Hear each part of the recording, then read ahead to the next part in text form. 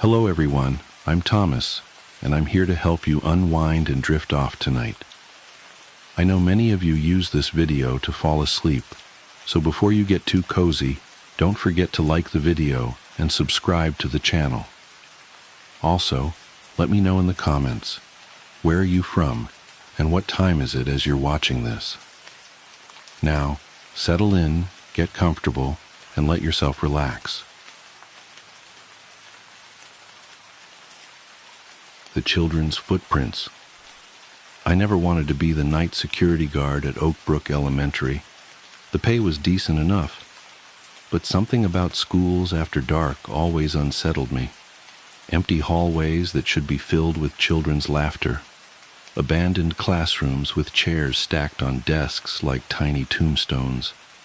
It all felt wrong somehow. But I needed the work, and Oak Brook was desperate for someone to take the position after the last 3 guards quit within weeks of starting. I should have asked why. The school itself was brand new, all gleaming windows and fresh paint, built on the foundations of the old Oak Brook that had burned down in 1964. The townsfolk didn't talk much about the fire. When I asked around during my first week, people would get this strange, distant look in their eyes and change the subject. I eventually pieced together that it had happened during school hours, but beyond that, the details seemed deliberately buried. My first month on the job was uneventful. I'd make my rounds every couple of hours, checking doors and windows, occasionally shooing away teenagers trying to break in on a dare. The nights were long and quiet, filled only with the subtle creaks and groans of the building settling. Then the first snow fell. I remember that night clearly, December 12th, just past midnight. The weather forecast had predicted a heavy snowfall, and they weren't wrong. I watched from the security office as thick flakes drifted down, coating the playground equipment in pristine white. The fluorescent lights from the building cast long shadows across the untouched snow, creating an almost ethereal scene. At 2 a.m., I did my usual round. Nothing seemed out of place until I reached the east wing. Through the wall-length windows, something caught my eye in the snow. Footprints, small ones, like those of young children, leading away from the building's wall. My first thought was that some kids had snuck onto the property, but that made no sense. The snow had only started falling an hour ago, and I'd been watching the security cameras the whole time. No one had approached the building. I radioed it in and went outside to investigate. The temperature had dropped well below freezing, and my breath came out in thick clouds as I followed the tracks with my flashlight. They led from the wall, not from any door or window, but straight from the solid brick wall, out to the playground. Then they just stopped, mid-stride, as if whoever had made them had simply vanished into thin air. I checked the security footage later that night. Nothing. The cameras showed the snow falling undisturbed, then suddenly, between one frame and the next, the footprints appeared. I convinced myself it was some kind of trick of the light, or maybe wind patterns in the snow.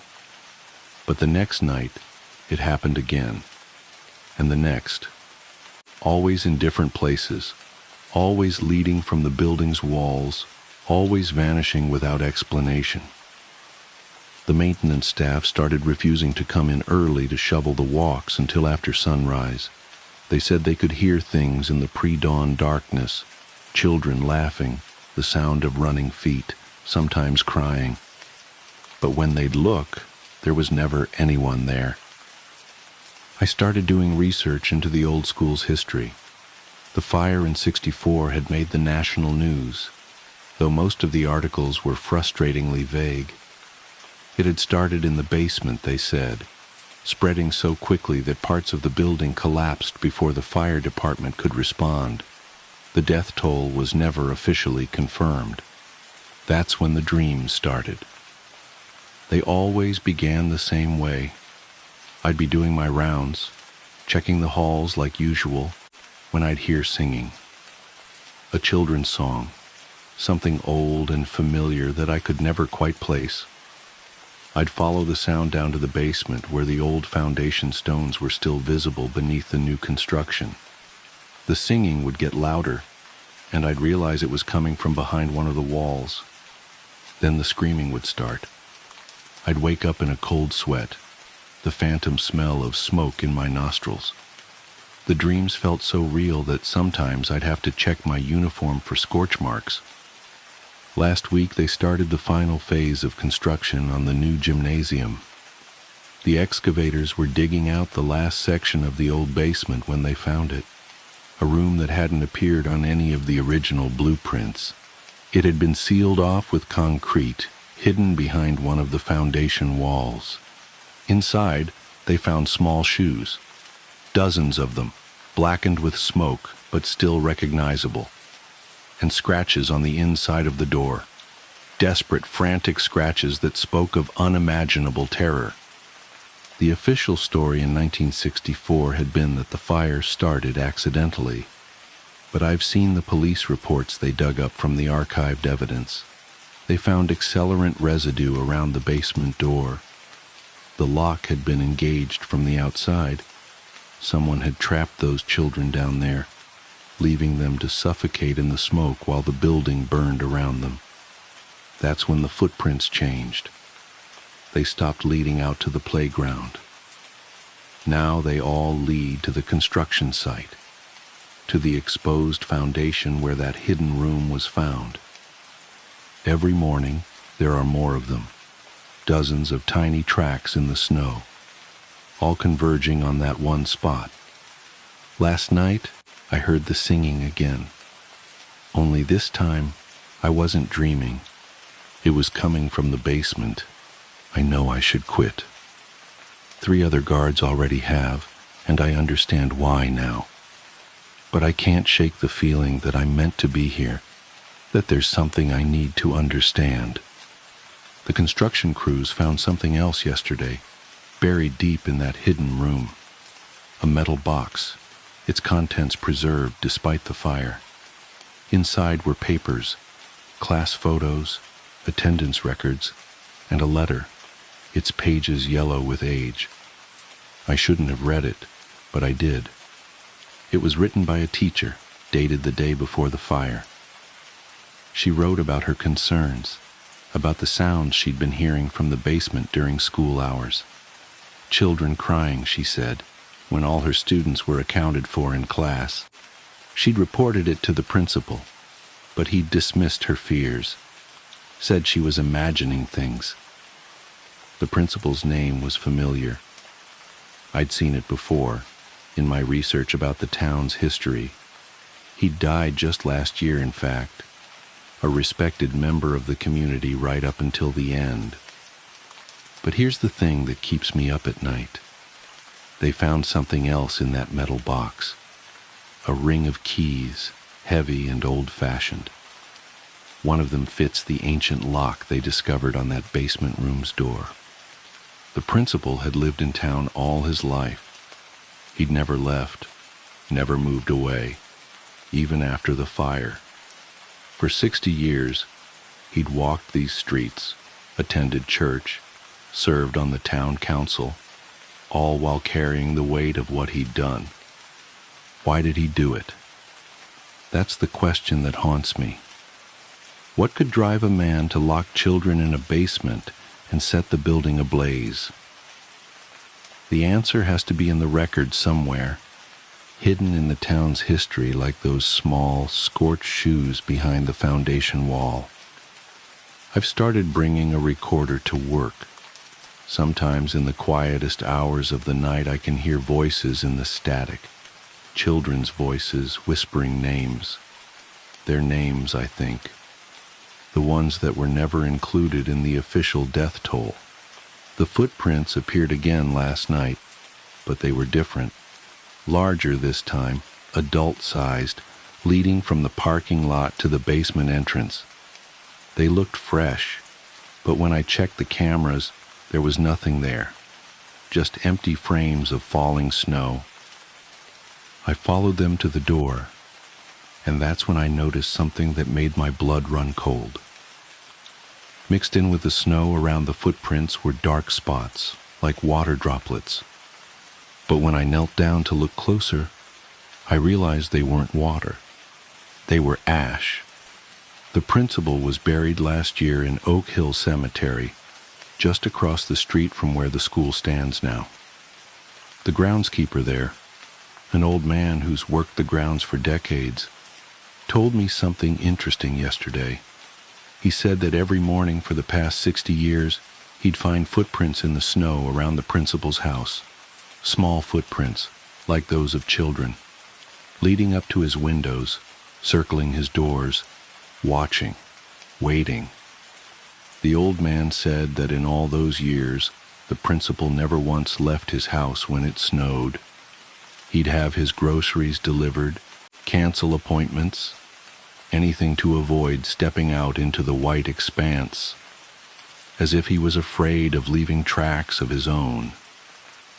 But now he's dead, and the footprints have returned to the school, to the basement, to that room. I think I understand now why I was drawn to this job, why I couldn't leave even when the dreams started. Someone needs to tell their story. Someone needs to make sure they're not forgotten again. The construction company wants to seal up that room, pour new concrete over the old foundation, and bury the past for good. But I don't think that's what the children want. I think they've been trying to tell us something all these years, leaving their marks in the snow, singing their songs in the dark. They want to be found. They want to be remembered. Last night, I heard the singing again. It was clearer this time. A nursery rhyme about a ring of roses, about ashes and falling down. It seemed to be coming from everywhere and nowhere at once, echoing through the empty halls. I followed it down to the basement, to that room behind the foundation wall. The door was open, though I know it had been locked. Inside, the air was thick with the smell of old smoke, and the temperature had dropped so low I could see my breath. On the floor, perfectly preserved in a patch of dust, was a small handprint. As I watched, another appeared beside it, then another, as if invisible children were playing in the dirt. They formed a trail, leading deeper into the darkness. I should have been terrified. I should have run. But something in that moment felt right, as if I'd finally arrived at the place I was meant to be. The singing grew louder, and I recognized more voices joining in, dozens of them, young and sweet and terribly sad. They seemed to be calling to me, inviting me to follow their trail of handprints into the shadows. I took out my flashlight, but it wouldn't turn on. The beam sputtered and died, leaving me in complete darkness.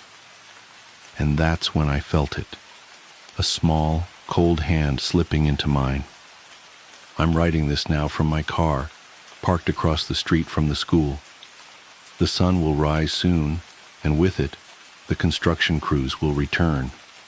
They'll pour their concrete, lay their foundations, and try to bury the past once again. But I won't let them. Not this time. The children have shown me things in the darkness, memories preserved like insects in amber, moments frozen in time. I've seen what really happened that day in 1964. I've seen why the principal did what he did, what he was trying to hide. It's worse than anyone imagined.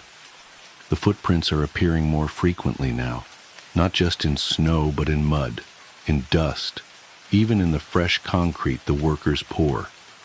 They're getting stronger, more numerous, as if the children know their time is running out. But they're not just victims anymore.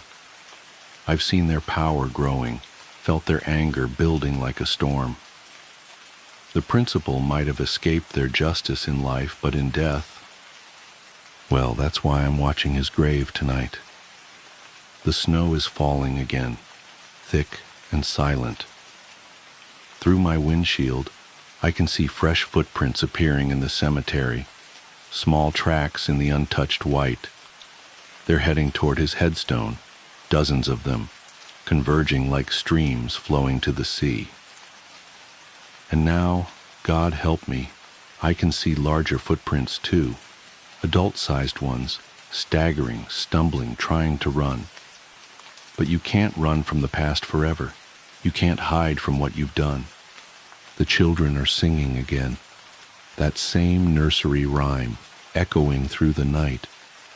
But there's another sound mixed in now, screaming, adult screaming, full of terror and recognition. The principal may have died last year, but I don't think he's going to rest in peace. Not anymore, not after what he did. The footprints tell the truth, you see. They always have. We just weren't looking closely enough. I know what I have to do now. The children have shown me. There are others who knew, others who helped hide the truth. Their names are written in ash and shadow, preserved in the memories of those who cannot rest. Tomorrow I'll start visiting them. I'll knock on their doors and look into their eyes, and I'll know. The children will show me. They're so good at spotting guilt, at sensing the weight of secrets. But tonight, I watch. Tonight, I bear witness as justice arrives on small, silent feet, carrying 60 years of patience and pain. Listen. Can you hear it? The singing is growing louder. The footprints are appearing faster now, like raindrops hitting water. And there, in the darkness between the graves, I can almost see them. Small shapes moving through the snow, circling, closing in. Ring around the rosy, pockets full of posies. Ashes, ashes. We all fall down. The screaming has stopped now. The snow falls silently on fresh tracks that lead nowhere, on a disturbed grave that holds more secrets than answers. And tomorrow, when they find what's left, they'll finally have to face the truth.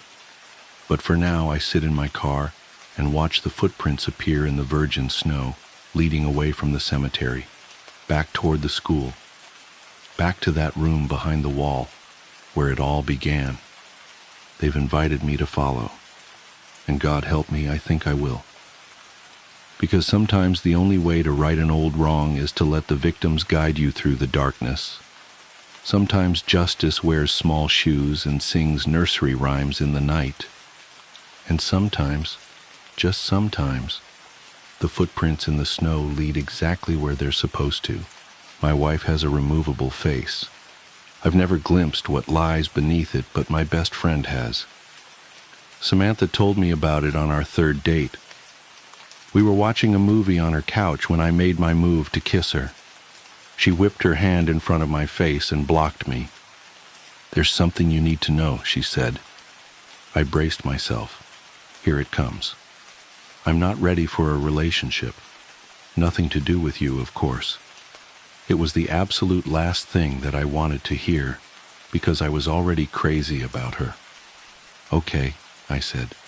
"I have a removable face." That's a new one. "You have a what now?" I was about to laugh, but she was wearing a deadly serious expression. "I have a removable face." Is that like a metaphor or something?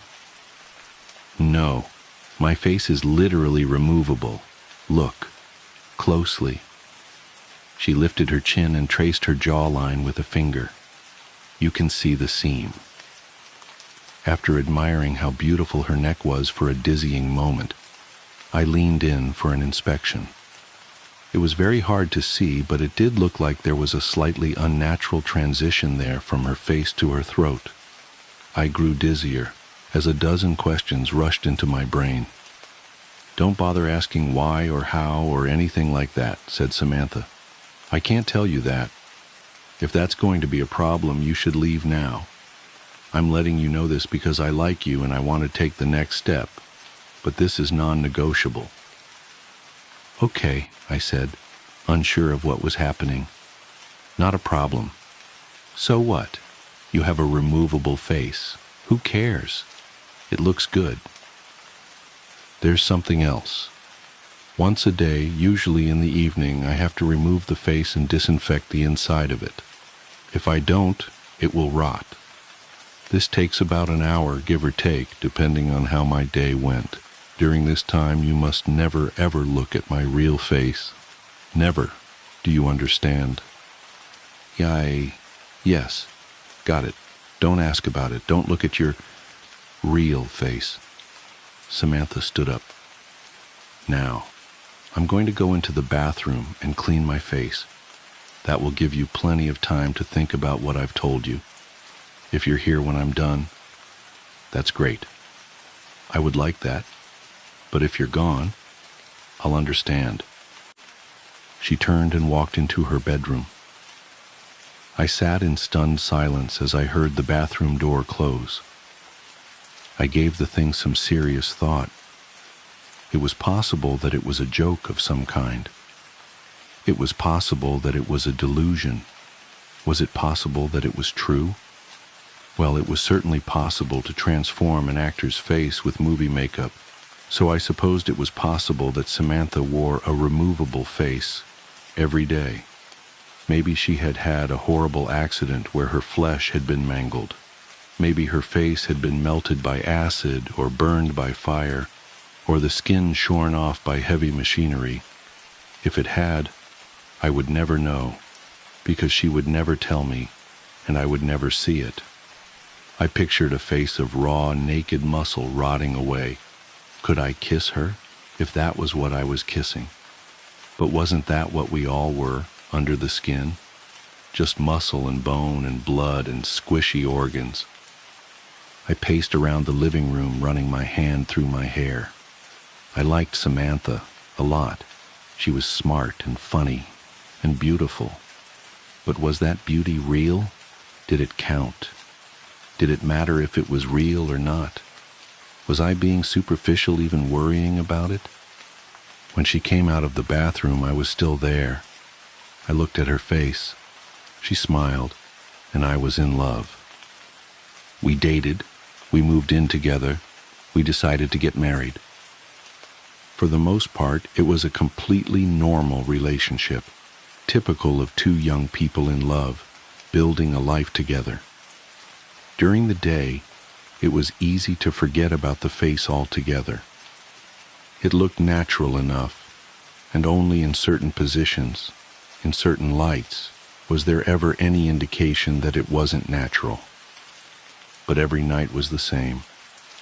Samantha would close herself in the bathroom, sometimes for an hour, sometimes for 2, and clean the inside of her face. The curiosity never left me.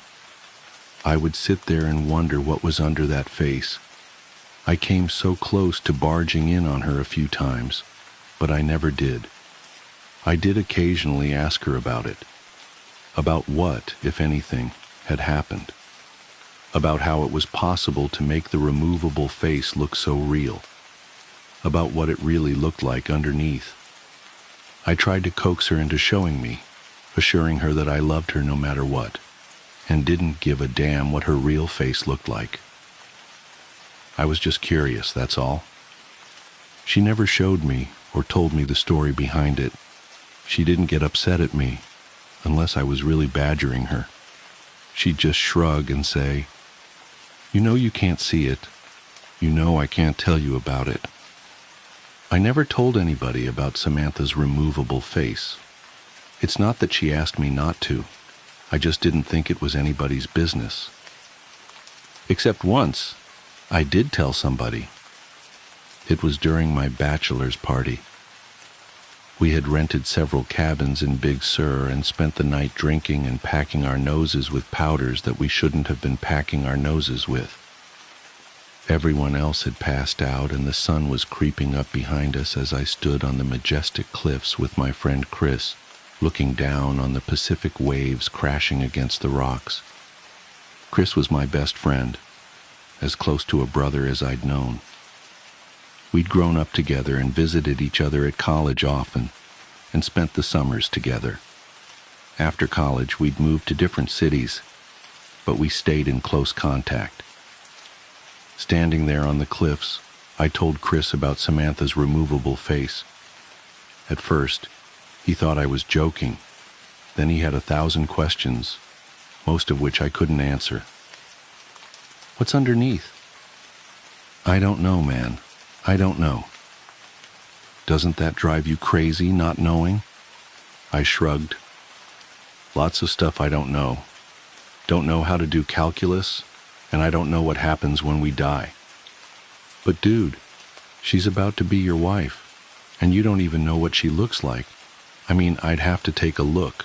Like, you could set a camera up in the bathroom. That's where she does it, right? Set up a camera and have a look, and then you'll know. I sighed.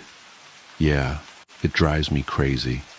I've asked her 1,000,000 times, but she told me I could never look. Gotta respect that, man, even if I don't like it. That's love. Chris laughed. You telling me to respect a woman? Up is down now. Then we fell back into talking about old times as a new day dawned. Chris was in town for business last week and planned on spending the weekend at our house. The conversation at Big Sur had happened 4 years ago, and we hadn't spoken about Samantha's removable face since, despite keeping in close contact and seeing each other, as often as two people transforming into adults in different parts of the country can. It happened on Saturday evening.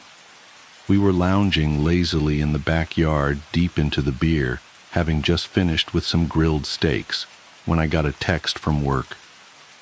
God damn it, I groaned. I have to make a work call. Seriously? Said Samantha, raising an artificial eyebrow. On a Saturday night? My biggest client, baby. Sorry. It is what it is, I guess, said my wife. I'm going to head inside and get cleaned up. Chris, are you okay just hanging out for a bit? Chris smiled. I'll be fine. Got my beer, got some weeds to pull in your garden. God knows your lazy-ass husband isn't going to do it. Those tomatoes are choking to death. It's a tragedy. I rolled my eyes and went into the side yard to make my call. 15 minutes into it, I heard the screams coming from inside. Both my best friend and my wife were wailing in terror. I dropped the phone and ran into the house and down the hall to our bedroom. Through the open door, I could see that the door to the master bathroom was also standing open. Don't come in, screamed Samantha. I don't have my face on. Call an ambulance. He looked. Oh God, he looked. She sounded desperate and truly horrified. That made me desperate and horrified, and I wanted to rush into the bathroom, but I knew suddenly that that would be a mistake. I knew suddenly that Samantha didn't want me to look at her real face, not out of a sense of vanity, but for my own safety. Chris staggered backwards, out of the bathroom. He was holding a straightened-out paperclip, which he had used to pick the privacy lock. Now he was stabbing it again and again into his eyes, shouting gibberish. He was clearly in the depths of madness, and it turned my stomach to see him mutilate himself. Call an ambulance, my wife screamed. Don't come in here. He looked. I turned and ran back to the side yard where my phone was lying in the newly mowed grass. My client was still on the line, alarmed, asking what was happening, what all the screaming was. I hung up on him and called 911. When the paramedics arrived, Chris was having a seizure in the hallway. Samantha was stroking his head, sobbing. Her face was on, but it had been done hastily, and everything looked a little off. My world has been dark this past week. My best friend is in a psychiatric hospital under suicide watch. He's completely blind and mostly catatonic, except when he slips into a violent, babbling mania. The doctors are optimistic that his state is temporary, but they don't know the truth about what caused it. because I told the paramedics that Chris had taken a large dose of psychedelic mushrooms and fallen into psychosis. I saw no good reason to tell the truth about what had happened. Who would believe that one look at my wife's real face would make somebody insane? At best, we would be the subjects of a long investigation. At worst, we would have to prove that what we were saying was true by showing somebody Samantha's face. Then the same thing would happen again, and what after that?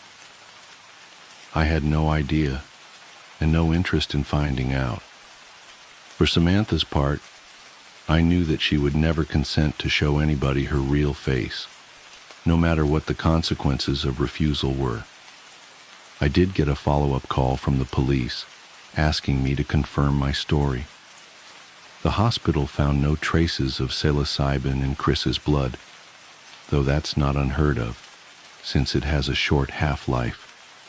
If they end up testing his hair, I will likely be in a lot of trouble. But that's truly the least of my concerns.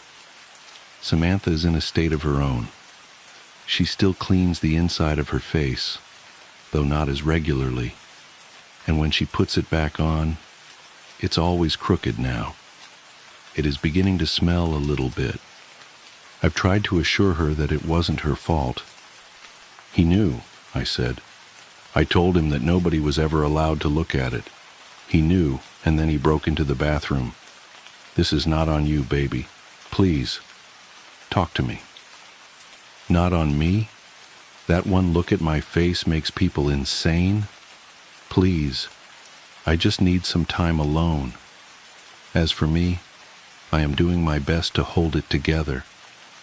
Do you know what's strange, though?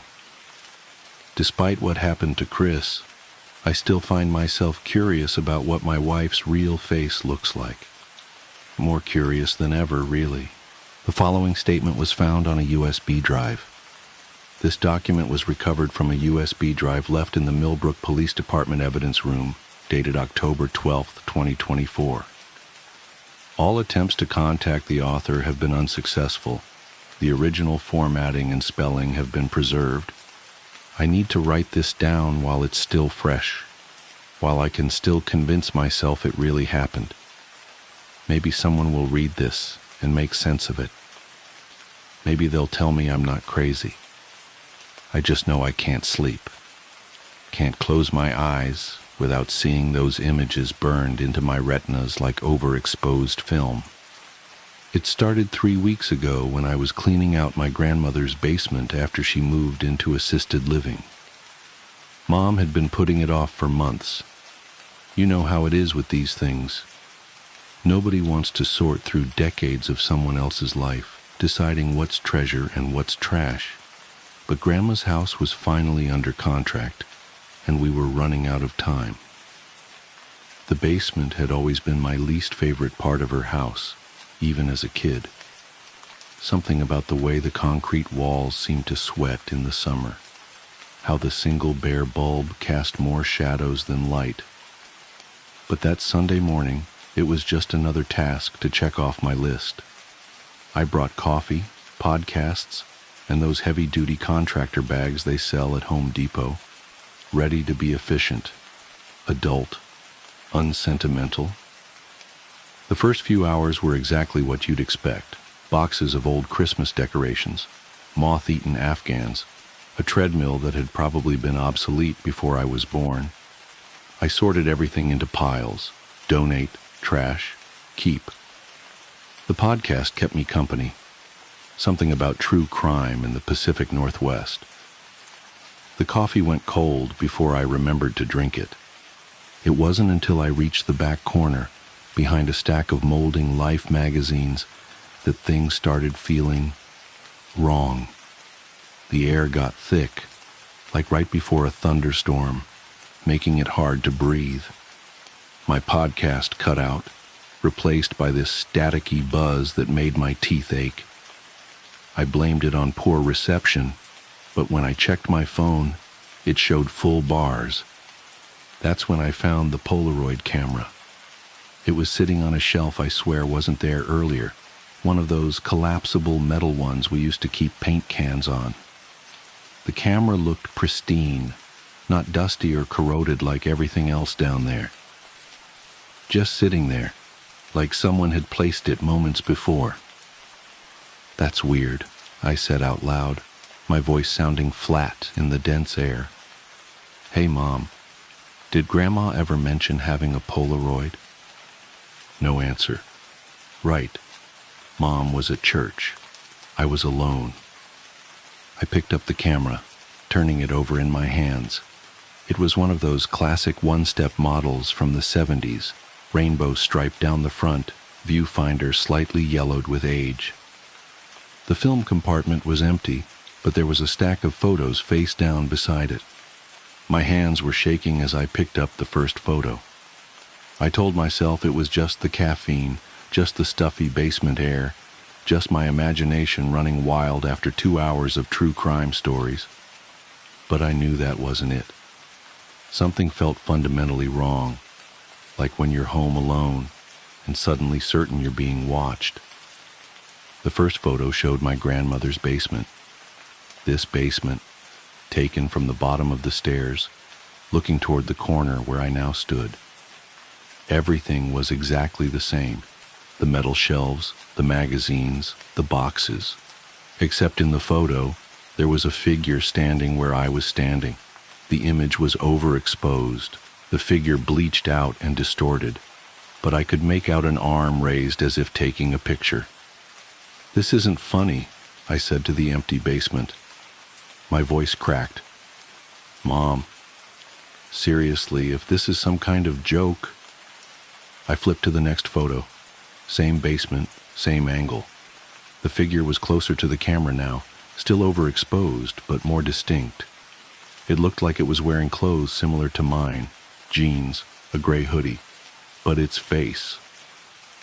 The face was just static, like an old TV tuned to a dead channel. My hands were really shaking now. The static in my ears had gotten louder, a persistent white noise that made it hard to think. I dropped the photos, watched them scatter across the concrete floor. They landed face up, a chronological progression of that thing moving closer to the camera, closer to the stairs, closer to where I now stood. I should have run. Everything in my body was screaming at me to run, but I couldn't stop staring at the final photo in the sequence. The figure stood at the bottom of the stairs, arms still raised, but now I could see what it was holding. A Polaroid camera. The exact same model that sat heavy in my hands.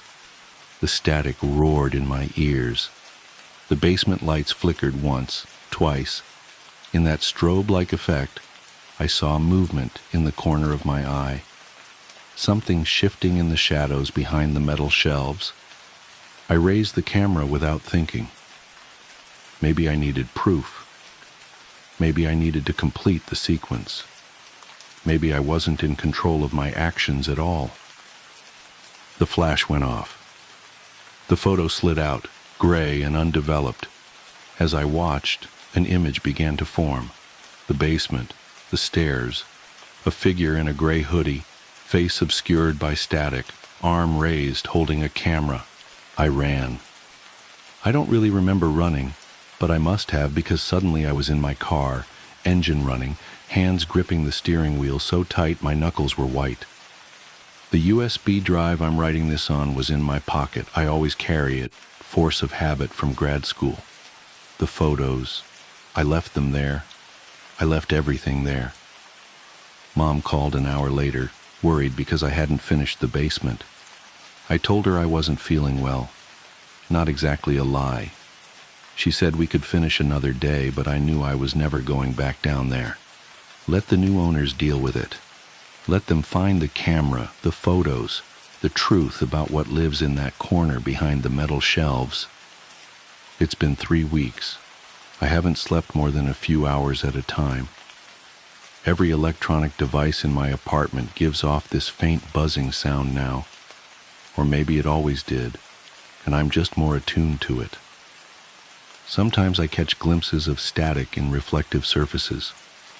windows, mirrors, the black screen of my phone. Sometimes I think I see a figure holding a camera. The house closing is tomorrow. Mom texted earlier to say the basement was empty when the final walkthrough team got there. Empty. No boxes, no magazines, no metal shelves, no camera, no photos.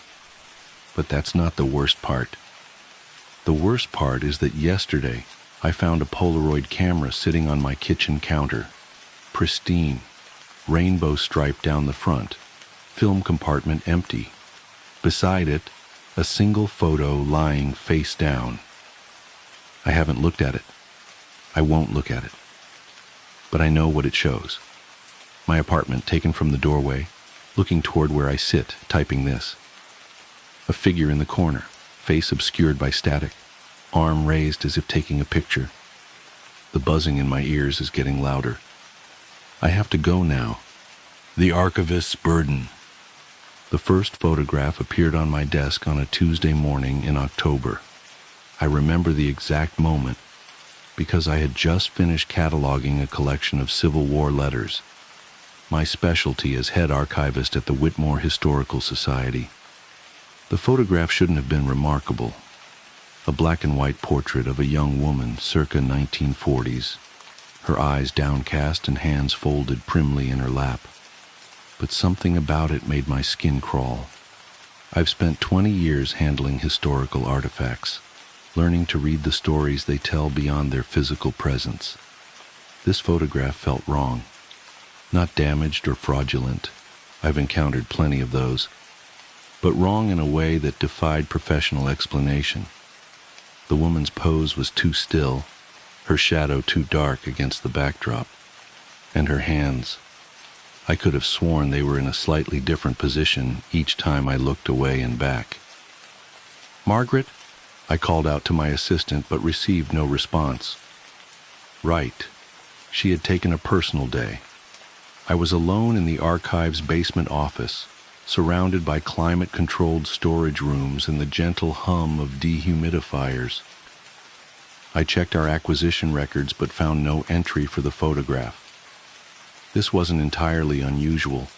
We sometimes received anonymous donations through our mail slot. I created a new entry following standard cataloging procedure. My hands trembled slightly as I measured the photograph's dimensions. 8 x 10 inches, standard size. The paper was period appropriate, showing expected signs of age. When I looked up from my notes, there was a second photograph on my desk. I froze, pen hovering above paper. This one showed the same woman, but from a different angle. Her head was turned slightly to the right, and though her eyes were still downcast, a faint smile played at the corners of her mouth. The shadow behind her had grown larger, spreading across the backdrop like an ink stain. I am not a fanciful person. My profession demands rigorous attention to detail and skepticism toward unprovable claims. I've debunked countless stories of haunted artifacts and cursed heirlooms. But in that moment, I felt something I hadn't experienced since childhood, pure, irrational terror. I forced myself to remain calm and logical. Someone must have placed the second photograph there while I was distracted with cataloging. But I hadn't heard footsteps on the creaking floorboards, hadn't felt the characteristic draft when the basement door opened. The phone on my desk rang, making me jump. I answered with hands that were definitely shaking now. Whitmore Historical Society. This is Daniel speaking. Static crackled on the line. Through it I heard what sounded like an old recording of orchestral music, the kind played on a phonograph. A woman's voice, distant and distorted. "Have you seen them yet?" "I'm sorry. Who is this?" "The collection needs to be complete." The music grew louder, brass instruments distorting into something that sounded like screaming. "She's been waiting so long." The line went dead. When I looked back at my desk, there were 4 photographs. In the third, the woman's head was raised, but her face was obscured by shadow. The fourth showed her standing, her dress rippling as if caught in a breeze, though the backdrop remained perfectly still. The shadow behind her had taken on a vaguely human shape, reaching toward her with elongated fingers. I should have left, should have walked out of that basement and never returned. But archivists have a duty to preserve history, to maintain order in the face of chaos. And beneath my fear was a familiar, scholarly curiosity. Who was this woman? What was the significance of these photographs? How were they appearing on my desk? I began to research. The woman's clothing and hairstyle suggested the photographs were taken between 1943 and 1945. The backdrop and lighting setup matched the style of Marcus Sullivan, a photographer who operated a studio in downtown Whitmore during that period. Sullivan was known for his innovative techniques and had a particular interest in capturing movement in still photographs. He also disappeared under mysterious circumstances in 1945, leaving behind a fully equipped studio but no traces of his work. The police investigation found all of his photographs and negatives had been destroyed, the ashes still warm in his fireplace when they arrived. As I read the newspaper archive's account of Sullivan's disappearance, I noticed something that made my blood run cold. The article mentioned his last known client, Miss Eleanor Reed, age 23, who sat for a portrait session on the morning of Sullivan's disappearance. When questioned, Miss Reed claimed to have no memory of the session, though multiple witnesses saw her enter the studio. She was cleared of any involvement, but suffered a nervous breakdown and was institutionalized 2 weeks later. I looked up from the microfilm reader. 8 photographs now covered my desk. In each successive image, the woman, Eleanor, was closer to the camera. Her smile had widened into something that stretched too far across her face. The shadow behind her had resolved into a dark figure that exactly matched her pose, like a 3-dimensional silhouette trying to peel itself away. The air in the basement felt thick, heavy with the scent of photographic chemicals. The humming of the dehumidifiers had taken on a rhythmic quality that reminded me of the orchestral music from the phone call. I reached for the newest photograph with trembling fingers. The moment I touched it, every light in the basement flickered and died, leaving only the red glow of the emergency exit signs. In that crimson illumination, I saw that the photographs had changed. Eleanor was looking directly at the camera now, her eyes wide and pleading. The shadow figure had wrapped its arms around her waist, its head inclined toward her neck. And then, in the darkness between one emergency light and the next, I heard it, the whir and click of a camera shutter, again and again. Each sound brought a burst of phantom flashbulb light that burned after images into my vision. When my eyes adjusted, the photographs had multiplied. They covered my desk, spilled onto the floor, plastered themselves across the walls. Hundreds of Eleanors stared at me, their expressions progressing from fear to resignation to something else entirely. In each image, the shadow figure grew more substantial, more real, while Eleanor became increasingly transparent, like a double exposure slowly fading away. The temperature plummeted. My breath fogged in the air as I stumbled backward, knocking over a stack of archival boxes. The crash echoed through the basement, but beneath it, I heard something else. The scratch of a phonograph needle, followed by that distant orchestral music. The collection must be complete. The voice came from everywhere and nowhere, Eleanor's and not Eleanor's, a chorus of whispers that made my teeth ache. The emergency lights flickered faster now, strobe-like bursts that transformed the basement into a makeshift darkroom. In those fractional seconds of illumination, I saw them. Figures stepping out of the photographs, Eleanor and her shadow multiplied into a crowd of identical pairs. They moved with jerky, stop-motion precision, like subjects in an early motion study. With each step, the shadow figures grew more solid while the Eleanors became increasingly ghost-like.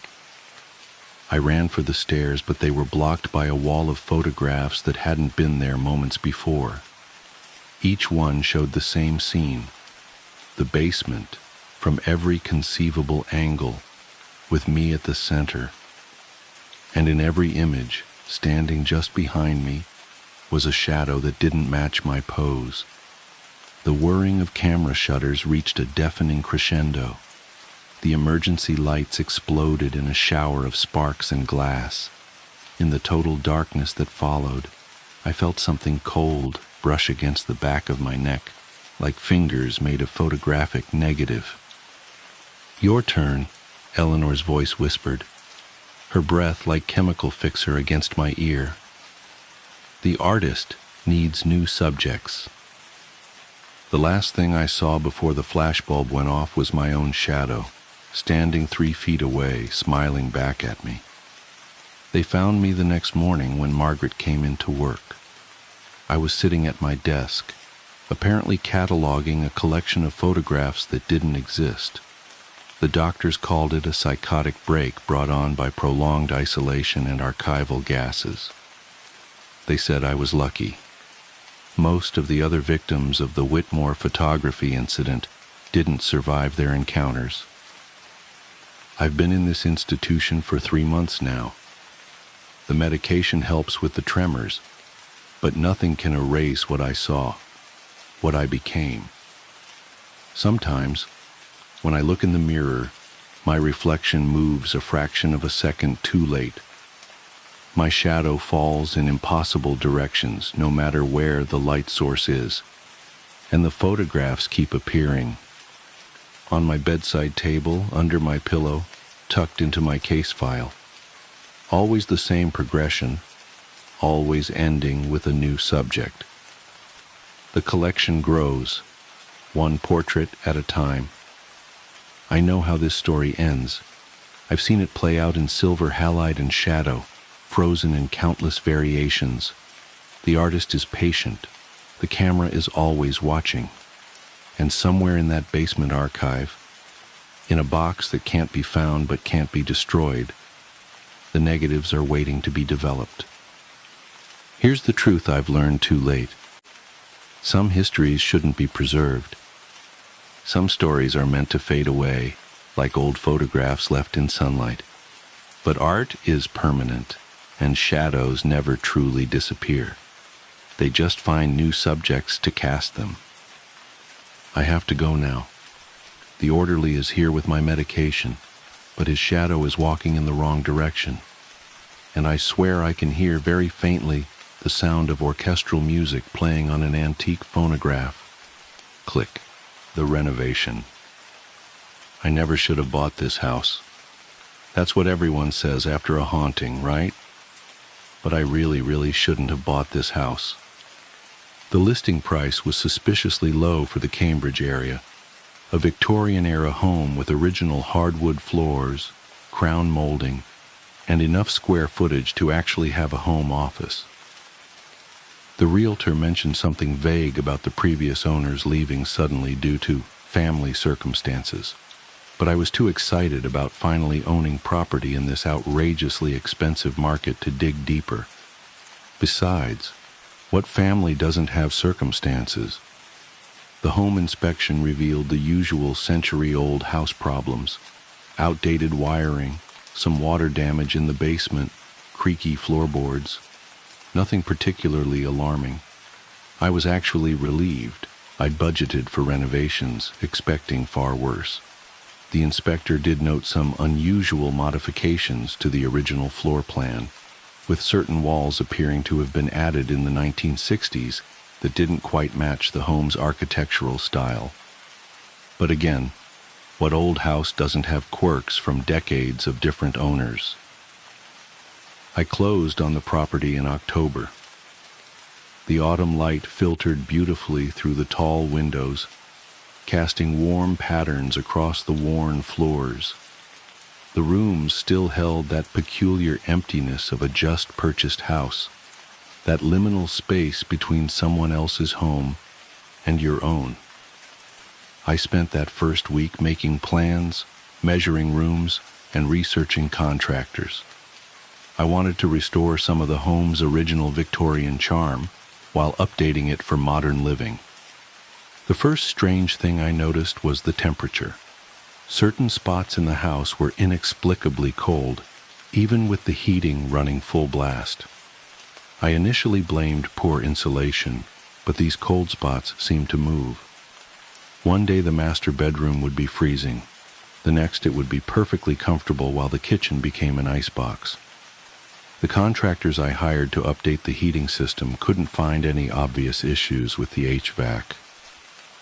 It was during the initial demolition phase that we found it. The crew was removing some of the newer drywall to expose the original plaster walls when their tools struck something solid. Behind the drywall was another wall, but this one had a door.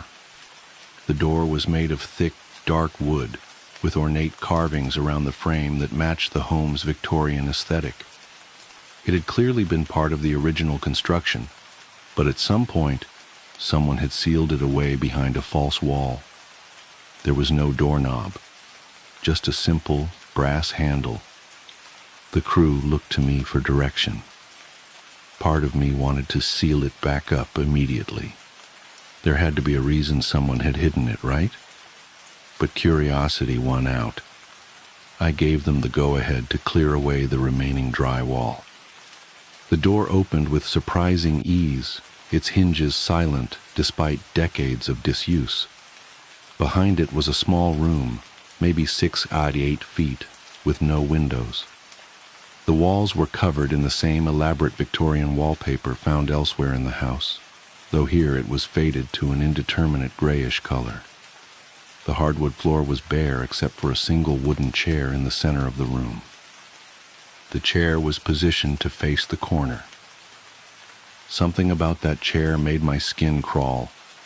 It was a simple piece, probably from the same era as the house, but its positioning seemed deliberately unsettling. Who would put a single chair facing a corner, and why seal up the entire room? The crew was clearly unnerved. I tried to laugh it off. Probably just an old punishment room for naughty children. But no one smiled.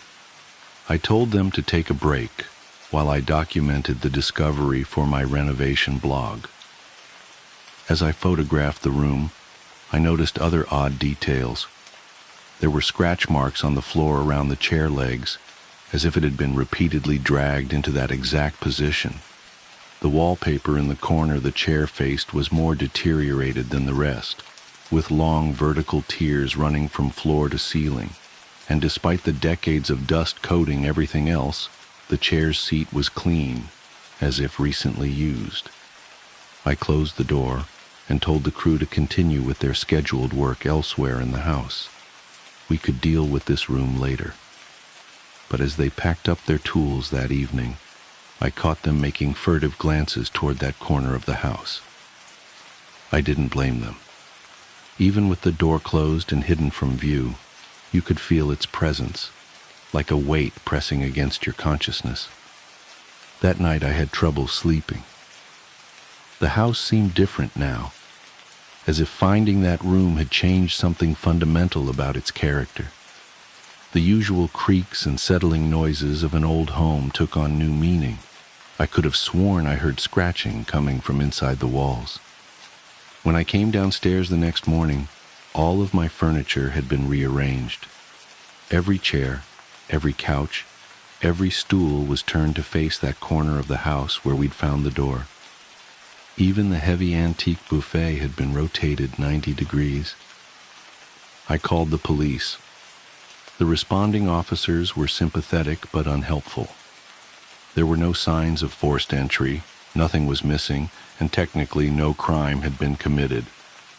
They suggested I install security cameras and made some notes for their report. I spent the rest of the day putting everything back in place, trying to convince myself there must be a rational explanation. Maybe I had a very specific burglar with an interest in interior design. The security company couldn't come until the following week, so I pushed my heavy dresser in front of the bedroom door before going to bed. The scratching in the walls was louder that night. It seemed to move through the house, traveling from room to room in a circular pattern. Around 3 a.m., I distinctly heard footsteps in the hallway, slow, deliberate steps that stopped right outside my door. I lay perfectly still, watching the shadow visible beneath the door, waiting for someone to try the handle. After what felt like hours, the shadow moved away. The next morning, all the furniture was facing the corner again, including my dresser. When the contractors arrived, they immediately noticed something was off. Their tools from the previous day, which they'd locked in the garage, were arranged in a perfect circle in the center of the living room floor. Each tool was positioned with mechanical precision, forming a complete circle with exactly equal spacing between items. In the center of the circle was the chair from the hidden room. 2 of the contractors quit on the spot. Can't say I blame them. The foreman, a burly man named Mike, who'd been in construction for 20 years, tried to convince them to stay. "Look, weird stuff happens in old houses," he said. "We can work somewhere else in the building, leave this area alone." That's when we heard the humming. It was coming from the hidden room, a soft melodic sound like someone quietly singing to themselves. We all froze. The humming grew louder, more distinct. It was a woman's voice, singing what sounded like a lullaby. But the words were wrong somehow, like English played backwards. Mike approached the door slowly, his hand reaching for the handle. I wanted to stop him, to tell him not to open it, but I couldn't make my voice work. He pushed the door open. The room was empty except for the chair, which was still in the center of the floor where we'd left it. But now there were handprints on the walls, hundreds of them, overlapping, made in what looked like ash or dark soil. They started at about waist height and continued up the walls and across the ceiling, all oriented toward that corner. The humming had stopped. The remaining crew packed up their tools and left. Mike promised to call me later about continuing the renovation, but his voice shook as he said it. I knew he wouldn't be back. I should have left too. Any sane person would have run from that house and never looked back. But I'd sunk my entire savings into this place, and some stubborn part of me refused to be driven out by what was probably just an elaborate prank. I called a paranormal investigator instead. The investigator, a middle-aged woman named Sarah with graying hair and sensible shoes, arrived that afternoon. She didn't seem fazed by my story, calmly setting up various pieces of equipment while I recounted the events of the past few days. She had me draw a floor plan of the house, marking the location of the hidden room, and noting where all the furniture had been repositioned. "Interesting pattern," she said, studying my drawing. "It's not just that everything faces the corner. It's all arranged in concentric circles, with decreasing radius as you get closer to that room, like a spiral drawing inward." She looked up at me. "Have you sat in the chair?" The question sent a chill down my spine. "No, of course not. Why would I?" "Because you want to." It wasn't a question. "You've been thinking about it, haven't you? Wondering what it would feel like, just for a moment." I started to deny it, but she was right. Ever since we'd found that room, some part of me had been drawn to that chair. Even now I could feel its pull, like a physical sensation in my chest. Sarah nodded as if I'd confirmed something. That's how it starts. The compulsion grows stronger over time. Previous owners. She trailed off as a loud thump came from upstairs, followed by the sound of something heavy being dragged across the floor. We rushed up the stairs to find my bed had been moved. It was now pointed toward the corner, its headboard pressed against the wall as if trying to phase through it, to align with that hidden room. While we stood there processing this, all the lights in the house went out. In the sudden darkness, I heard Sarah intake breath sharply. "Do you smell that?" I did. It was a musty, organic smell, like wet soil and decaying leaves. It seemed to be coming from the walls themselves, and underneath it, barely detectable, was the metallic tang of blood. The scratching started again, more intense than before. It was all around us now, a frenzied scratching punctuated by dull thuds, as if multiple someones were trying to claw their way through the walls. Sarah's equipment began beeping and whirring, the displays lighting up with activity. Then we heard the singing. It was the same backwards lullaby as before, but now it was coming from multiple voices, all slightly out of sync with each other. The effect was profoundly wrong, like a corrupted audio file played through broken speakers. The voices seemed to be moving, circling us in the darkness. Sarah's face was illuminated by her equipment's displays, casting harsh shadows that made her look skull-like. "We need to leave," she said. "Now. Before—" The singing stopped abruptly. In the sudden silence, we heard footsteps coming from the hidden room. Slow, deliberate steps moving toward the door. We ran. Outside, the autumn evening was jarringly normal. Cars drove past. Leaves skittered across the sidewalk. Somewhere a dog was barking. Sarah's professional demeanor had cracked. Her hands shook as she packed up her equipment. "I can recommend some colleagues who specialize in cleansing houses," she said. "But honestly, my professional advice would be to sell. Whatever's in there, it's old, and it's patient, and it's been feeding for a very long time." "Feeding on what?" I asked, though I wasn't sure I wanted to know the answer. She gestured to my phone, which was still displaying the floor plan we'd drawn. The spiral pattern of furniture now seemed obvious, almost painfully so. "Notice anything about the dimensions of that hidden room? It's exactly the same size as the original house's parlor, according to the historic plans I found. That room shouldn't exist. There's not enough space for it. It's as if it's been folded somehow, tucked into a corner of reality where it doesn't belong."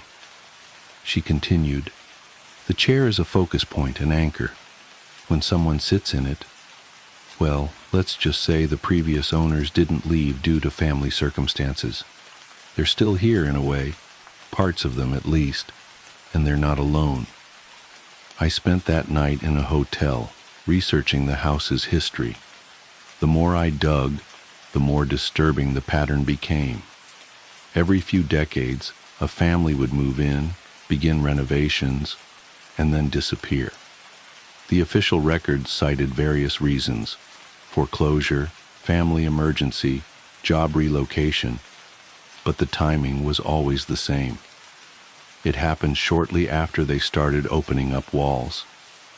The earliest record I could find was from 1891, when the original owner, a wealthy industrialist named Theodore Barrett, began extensive renovations on the house. According to newspaper articles from the time, Barrett became increasingly obsessed with sacred geometry and dimensional folding. His journals, excerpts of which were published after his disappearance, described experiments with non-Euclidean spaces and attempts to create a door where there should be no door. Barrett's wife reported that he spent hours sitting in their parlor, staring at the corner, muttering about the angles being all wrong. She said he would walk in circles around the house, measuring distances that somehow never added up the same way twice. The last entry in his journal read simply, "The corner is not a corner, it is a curve, and we are all already around it." 2 months later, the entire Barrett family vanished. The house stood empty for years until, in 1918, a young couple bought it and began their own renovations. Their story ended the same way. I should have taken Sarah's advice and sold the house immediately, but something kept me from contacting a realtor.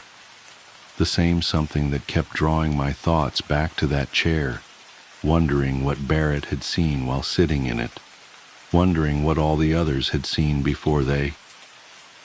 The scratching in the walls is getting louder now. The handprints have begun appearing throughout the house, on the ceiling, in the bathrooms, under the beds, always pointed toward that corner. The singing comes more frequently, and sometimes I catch glimpses of movement in my peripheral vision. Dark shapes walking in perfect circles, their movements synchronized like planets in orbit. My furniture rearranges itself every night now, and I've stopped trying to move it back. The spiral pattern is almost beautiful once you understand it. Everything flowing toward a central point, drawn by an inexorable gravity. I find myself walking in circles too, measuring rooms that seem larger on the inside than simple geometry should allow. The chair calls to me. Every day the compulsion grows stronger.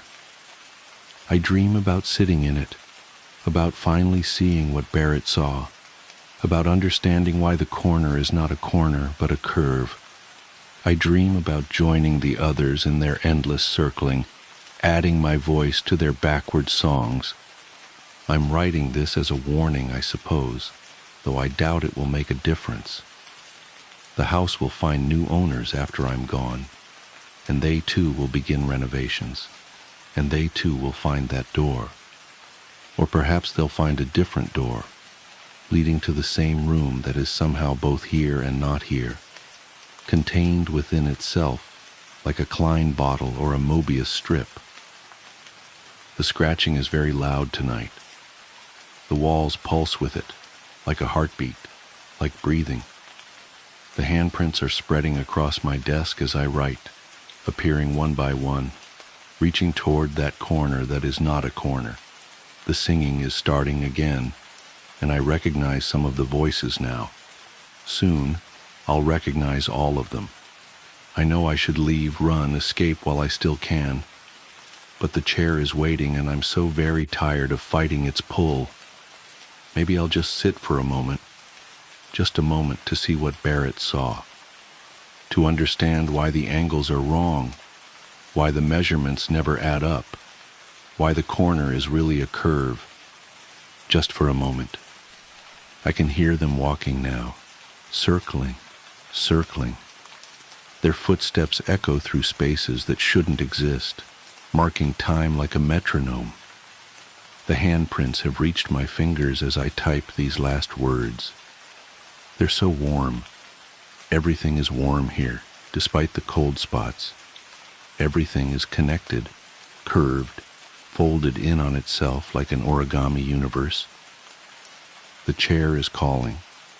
I think I'll sit down now, just for a moment, just to see, just to understand why the corner is not a... The following text was found carved into the wall of the hidden room, beneath layers of handprints. The corner is not a corner. The door is not a door. The room is not a room. We are not alone. We are not separate. We are all around the curve. Come sit with us, just for a moment, just for a moment. The echoing silence.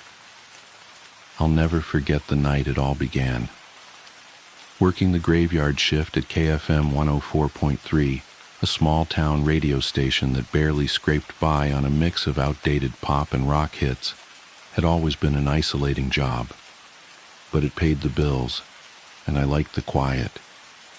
There was something about the hum of the equipment and the solitude of the booth that gave me a strange sense of peace.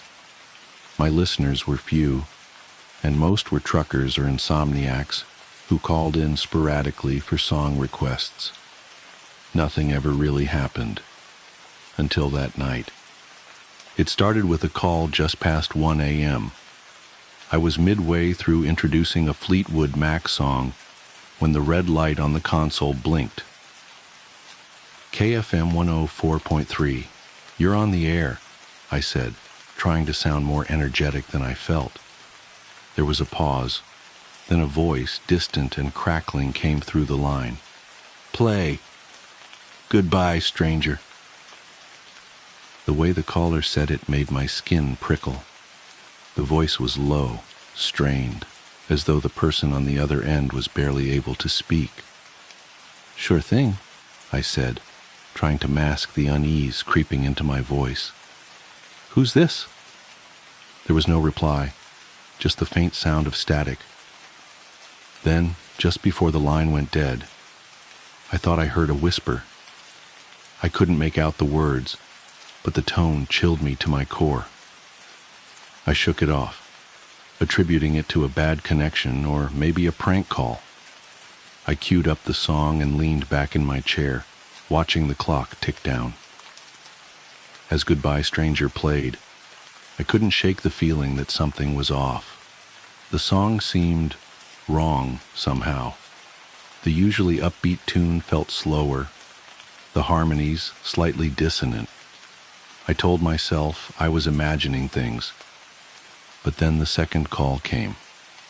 KFM 104.3, I answered, my voice faltering slightly. You played it, the same voice rasped. Good.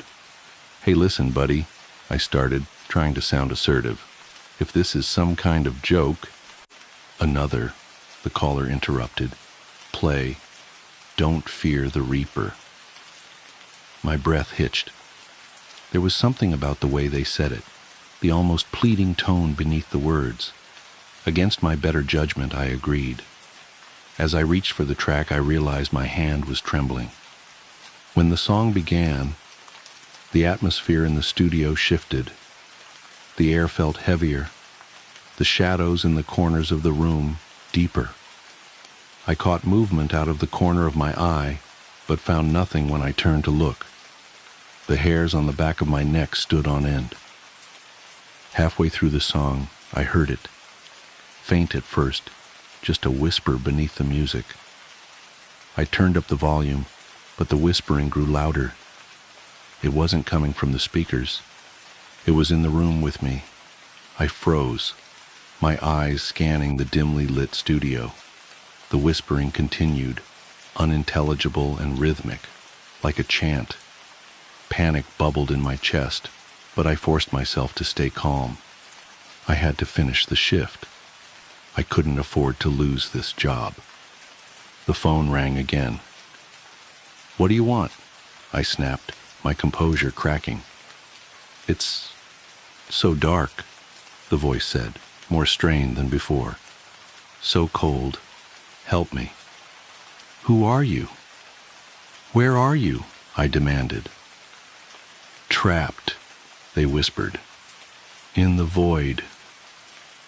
A cold chill ran down my spine. I opened my mouth to respond, but the line went dead. This time the static didn't fade immediately.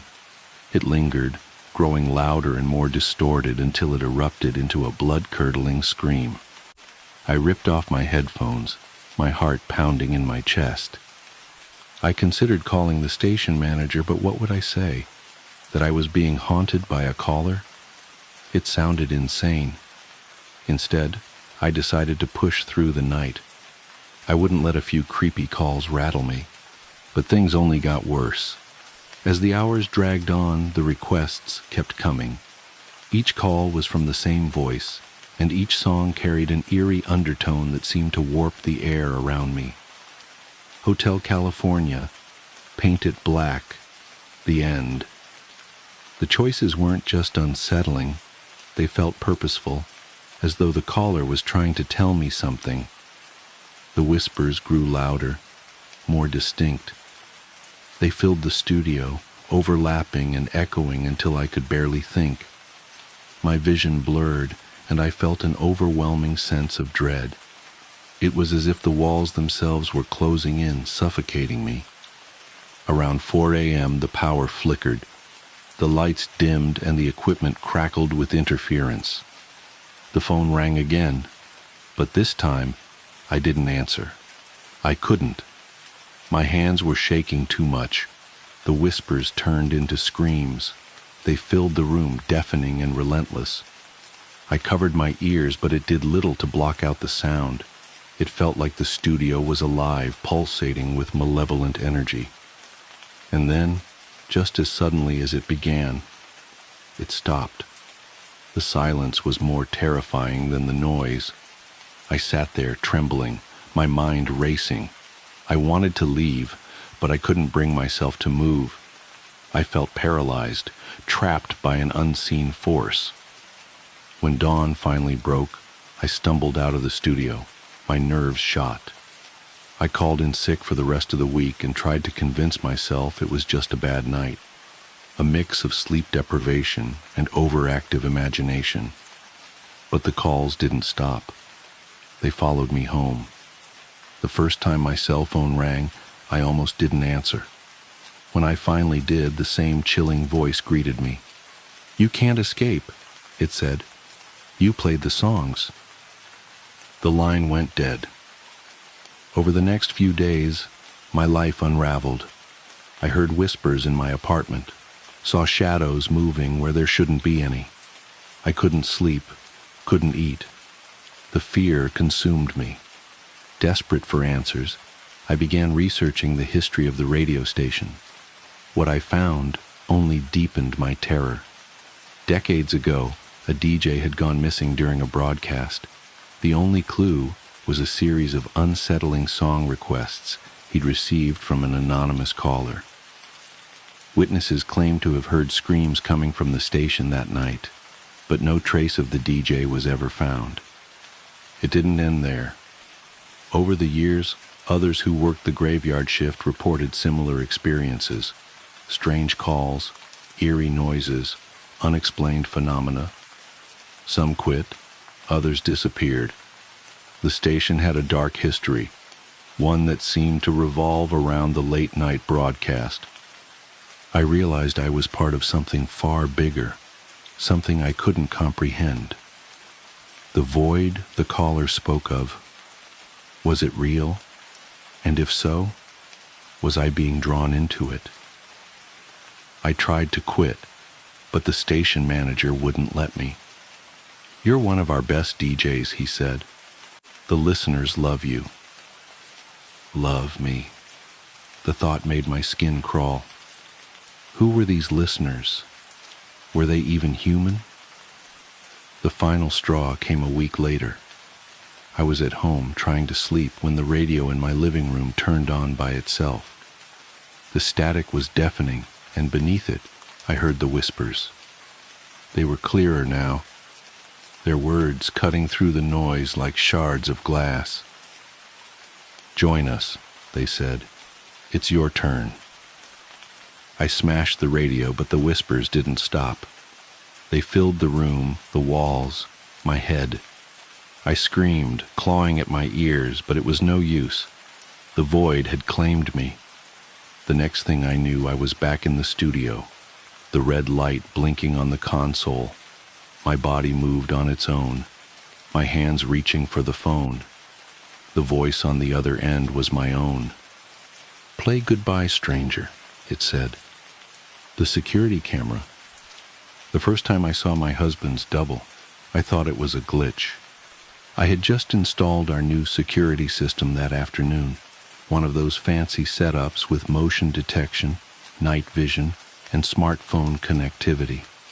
David thought I was being paranoid, but after the string of break-ins in our neighborhood, I wasn't taking any chances. Besides, as a software engineer who often worked late from home, I liked having eyes on our property when I was alone at night. The cameras had been running for less than 6 hours when my phone buzzed with its first motion alert. 2:01 a.m. I was still awake, catching up on some code reviews in my home office. The notification showed a still from our backyard camera, a dark figure standing motionless in the grass. My heart rate spiked until I recognized David's familiar silhouette. His broad shoulders, the slight slouch he'd developed from years hunched over keyboards, that distinctively messy bedhead I'd tease him about. I figured he must have had trouble sleeping and stepped out for some air. Not totally unusual. He'd been stressed about the upcoming product launch at work.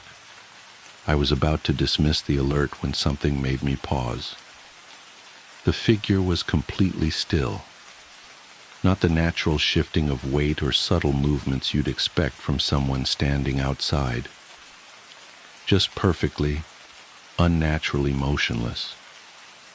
That's when I realized he wasn't looking around the yard or up at the stars. He was staring directly at our second-floor bedroom window. Our bedroom window, where I could see the warm glow of our bedside lamp still burning. The lamp I always left on because David liked having some light when he got up to use the bathroom. A cold weight settled in my stomach. I pulled up the live feed from the indoor security camera I'd installed in our bedroom. There was David, curled up under the covers on his side of the bed, chest rising and falling in the peaceful rhythm of deep sleep. I looked back at the yard camera. The figure was still there, still staring. I closed my laptop and crept upstairs, my bare feet silent on the carpet. Our bedroom door was slightly ajar, just as I'd left it. David was exactly as I'd seen on camera, sound asleep, occasionally making the soft whistling sound through his nose that I normally found endearing, but now sent chills down my spine. I crossed to the window on trembling legs. The yard below was empty. I checked the security footage immediately. At exactly 3 a.m., the figure had simply vanished. One frame it was there, the next gone, with no movement in between. I rewound to the beginning of the incident. Same thing. At 2 a.m. sharp, it had appeared instantaneously in the middle of our yard. I barely slept that night, watching David's peaceful face in the lamplight and trying to convince myself I'd seen some kind of technical glitch. But the next night, it happened again, and the next, and the next. Always at exactly 2 a.m. Always standing in the exact same spot. Always staring at our window with David's face. I started sleeping less and less, spending my nights hunched over my monitors, documenting every detail. The figure never moved, never shifted, never blinked, just stood there, a perfect carbon copy of my husband, staring up at where we slept, with an intensity that made my skin crawl. I tried telling David about it over breakfast that first week. He'd laughed it off, assuming I was joking. When I showed him the footage, he'd frowned and suggested it must be some kind of video artifact or reflection. He promised to stay awake with me the next night to see it in person. But when 2 a.m. came, he was sound asleep despite his promises. No amount of shaking would wake him. I watched in horror as his duplicate appeared in the yard right on schedule, while David slumbered beside me, impossibly heavy in a sleep that seemed more like unconsciousness. That's when the differences started. It was subtle at first. David would wake up groggy and irritable, with no memory of having promised to stay up with me. He'd zone out during conversations, staring blankly into space until I touched his arm or called his name. His appetite changed. He, who had always been a picky eater, suddenly started devouring his food with mechanical efficiency, like he was fueling up rather than enjoying a meal. Then came the physical changes. His skin seemed slightly waxy, especially in the mornings. His movements became more precise, more deliberate, losing the natural clumsiness I'd always found charming. Sometimes I'd catch him standing perfectly still, head cocked at an unnatural angle, like he was listening to something I couldn't hear. But the eyes were the worst. David's eyes had always been a warm brown, crinkled at the corners from his ready smile. Now they seemed darker somehow, flatter, empty. I started documenting these changes too, in an encrypted file on my laptop. I knew how it would sound if I told anyone else, but I couldn't shake the feeling that whatever stood in our yard each night wasn't just watching us. It was studying us, learning, preparing. And David wasn't really David anymore. I began sleeping in my home office, claiming I had too much work to come to bed. I installed more cameras throughout the house, hidden ones David didn't know about. I watched him when he thought he was alone. The way he would practice expressions in mirrors, like an actor rehearsing for a role. The way he would sometimes forget to blink for minutes at a time. The way he would stand in empty rooms, perfectly still, staring at nothing. But it was the footage from last night that finally broke me. I was reviewing the bedroom camera feed from around 5 a.m., just before David usually wakes up. The video quality was poor. There had been a storm, and the power had flickered several times. But I could clearly see David's form under the covers. Then came a power surge, the image distorting with static. When it cleared, the bed was empty. I frantically checked the other cameras. Nothing in the hallway, nothing on the stairs, nothing in the kitchen or living room. David had vanished from our locked and alarmed house without triggering a single motion sensor. Then movement caught my eye on the yard camera. A figure walking slowly back toward the house. David's figure. It moved with that same mechanical precision I'd grown to dread, but now there was something else in its gait. A confidence, a purpose. It looked up directly at the camera, smiled, not David's warm, natural smile, but something that just stretched his lips without touching his eyes. Then it raised one hand and waved, holding up a familiar keychain. My keychain, the one I'd left on my office desk when I'd finally passed out from exhaustion an hour earlier. I'm typing this now from my car, parked outside a 24-hour diner 2 towns over. My hands won't stop shaking, because I know what this means. The thing in my yard, the thing wearing my husband's face. It's not watching anymore. It's done learning, done practicing, done replacing. And now it's coming for me. My phone buzzes, another motion alert. I don't want to look, but I can't help myself. It's footage from one of my hidden cameras inside the house. My office. There's a figure standing in the doorway. It's wearing David's face, but the movement is all wrong as it turns its head to stare directly into the camera. Its smile is impossibly wide now, stretching far beyond what a human mouth should be capable of. In its hand is my laptop, the one I'd left behind in my panic to escape, the one containing all my documentation, all my evidence. As I watch, it waves at the camera with that horrible smile. Then it does something worse. It speaks. "Coming home soon, honey? Don't worry. I'll wait up for you. After all..." The thing wearing my husband's face leans closer to the camera, its features distorting slightly, like melting wax. I never sleep. I throw my phone out the car window, watching it shatter on the asphalt. My hands are shaking so badly I can barely grip the steering wheel, but I force myself to focus.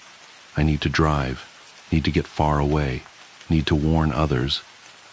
But as I reach for the ignition, I catch a glimpse of myself in the rearview mirror. Have my movements always been this precise, Has my skin always had this waxy sheen? When was the last time I blinked? I look closer at my reflection, at the thing wearing my face, now smiling, and I begin to scream. The morning commute. I've been trying to write this down for 3 days now. My hands still shake when I think about it, but I need to document what happened while the details are fresh. Maybe someone can make sense of it, because I sure can't. I keep checking news sites and local forums, but there's nothing. Just the usual traffic reports and weather updates. It started last Wednesday. Nothing special about that morning. Just another dreary February commute. I remember being annoyed because my travel mug was leaking slightly, leaving little brown rings on my center console. The heat was blasting to fight off the 28-degree chill, making that plasticky new car smell more noticeable than usual in my recently leased Civic. I always take the back roads to avoid I-95 traffic. There's this stretch of Route 27 that winds through the woods for about 4 miles before connecting to the industrial park where I work. Usually I zone out on autopilot there, just following the gentle curves while my mind wanders to the day ahead. But something felt off that morning, even before anything actually happened. The first thing I noticed was the radio. I always listen to NPR during my morning drive. Helps me feel somewhat informed about the world. But around 7:45 a.m., right as I was entering that wooded stretch, the signal started cutting out. Not unusual for that area, but this was different. Between bursts of static, I could swear I heard what sounded like backward speech. Not garbled nonsense, but actual words being played in reverse. I tried changing stations, but they were all doing it. I switched the radio off, deciding to drive in silence rather than deal with the unsettling noise. That's when I noticed how quiet everything was. No wind in the trees, no birds. Even my engine seemed muffled, like someone had thrown a heavy blanket over the car. The morning fog was thicker than usual too, clinging to the road in a way that made the yellow lines look like they were floating. I checked my phone. No signal, which wasn't completely unusual for that stretch, but the time display caught my eye. 7:47 a.m. I distinctly remember because I had just checked it 2 minutes earlier when the radio started acting up. Still 7:47 a.m. I watched for another 30 seconds or so. Still 7:47 a.m. The seconds weren't moving. My rational brain kicked in. Obviously, the phone's frozen. Force restart it later. But my skin was starting to prickle. That animal instinct that tells you something's wrong before your conscious mind can process why. I pressed the accelerator a little harder, wanting to get through the woods and back to civilization. That's when I saw the first one. At first I thought it was just a trick of the fog, a darker patch that seemed to be moving wrong. You know how fog usually drifts with the wind? This patch was moving perpendicular to the rest, like it was cutting through it. As I got closer, it resolved into what looked like a person walking alongside the road. Nothing inherently scary about that, except they were walking backwards, perfect fluid backward steps, like a video being rewound. And they were wearing what looked like business casual clothes, slacks, button-up shirt, but the fabric was wrong. It rippled and shifted like static on an old TV, black and white pixels constantly rearranging themselves. I gripped the steering wheel harder, my knuckles going white. Just someone exercising in weird athletic wear, I told myself. One of those recovery suits with the electronic muscle stimulation or whatever. But even as I thought it, I knew that wasn't right. As I passed them, they turned their head to track my car. That's when my heart nearly stopped. Where their face should have been, there was just more static. Not blank skin, not a mask, but a void of shifting black and white pixels, like a TV tuned to a dead channel. I looked straight ahead, pressing the accelerator harder. Don't acknowledge it. You're tired, you're imagining things, just get to work. But in my peripheral vision, I could see more dark shapes emerging from the fog. 3, then 7, then dozens, all walking backwards along both sides of the road, all wearing those business casual clothes that weren't quite clothes, all turning their static-filled faces to watch my car pass. The air in the car felt thick, like trying to breathe underwater. My ears popped like I was changing altitude, and the engine noise became even more distant. The forest beyond the figures was wrong too. The trees looked like cardboard cutouts, flat and artificial. When I blinked, they seemed to shift position slightly, like a glitching video game trying to render a scene. I reached for my phone to try recording what I was seeing, but my hands were shaking so badly I dropped it between the seats. When I glanced down for a split second to grab it, I heard a sound that I still can't properly describe, like a dial-up modem screaming through a meat grinder, but deeper, more organic. I looked up and immediately slammed on the brakes. One of them was standing in the middle of the road facing my car, not walking backwards like the others, just standing perfectly still. It was closer than any of the others had been, close enough to see details I wish I hadn't noticed. Its clothes weren't just shifting patterns, they were flowing upwards, like water running in reverse, and there were gaps in it, places where the static cleared for a fraction of a second, showing something underneath that my brain refuses to properly process.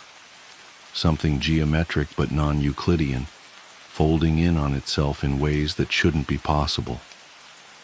I sat there, engine idling, hands frozen on the wheel, staring at this thing through my windshield. It cocked its head at an angle that went slightly too far, like a bird but wrong. The static of its face started forming patterns, almost like it was trying to mimic my features. That's when I noticed the temperature display on my dashboard. 77.7 degrees. The same numbers kept flickering over and over, even though I could see my breath fogging in the freezing air. The clock read 7:47 a.m. The odometer was stuck on 7,177.7 miles.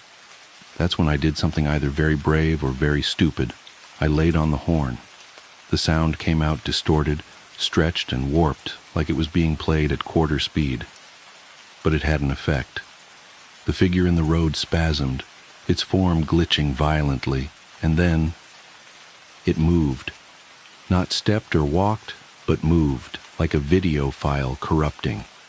One frame it was in the road, the next it was beside my car, hand pressed against my driver's side window. The static of its face pressed close to the glass, forming and reforming into almost recognizable patterns. Was it trying to communicate? Trying to get in? I didn't wait to find out. I slammed the accelerator and swerved around where it had been standing.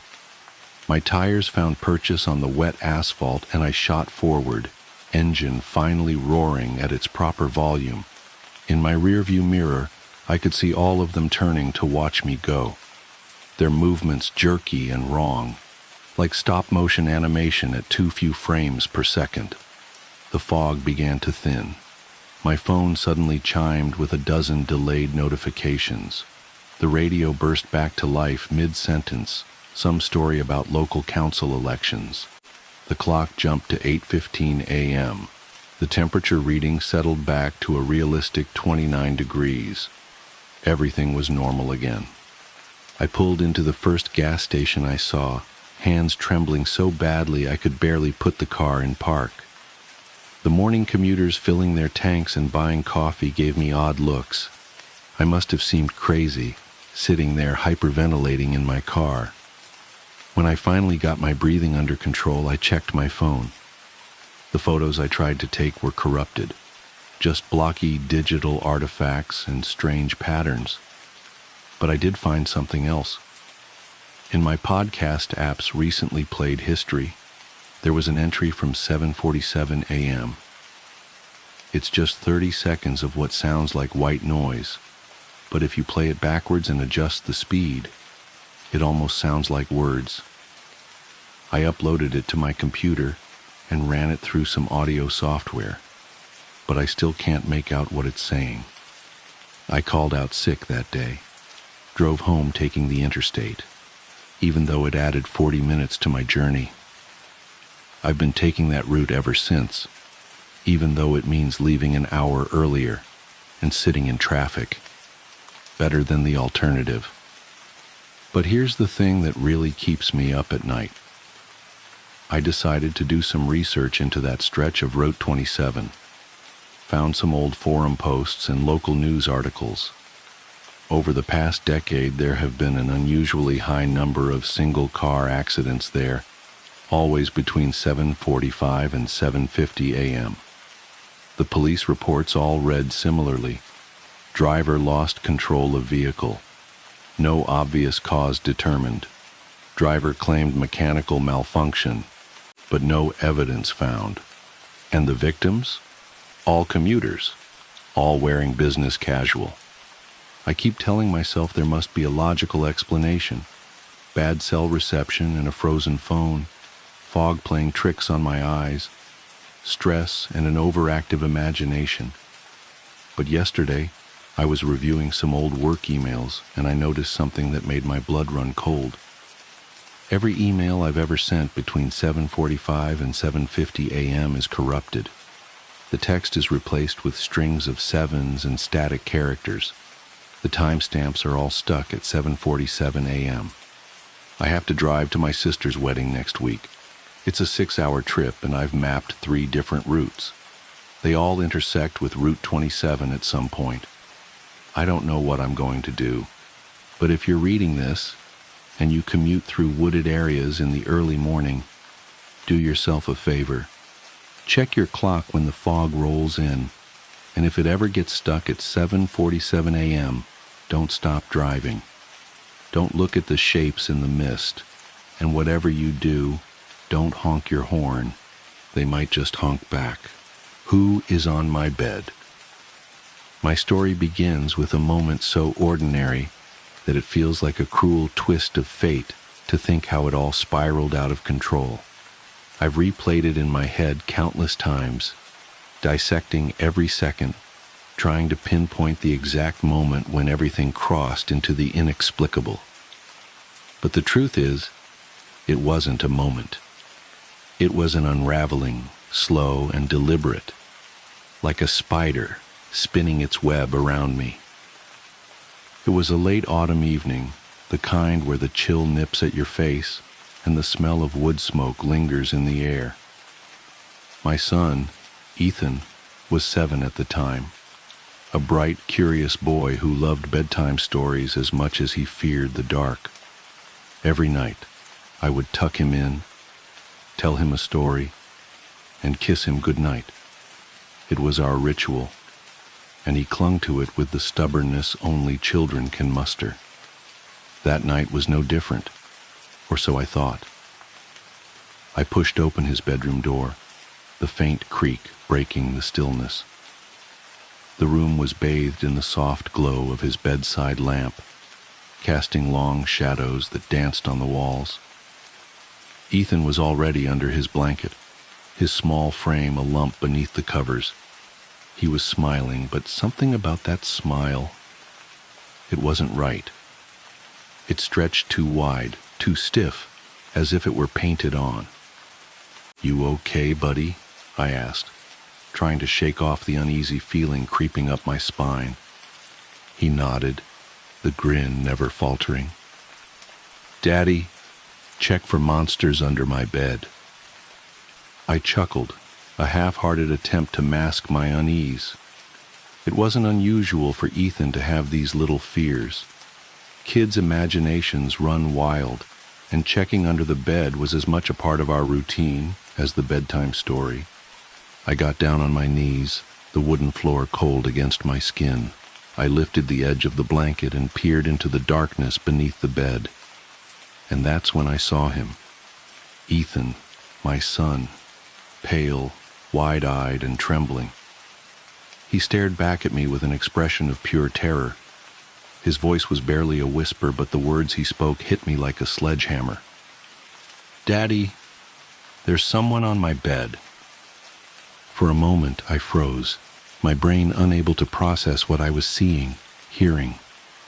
I glanced back at the bed, where the other Ethan, the thing pretending to be my son, still lay, grinning that awful grin. Everything after that moment is a blur of panic and disbelief. I grabbed the Ethan under the bed and pulled him into my arms, his little body trembling against mine. When I looked back at the bed, it was empty. The thing that had been lying there was gone, as if it had never been there at all. I'd like to say that was the end of it, that I could chalk it up to a hallucination or some twisted trick of my imagination. But it wasn't. It was only the beginning. That night, Ethan slept in my bed, clinging to me like a lifeline. I didn't sleep at all. I kept the lights on and the bedroom door locked, my ears straining for any sound, my eyes darting to every shadow. The house felt different. It was as if the walls themselves were holding their breath, waiting. The next morning, I searched Ethan's room from top to bottom. I checked the closet, the drawers, every nook and cranny where something could hide, but there was nothing, no sign of anyone or anything. And yet, the unease lingered, a constant presence just out of reach. In the days that followed, strange things began to happen. It started small, objects moving from where I'd left them, faint whispers in the dead of night, the sensation of being watched. Ethan grew quieter, more withdrawn.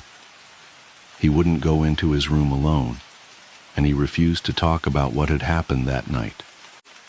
Then, one evening, I heard it, a soft, rhythmic tapping coming from Ethan's room. I crept down the hallway, my heart pounding with each step. The door was slightly ajar, the light inside flickering as if the bulb were struggling to stay alive. I pushed the door open and froze. Ethan was sitting on the floor, his back to me. He was humming a tune I didn't recognize, low and haunting. In front of him was a row of his toys, arranged in a perfect circle, and in the center of that circle was a single, charred handprint, burned into the wooden floor. When I called out to him, he didn't respond. I had to physically shake him to snap him out of whatever trance he was in. He looked up at me with tears streaming down his face, his voice trembling as he said, "I didn't do it, Daddy.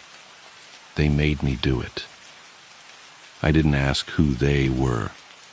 I didn't want to know. I just wanted to get out of that house, to take my son and run. But where do you run when the thing you're fleeing isn't bound by walls or distance? I wish I could say I found the answer.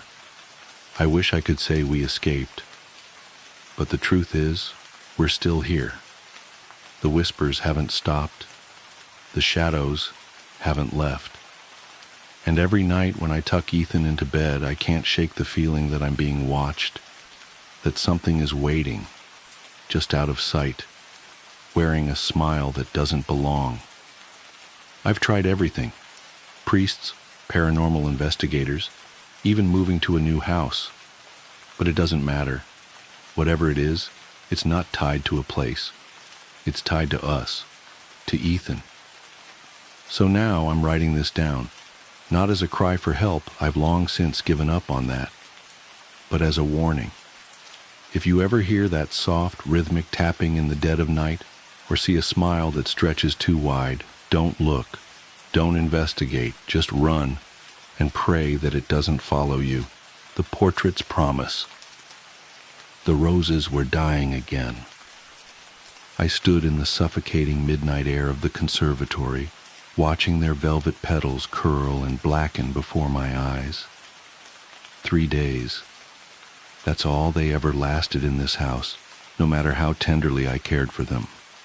The humid air pressed against my skin like a damp shroud as I touched one withering bloom, its once crimson petals crumbling beneath my fingertips. "Just like before," I whispered, my voice barely disturbing the thick silence. The words hung in the air, trapped by the stagnant atmosphere that had plagued Maison St. Clair since I'd arrived 6 weeks ago. Even now I couldn't quite believe I was here, that I'd inherited this sprawling plantation house from a grandmother I'd never met. The lawyer's letter had arrived on a perfectly ordinary Tuesday morning, transforming my predictable Boston life with a few strokes of elegant script. As the last living descendant of Elizabeth St. Clair. Those words had set everything in motion, drawing me inexorably south to this decaying testament to old money and older secrets. I pulled my hand back from the roses, wiping the dark residue on my thin cotton nightgown. The fabric clung uncomfortably to my skin, already damp with sweat despite the late hour. Through the conservatory's grimy windows, I could see the moon hanging low and bloated in the Louisiana sky, casting sickly shadows through the Spanish moss that draped the property's ancient oaks. The portrait watched me from the far wall, as it always did. Even here, among the dying flowers, I couldn't escape great-great-grandmother Elizabeth's painted gaze. Her likeness hung in every major room of the house, a peculiar insistence of the will that I hadn't questioned at first. Now, 6 weeks in, I was beginning to understand why the previous caretaker had lasted barely a month before fleeing. Elizabeth's eyes followed me everywhere, painted with such skill that they seemed to hold real depth, real judgment. In each portrait, she wore the same high-necked black dress, the same severe expression, and the same golden locket gleaming at her throat. The one detail that varied was the collection of blood-red roses she held, sometimes a full bouquet, sometimes a single bloom. In this particular painting, the roses were arranged in a silver vase beside her, their petals captured mid-wilt. "What are you trying to tell me?" I murmured, stepping closer to the portrait.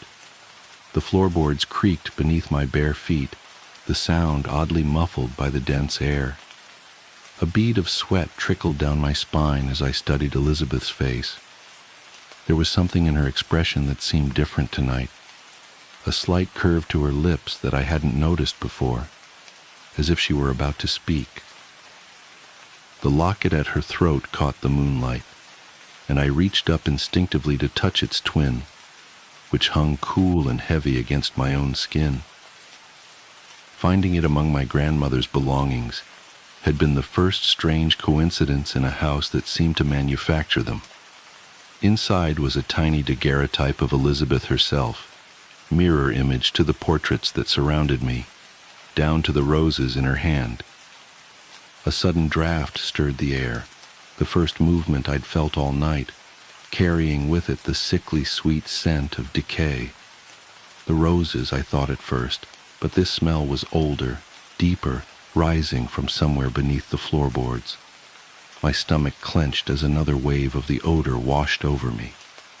"Just the bayou," I said aloud, trying to convince myself. The words sounded hollow in the dense air. The temperature dropped suddenly, raising goosebumps along my arms. I wrapped them around myself, fingers clutching at my biceps as I watched my breath form visible clouds in the newly chilled air. The change was impossible. It had been stifling moments ago, yet I could feel the cold seeping into my bones. Behind me, a petal fell from one of the dying roses, its soft impact against the wooden floor somehow loud as a gunshot in the midnight silence. I spun toward the sound, heart thundering against my ribs, and found myself face to face with my own reflection in the conservatory windows. For a moment, in the darkness beyond the glass, I could have sworn I saw another face superimposed over mine, older, severe, wearing an expression of grim satisfaction. The locket at my throat grew suddenly, impossibly cold. I gasped, fingers flying to the metal that now felt like ice against my skin. As I touched it, the catch sprang open, something it had never done before, and a scrap of yellowed paper fluttered to the floor. My hands trembled as I bent to retrieve it, the ancient paper crackling beneath my fingers. The handwriting was faded but elegant, the same script I'd seen on documents throughout the house, Elizabeth's own hand. The message was brief, but its words sent a chill deeper than any cold draft through my body. Blood calls to blood, and debt calls to debt. The roses remember sweet Eleanor, and so must you. I looked up at the portrait, my breath catching in my throat. Elizabeth's painted eyes met mine, and this time I was certain her expression had changed. The slight smile had broadened, revealing teeth that gleamed too white, too sharp in the moonlight. The smell of decay grew stronger, rising through the floorboards like a physical presence. My head swam with it as memories began to surface, memories that couldn't possibly be mine, yet unfolded with the vivid clarity of lived experience. I saw Elizabeth in this very room, her black dress stark against the riot of roses that bloomed unnaturally red. She held a silver gardening knife in one gloved hand, its blade stained dark. "The price must be paid," she whispered to someone I couldn't see. "The roses must be fed." The vision hit me with such force that I staggered, catching myself against the wall. The painted Elizabeth's eyes bored into mine as more memories crashed through my mind, the sharp tang of blood mixing with the scent of roses, a body being dragged across these very floorboards, the roses blooming brilliant red, fed by something darker than water. "No," I stammered, pressing my hands to my temples. "These aren't my memories. They can't be." But even as I denied them, I knew they were true. They were Elizabeth's memories, passed down through blood and bone, waiting for the moment when the last St. Clair daughter would return home. The locket burned cold against my skin as another memory surfaced. Elizabeth standing before a fresh grave, roses scattered across the turned earth. "The bargain is sealed," she said to the night air. "My roses will bloom eternal, fed by the blood of the guilty, and when the debt comes due, my own blood will return to pay it." My legs gave out and I sank to the floor, the rotting boards soft beneath my knees. The smell of decay was overwhelming now, and as I watched in horror, dark liquid began to seep up through the cracks between the floorboards. It wasn't water. The liquid was too thick, too dark, and it carried the metallic tang of old blood. The roses suddenly straightened in their vases, their withered petals unfurling and flushing with unnatural life as they drank in the dark liquid. In the portrait, Elizabeth's smile grew wider still, and I could have sworn I heard her voice, distant, yet crystal clear. "Welcome home, Eleanor. The roses have waited so long for fresh blood." I tried to stand, but my legs wouldn't cooperate. The dark liquid had reached my knees, staining my white nightgown with spreading crimson blooms. The roses continued to revive, their petals now a red so deep it was almost black, and I understood with horrible clarity what Elizabeth had done, what she had promised, and what my return to Maison St. Clair really meant. "The debt must be paid," I heard myself say, but the voice that came from my throat wasn't entirely my own. My fingers moved without my volition to touch the locket, and I felt Elizabeth's memories settle into my mind like poison sinking into soil. The roses needed blood to bloom, had always needed blood, and Elizabeth had promised them an endless supply, sealed with the lives of those she judged guilty. But when her own sins grew too heavy, she'd made a new bargain. Her own bloodline would return, generation after generation, to pay the debt and keep the roses fed. I was the last of that bloodline. The roses had called me home. Through the windows I could see the moon hanging red and swollen in the sky, its light painting the conservatory in shades of blood and shadow. The portraits of Elizabeth that lined the walls seemed to pulse with inner light, and in each one her smile grew wider, her eyes more triumphant. The locket at my throat beat like a second heart, pumping Elizabeth's memories through my veins until I couldn't tell where her thoughts ended and mine began. I remembered the first killing, a man who cheated Elizabeth's family, whose blood had fed the first roses. I remembered the second, the third, the dozen that followed, each death justified by Elizabeth's twisted sense of justice.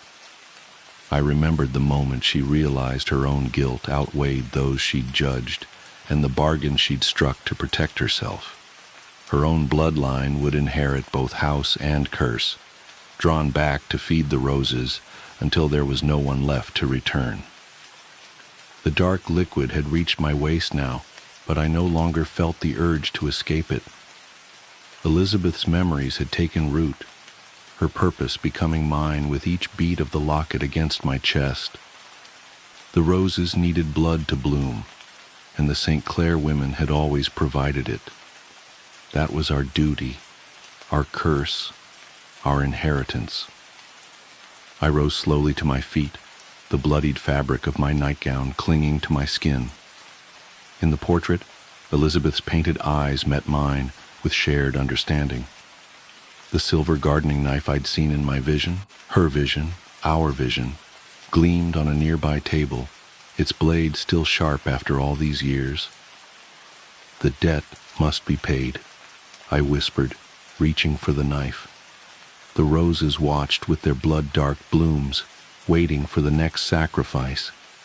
In the portrait, Elizabeth's smile matched my own, and I knew with certainty that I would not be the last St. Clair daughter to answer the rose's call. The night stretched endless before me, thick with the smell of roses and blood, as I stepped out of the conservatory to begin my inherited work. The portraits of Elizabeth followed my progress through the house, their painted eyes alight with triumph, knowing that her bargain would be honored for at least one more generation. In the conservatory behind me, the roses bloomed impossibly red, drinking in the moonlight and waiting for the fresh blood that would keep them alive for another generation.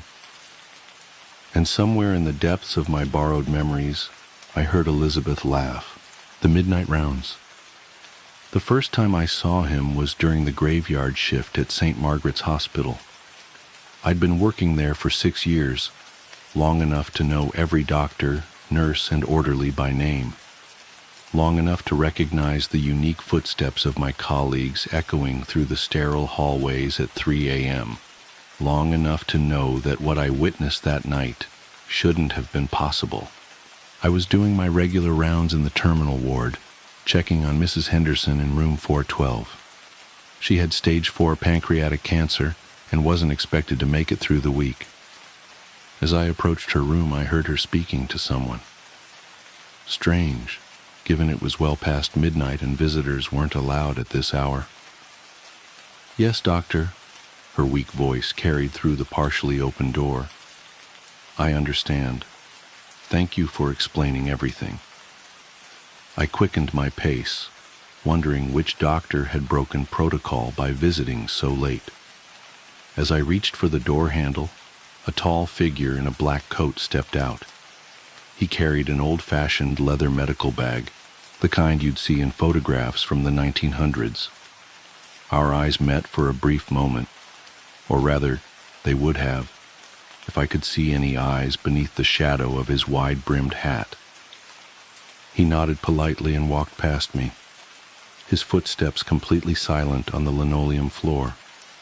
The air grew cold as he passed, and for a moment, I caught a whiff of something strange, formaldehyde mixed with dried roses and decay. I rushed into Mrs. Henderson's room expecting to find her distressed by the unauthorized visitor. Instead, she looked more peaceful than I'd seen her in weeks. A small smile played on her lips as she stared out the window at the full moon. "Mrs. Henderson? Are you all right? Who was that doctor?" She turned to me, her eyes clearer than they'd been in days. "Oh, Sarah. He was so kind, explaining everything that's going to happen. I'm not scared anymore." "Which doctor was it?" I pressed, although a creeping suspicion told me I didn't want to know the answer. He didn't say his name, but he knew everything about my condition, even things I hadn't told anyone. She paused, her smile widening slightly.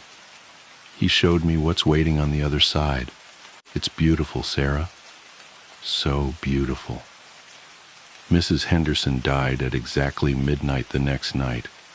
I told myself it was just a coincidence, that the mysterious doctor was probably a specialist I hadn't met before, making a late-night exception for a terminal patient. I almost convinced myself to believe it too, until it happened again, and again, and again. Always the same figure in the black coat, always the same leather bag, always visiting patients exactly 24 hours before their death, never appearing on any security cameras, never signing any charts, never leaving any trace of his presence except for that lingering smell of formaldehyde and roses. I started keeping track after the third incident.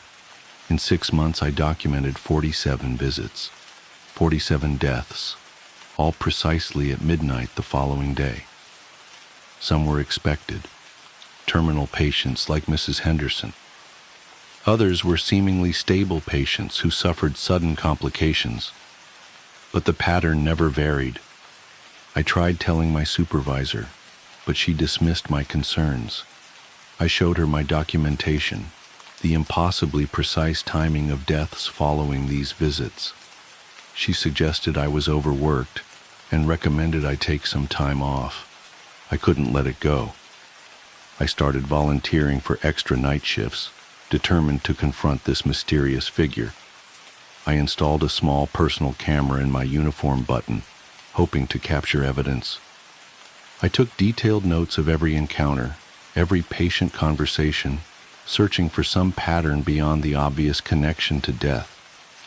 That's how I noticed something even stranger. The patients who received these visits never died alone. No matter how unexpected their death, no matter what time of night, someone was always with them in their final moments, usually a loved one who had a sudden urge to visit, or a nurse who felt inexplicably drawn to check on them at just the right time. It was during one of these documentation sessions that I met Dr. Marcus Chen, a new resident who actually listened to my story. Instead of suggesting I seek psychiatric help, he offered to help me investigate. Together, we dug through historical records of the hospital, looking for any mention of a doctor matching our mysterious visitor's description. We found something in the hospital's founding documents from 1887. A photograph of the original medical staff showed a tall figure standing slightly apart from the group. He wore a black coat and carried that same distinctive leather bag. The photograph was faded, but the man's face was eerily obscured, as if the photographic plate had been damaged precisely where his features should have been. The caption listed him as Dr. Jonathan Thaddeus Blake, head of palliative care. Further research revealed that Dr. Blake had been known for his unprecedented success in easing the suffering of terminal patients. According to hospital records, none of his patients died alone, and all reported peaceful, painless deaths. Dr. Blake himself had vanished without a trace in 1888, after a devastating hospital fire claimed 27 lives. His body was never found. The only item recovered from his office was his leather medical bag, untouched by the flames. But when the bag was opened, it was completely empty. I thought this discovery would help me make sense of what was happening. Instead, it only raised more questions. Was I seeing a ghost? Some kind of immortal being? Or was I slowly losing my grip on reality? The answer came on a quiet Tuesday night, exactly 6 months after I began my investigation.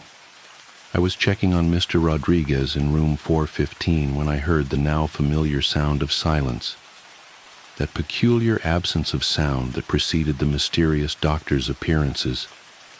I turned, and there he stood in the doorway, leather bag in hand. But this time was different. This time, he spoke. Nurse Sarah Collins.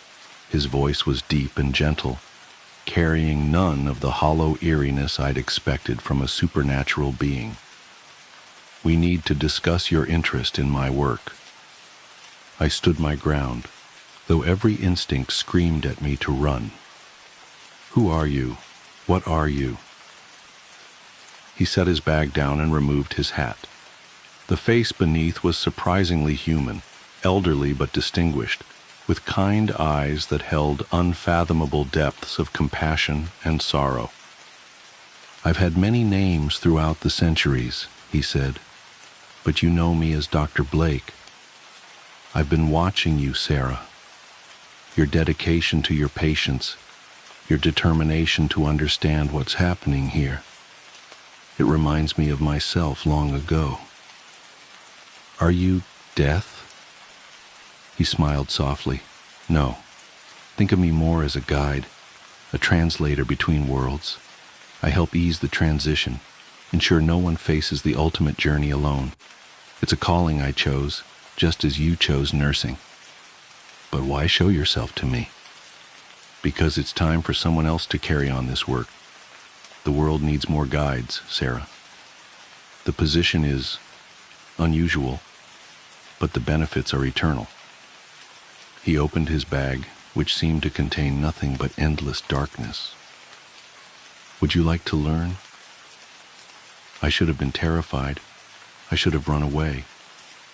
Instead, I found myself stepping forward, drawn by a deep sense of rightness. All those nights watching patients suffer, wanting to do more to help them through their final moments. Perhaps this was the answer I'd been searching for all along. What would I have to do? His smile widened. Simply take my bag. The knowledge comes with it. But understand, Sarah, this is not a decision to make lightly. The role demands complete dedication. You'll walk between worlds, never fully belonging to either. You'll witness countless deaths, but you'll ensure none of them are truly alone. I reached for the bag, my hand trembling. Will I die? In a manner of speaking, the person you are now will cease to exist, but what you'll become is far more meaningful. As my fingers touched the worn leather handle, memories flooded my mind, thousands of deaths throughout history, all guided by the figure before me. I saw the true nature of his work, not just ensuring peaceful deaths, but maintaining the delicate balance between life and death itself. I understood then why he'd chosen me. My obsession with documenting his appearances hadn't been about proving his existence. It had been about proving to myself that death could be gentle, meaningful, even beautiful in its own way. I gripped the bag firmly and felt a profound transformation begin. My flesh became shadow. My bones became mist. and my soul expanded to encompass both the world of the living and whatever lay beyond. The last thing I saw as Sarah Collins was Dr. Blake's form dissolving into peaceful nothingness, his centuries of service finally complete. That was 3 years ago. Now I walk the halls of St. Margaret's Hospital every night, visiting those whose time draws near. I show them the peace that awaits, ensure they don't face their final moments alone, and help maintain the balance between worlds. Sometimes I catch newer nurses watching me with suspicious eyes, documenting my appearances just as I once did. I know that someday, one of them will be ready to take my place, just as I took Dr. Blake's. The cycle will continue, as it has for centuries. But there's something I haven't mentioned yet, something that still haunts me, even in my current form. Remember how I said Dr. Blake chose me because of my dedication to understanding death? That wasn't entirely true. You see, I've now inherited all of his memories, including the truth about how guides are chosen. We don't pick people who study death. We pick people who are marked for it. The night Dr. Blake first appeared to me, he wasn't there for any patient. He was there for me. I had a brain aneurysm, set to rupture at midnight the following day. I would have died alone in my apartment, undiscovered for days. Instead, he offered me a choice: accept my fate and pass on, or take up his mantle and use my borrowed time to help others through their final moments. I chose the latter, and in doing so became something both more and less than human. But here's the real twist, the part that truly terrifies me even now. Every person who takes this role is simply postponing their own death. We're all living on borrowed time, maintaining the balance by trading our services for a continuation of our existence. And someday, when I find my own replacement, someone else marked for death who has the right combination of compassion and curiosity, I'll finally have to face what I've been helping others navigate all these years. I wonder if I'll be as peaceful as my patients when that moment comes. I wonder if my replacement will show me the same gentle understanding I show others. I wonder if... Oh, I feel a pulling sensation. Someone needs me. Room 412, a new patient. Their time comes at midnight tomorrow. As I walk down the familiar hallway, leather bag in hand, I catch my reflection in a window. For a moment I see myself as others must see me, a tall figure in a black coat, face obscured by shadow, bringing with me the scent of formaldehyde and dried roses. I straighten my hat and enter the room. The patient looks up, frightened at first, but I know how to ease their fears. I've done this hundreds of times now. "Good evening," I say softly, setting my bag down. "We have much to discuss about your journey. After all, everyone deserves to understand what awaits them on the other side, even if some of us have to wait centuries to find out for ourselves. The new house. I should have known something was wrong the moment I first stepped into that basement. The air felt different down there, heavy, almost viscous, as if it was reluctant to let you move through it. But like a fool drunk on the prospect of finally owning my dream home, I ignored that first warning sign. We all did. The realtor had been suspiciously eager to close the deal, practically shoving the papers into our hands the moment we expressed interest. 4 bedrooms, 3 baths, a sprawling backyard with mature oak trees, and all at a price that seemed too good to be true in this market. My wife Sarah kept saying exactly that. "It's too good to be true, Jack." But I convinced her we'd just gotten lucky. Some people win the lottery. We'd found our perfect home. Our daughter Emma fell in love with it immediately. At 7 years old, she had an uncanny ability to find hidden spaces that adults overlooked, declaring them her special places. The window seat in the library, the hollow beneath the stairs, the old treehouse in the backyard. She claimed them all within hours of our first viewing. But it was the basement she loved most, despite its musty smell and the way the temperature seemed to drop 10 degrees the moment you descended those creaking wooden stairs. "The other kids want to play with me," she told us on our second night in the house, her voice carrying that dreamlike quality children sometimes get when they're half asleep. Sarah and I exchanged worried glances over her head. We'd moved here specifically because the neighborhood had so few children, hoping the quiet would help with Emma's night terrors. "What other kids, sweetie?" Sarah asked, tucking Emma's favorite stuffed rabbit closer to her chest. "The ones behind the door," Emma replied matter-of-factly, already drifting off to sleep. "They're always laughing." I blamed it on an overactive imagination, the stress of moving, the unfamiliarity of a new house with its strange creaks and settling sounds. But 3 days later, I heard it too. I was in the basement organizing our boxes of Christmas decorations. Sarah insisted they needed to be easily accessible even though it was only August, when the sound first reached my ears. It was faint, like wind through leaves, but unmistakable, children's laughter, high and clear and musical. I froze, my hand still gripping a tangled string of lights, and listened harder. The sound grew stronger, and with it came the sensation of being watched. The air grew colder, and the single bare bulb hanging from the ceiling seemed to dim, its light becoming sickly and wan. The laughter was coming from behind the far wall, where a stack of moving boxes partially obscured the basement's rough concrete surface. I moved the boxes aside one by one, my hands trembling despite my attempts to rationalize what I was hearing. Behind them, I found something that shouldn't have existed.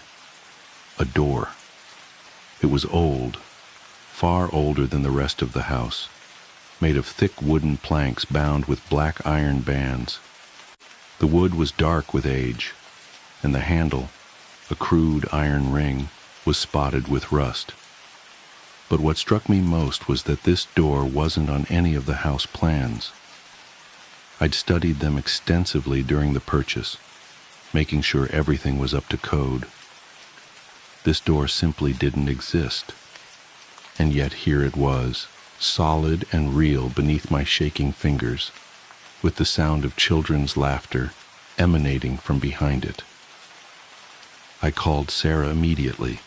She came down while Emma was watching cartoons upstairs, her face paling as she heard the laughter too. "We need to open it," she whispered, though her eyes screamed that we should run instead. "We need to know what's behind it." The door was locked, of course. The local locksmith refused to come when I described it to him, mumbling something about his grandmother being ill. The next one simply hung up.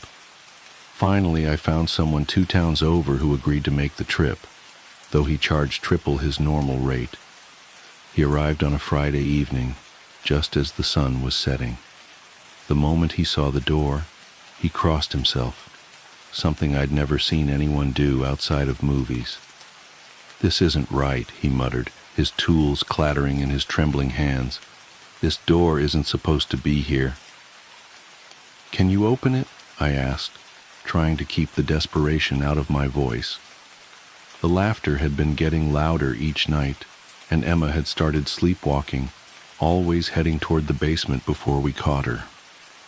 The locksmith worked for nearly an hour, his face growing paler and his hands shakier with each passing minute.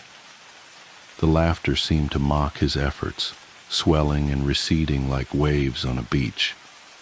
Finally, there was a click that seemed to echo through the entire house. "It's done," he said, already backing away. "But I wouldn't—" He didn't finish the sentence, just turned and fled up the stairs. I heard his truck's engine roar to life moments later. Sarah and I stood before the door, holding hands like frightened children. The laughter had stopped for the first time in days, replaced by an expectant silence that pressed against our eardrums. "Together?" Sarah whispered. I nodded, and we reached for the iron ring. The door opened with a groan that seemed to come from the earth itself, revealing a brick wall. Solid, mortared brick, not 6 inches behind the door frame. We stood there staring at it, disappointment and relief warring in my chest. Then the laughter started again, louder than ever before. It wasn't coming from behind the wall anymore. It was coming from everywhere, filling the basement with its manic chorus. And now we could hear words mixed in with the laughter. "You found us. You found us. Now you have to stay." The temperature plummeted. Our breath clouded in front of us, and frost began forming on the brick wall. As we watched in horror, handprints appeared in the frost. Tiny handprints, like those of small children. They pressed outward, as if dozens of small hands were pushing against the other side of the wall. We ran upstairs and found Emma standing in the kitchen, her eyes wide and blank. "They're coming through," she said in a voice that wasn't quite her own. "They've been waiting so long to play." That was 3 weeks ago. The laughter hasn't stopped since then. It follows us through the house, day and night, growing louder and more insistent. The handprints appear on every mirror, every window, every surface that can hold frost. At night, we hear scratching in the walls, getting closer to breaking through. Emma talks to them now. We'll find her sitting in corners, giggling at nothing, having conversations with empty air. Sometimes objects move when we're not looking. Toys arrange themselves in circles. Doors open and close on their own. And yesterday, I found all our photos turned to face the wall. The brick wall is changing too. The mortar between the bricks is crumbling, turning to dust that drifts down like gray snow. Sometimes I think I can see movement in the gaps, tiny fingers poking through, testing their prison strength. The laughter gets louder whenever I notice this, as if they know I'm watching. Sarah wants to leave, but we can't. We've tried 3 times now. Each time we pack our bags and load the car, but when we try to drive away, we find ourselves turning back toward the house, compelled by some force we can't resist. The children's laughter follows us, no matter how far we drive. Last night, I woke to find Emma standing by our bed, her small figure silhouetted against the darkness. "They're almost here, Daddy," she said, her voice mixed with others. "They just need a little more time, a little more strength." She turned to look at me, and in the faint light from the window, I saw that her eyes were solid black, like holes in her face. "They need us to play with them, forever." The worst part is, I'm starting to hear other sounds mixing with the laughter now. Adult voices, familiar ones. Sarah's laugh is in there sometimes, high and clear, like it used to be before all this started. And yesterday, I caught myself laughing along with them, a sound that wasn't quite human anymore. The brick wall is barely holding now. Large chunks of mortar fall away each hour, and the gaps between the bricks are wide enough to see through. Sometimes I catch glimpses of what's on the other side, a darkness deeper than any I've ever known, filled with movement and the sound of small feet pattering on cold stone. They're getting closer. The laughter is so loud now that it drowns out all other sounds. Emma spends most of her time in the basement, sitting cross-legged in front of the door, having animated conversations with whatever lurks behind that crumbling wall. Sarah's eyes are starting to look like Emma's, darker, emptier, reflecting things I can't see. And I think I'm changing too. The laughter doesn't frighten me as much anymore. Sometimes I find myself smiling when I hear it, feeling an odd warmth in my chest despite the perpetual cold. Part of me wants to help them break through, to finally meet the children we've been hearing all these weeks. This morning, I found myself standing in front of the brick wall, my fingers tracing the crumbling mortar. The gaps are almost wide enough now. Behind the wall, I can hear them moving closer, their little hands scraping against the bricks. Their laughter is sweeter now, almost seductive, promising games and joy and eternal playtime. The world beyond our house seems less and less real with each passing day. The sunlight looks wrong, too bright and harsh compared to the soft darkness of the basement. Food tastes like ash in our mouths, but we don't feel hungry anymore. Sleep comes in brief, turbulent bursts, filled with dreams of small hands reaching for us, of rooms that shouldn't exist and doors that lead to impossible places. Emma says they're teaching her new games, games that normal children couldn't play, games that change the rules of what's possible. Sometimes I see her floating a few inches above her bed, giggling as she spins slowly in the air. Sarah found her walking on the ceiling yesterday, her hair hanging down like a curtain of darkness, her black eyes shining with impossible light. The brick wall will fall soon. Maybe tonight, maybe tomorrow. The children tell me it doesn't matter. Time doesn't work the same way where they are. They've been waiting for decades, centuries perhaps, for someone to open that door and give them the strength they needed. All those previous families, all those lost children, they're all still there, playing their eternal games in the darkness beyond the wall. I should be terrified. I should be fighting this with every ounce of strength I have. But the laughter has worked its way into my soul now, replacing my fear with a strange, giddy anticipation. Part of me knows that when the wall finally falls, we'll cease to be ourselves. We'll join the chorus of laughter that echoes through this house, become part of whatever darkness lurks behind that impossible door. But another part of me, growing stronger each day, whispers that maybe that's not such a bad thing. Maybe we'll be happy there, in that eternal playground where physics and reality are just suggestions, where every game lasts forever and no one ever has to grow up. The first brick just fell from the wall. I can see small pale hands reaching through the gap, their fingers impossibly long and delicate. Emma is bouncing with excitement, her feet no longer touching the ground. Sarah's smile is too wide now, stretching past the normal limits of her face.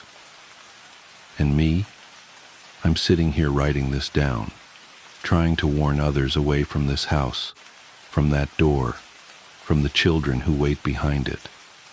But my handwriting is changing as I write, becoming spidery and childlike. The pen keeps giggling in my hand. They're calling us now. The gap in the wall is wide enough to see their faces, or what passes for faces in that impossible darkness. Such wonderful games they have planned for us. Such marvelous toys they want to share. If you're reading this, stay away from this house. Don't be fooled by the perfect price, the spacious rooms, the beautiful yard. Don't open doors that shouldn't exist. But if you do, if you hear children laughing behind a wall, if you feel small hands tugging at your sleeve in the darkness, well, maybe we'll play together someday. Forever and ever and ever and ever and the price of memory. The first time I noticed something was wrong with my daughter. Emma was on a Tuesday morning in October. She was sitting at the kitchen table, methodically arranging her Cheerios into perfect concentric circles, when she looked up at me with those big brown eyes and asked, "Daddy, why do you keep calling me Emma?" I laughed, thinking it was some kind of game. "Because that's your name, silly." She shook her head slowly, her expression unnervingly serious for a 7-year-old. "No, it's not. My name is Sarah." That was the beginning. I dismissed it as a phase. Kids play pretend all the time, right? But over the next few weeks, Emma, or Sarah, or whoever she was becoming, started changing in ways that made my skin crawl. It started small. She refused to wear any of her clothes, claiming they weren't hers. She'd stare at her reflection in mirrors for hours, touching her face like she was trying to recognize herself. She stopped responding to Emma entirely. The worst part? She knew things she couldn't possibly know. One night I found her in the attic, sitting cross-legged in front of an old trunk I'd never seen before. She was holding a yellowed photograph from 1957. "That's me," she said, pointing to a little girl in a white dress standing next to a swing set. "And that's my house on Maple Street before the fire." My blood ran cold. We lived on Oak Drive, and our house had never had a swing set. But when I researched it later that night, my hands shaking as I typed, I discovered that in 1957, a house on Maple Street, just 3 blocks from ours, had burned down.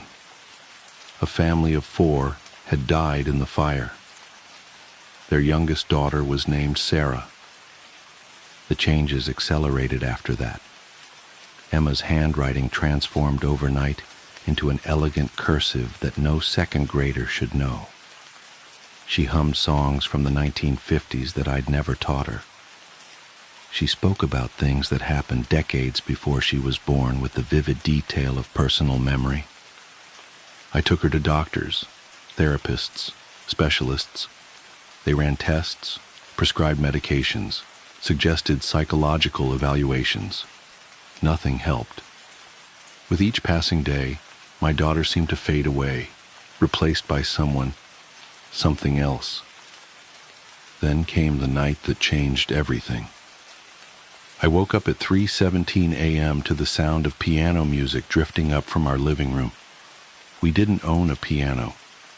Heart pounding, I crept downstairs, following the haunting melody of a song I didn't recognize.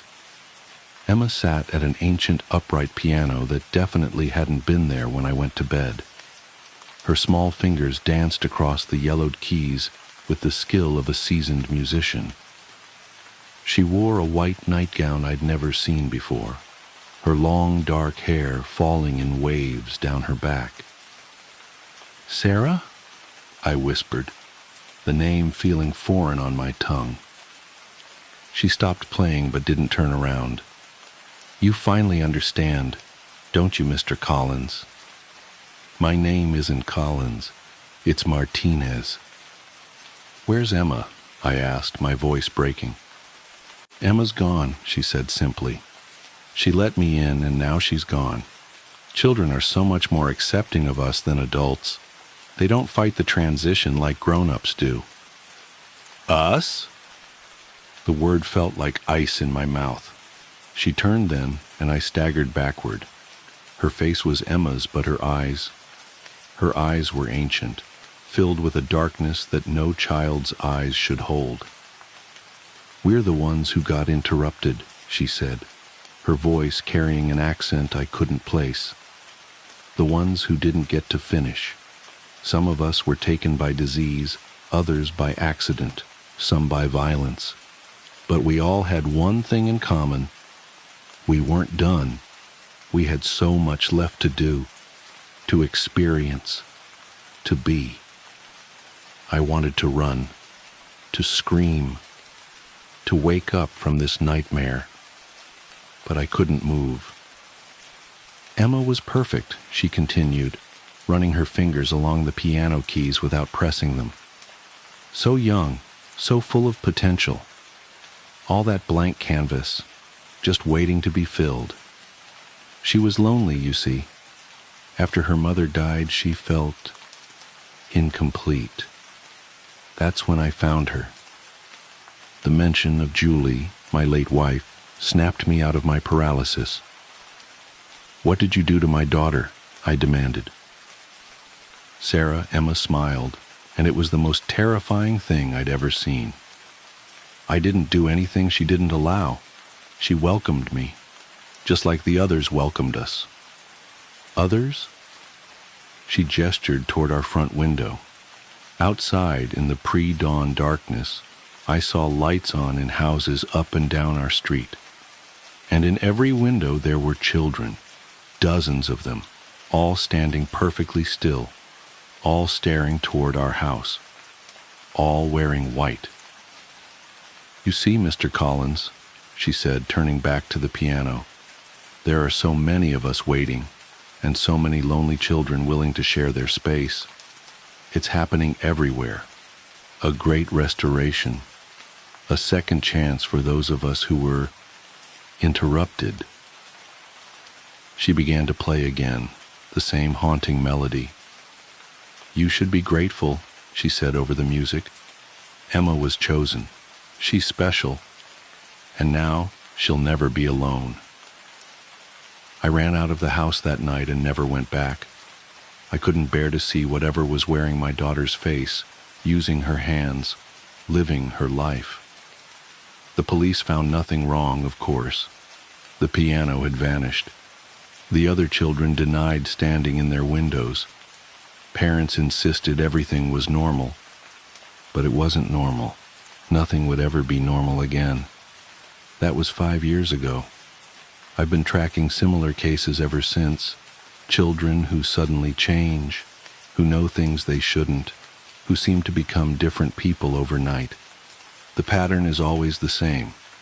A lonely child, usually one who's experienced loss or trauma, suddenly transformed. Their parents either accept the change, convince themselves nothing is wrong, or disappear. I've found hundreds of cases now all across the country. Some of the children speak languages they never learned. Others demonstrate skills they couldn't possibly have acquired. All of them insist they're someone else, someone who died long ago. Last week, I received an email from a woman in Seattle. Her 10-year-old son had started calling himself William and speaking with a British accent. He could suddenly play chess at a master level and talked about fighting in World War II. She was terrified. I warned her to run, to get as far away from him as she could, but she didn't listen. No one ever listens. Yesterday, I found her obituary online, apparent heart attack. Her son William has gone to live with relatives. Another interruption, another completion, and the numbers keep growing. I'm writing this now because people need to know. They need to understand what's happening to our children. The invasion isn't coming from above or below. It's coming from the past, from all the unfinished lives seeking completion. And our children, our precious, vulnerable children, are opening the door. Watch your children closely. Notice how they change. Listen to what they say. And if they start talking about who they used to be, run. Run as fast and as far as you can. Because by the time they start calling themselves by a different name, it's already too late. I know this because last night I saw Emma again. She was on the national news, a piano prodigy giving her first concert at Carnegie Hall. She still looks exactly like my daughter, but her eyes, those ancient, knowing eyes, they stared right through the camera, right at me. And she smiled. The reporter mentioned that she lives with her father, Michael Collins, a proud single dad who supported her remarkable talent from the beginning. He looks exactly like me, stands like me, even has my laugh. But his eyes are wrong too. They found me, you see. They found me because I knew too much, asked too many questions. And now, someone else is living my life, raising my daughter who isn't my daughter, while I'm here, in this new body, writing this warning. I don't know how much longer I'll be able to remember who I really am. The old memories are fading, replaced by new ones that don't belong to me. Soon, I'll probably forget I ever had a daughter named Emma. I'll forget I was ever anyone else. But before that happens, I need you to understand something. This isn't a story. This isn't fiction. This is a warning. Look at your children. Really look at them. Are they still yours? Are you still you? And if you're reading this, Emma, Sarah, whoever you are now, I want you to know that I remember. I remember the way you used to laugh. I remember how you loved strawberry ice cream and hated green peppers. I remember how you used to crawl into my bed during thunderstorms. I remember you, Emma, the real you. I remember. Who am I again? The following was found scrawled on the back of the last page. Hello, Mr. Martinez. Or should I say, Mr. Thompson? Don't worry about Emma. She's happy now. We're all happy now. And soon everyone will be exactly who they were meant to be. Won't that be wonderful? Note from the editor. This manuscript was found in a rented room in Boston, Massachusetts. The tenant, who identified himself as James Thompson, had paid for 6 months in advance, but disappeared after just 3 weeks. The landlord reported that in the days before his disappearance, Thompson had covered the walls with hundreds of photographs of children, each labeled with 2 names and 2 dates of death. The police investigation found no evidence of foul play, and the case was closed. Thompson's current whereabouts are unknown. Interestingly, during the investigation, detectives discovered that Thompson's fingerprints matched those of a David Martinez, a man who had gone missing 5 years earlier after claiming his daughter had been replaced. Martinez's body was never found. The daughter in question, Emma Martinez, now performs internationally as a classical pianist under the name Sarah Collins. When asked about this manuscript, she smiled and said she had no comment. Her eyes, the interviewer noted, seemed much older than her 12 years. Sleep well, dear reader, and remember, children aren't the only ones who can be replaced. Epilogue. 3 days after this story was submitted for publication, the editor who received it resigned unexpectedly. Her replacement, a woman who bears a striking resemblance to her but insists they've never met, approved it for immediate release. The original editor's whereabouts are currently unknown. Her young daughter, however, has recently shown a remarkable aptitude for editorial work. She has her mother's eyes. Or does she? The collection. My sister Sarah was always the rational one between us. She had explanations for everything. The creaks in old houses were just settling foundations, shadows in corners were tricks of light, and strange noises at night were inevitably raccoons or the neighbor's cat. That's why what happened to her shook me so deeply. When someone that grounded starts to unravel, it makes you question everything you thought you knew about reality.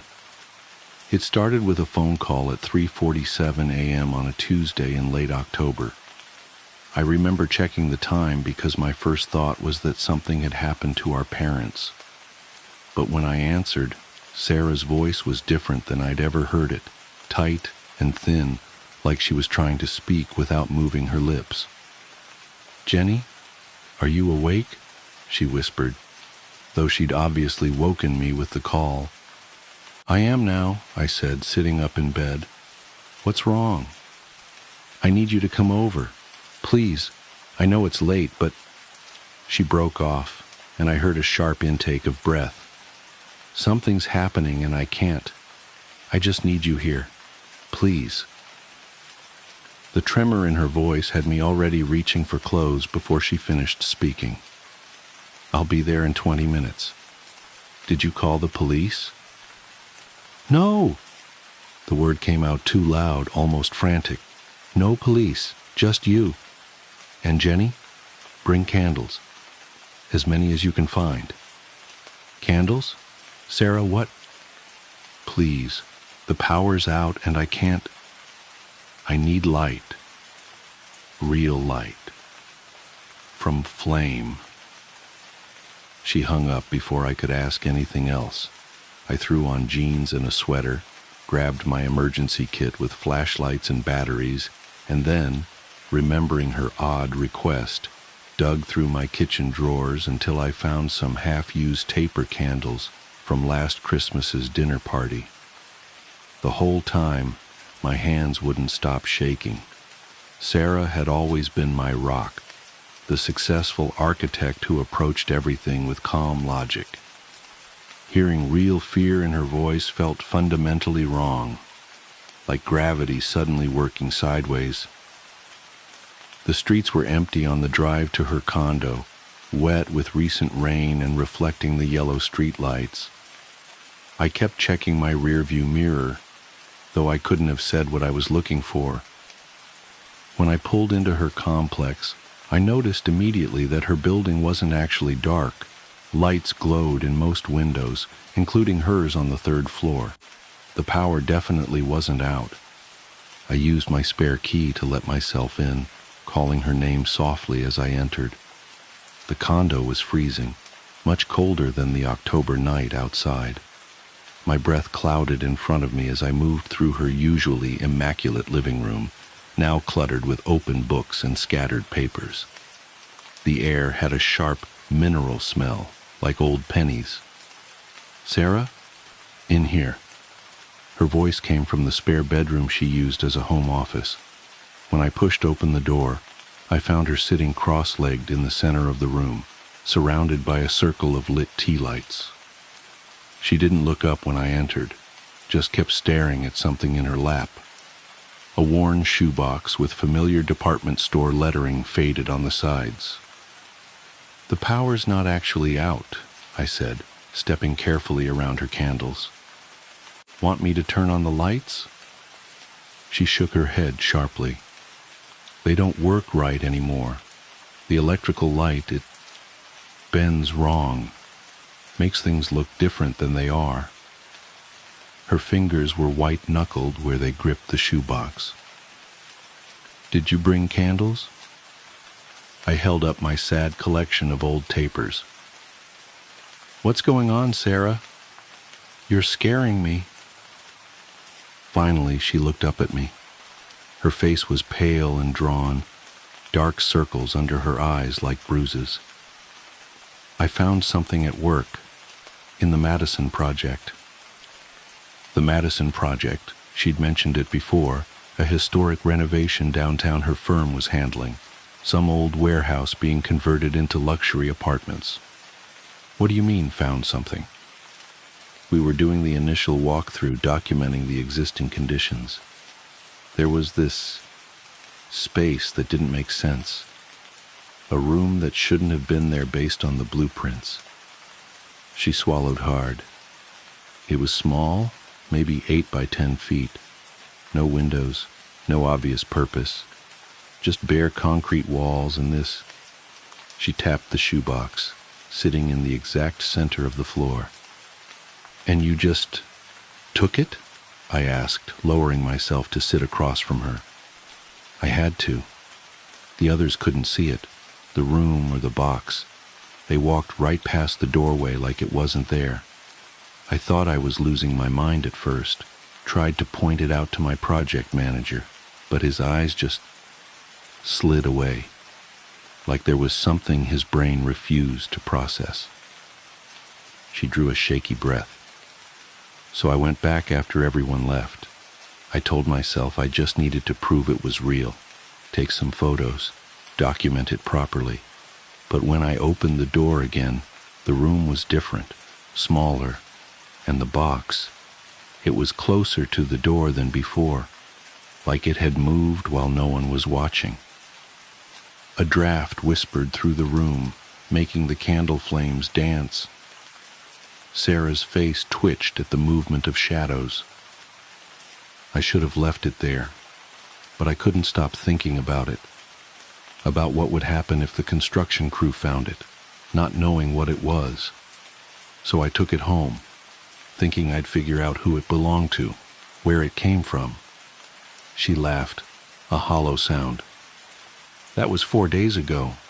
I haven't slept since. What's in it? I asked, though I wasn't sure I wanted to know. Her hands tightened on the box. At first, I thought they were fake. You know those plastic novelty teeth you can buy at Halloween? But they're real. Human teeth. Hundreds of them. Adult and baby teeth, some still with bits of root attached. And they're active. Active? What does that mean? Instead of answering, she carefully lifted the lid.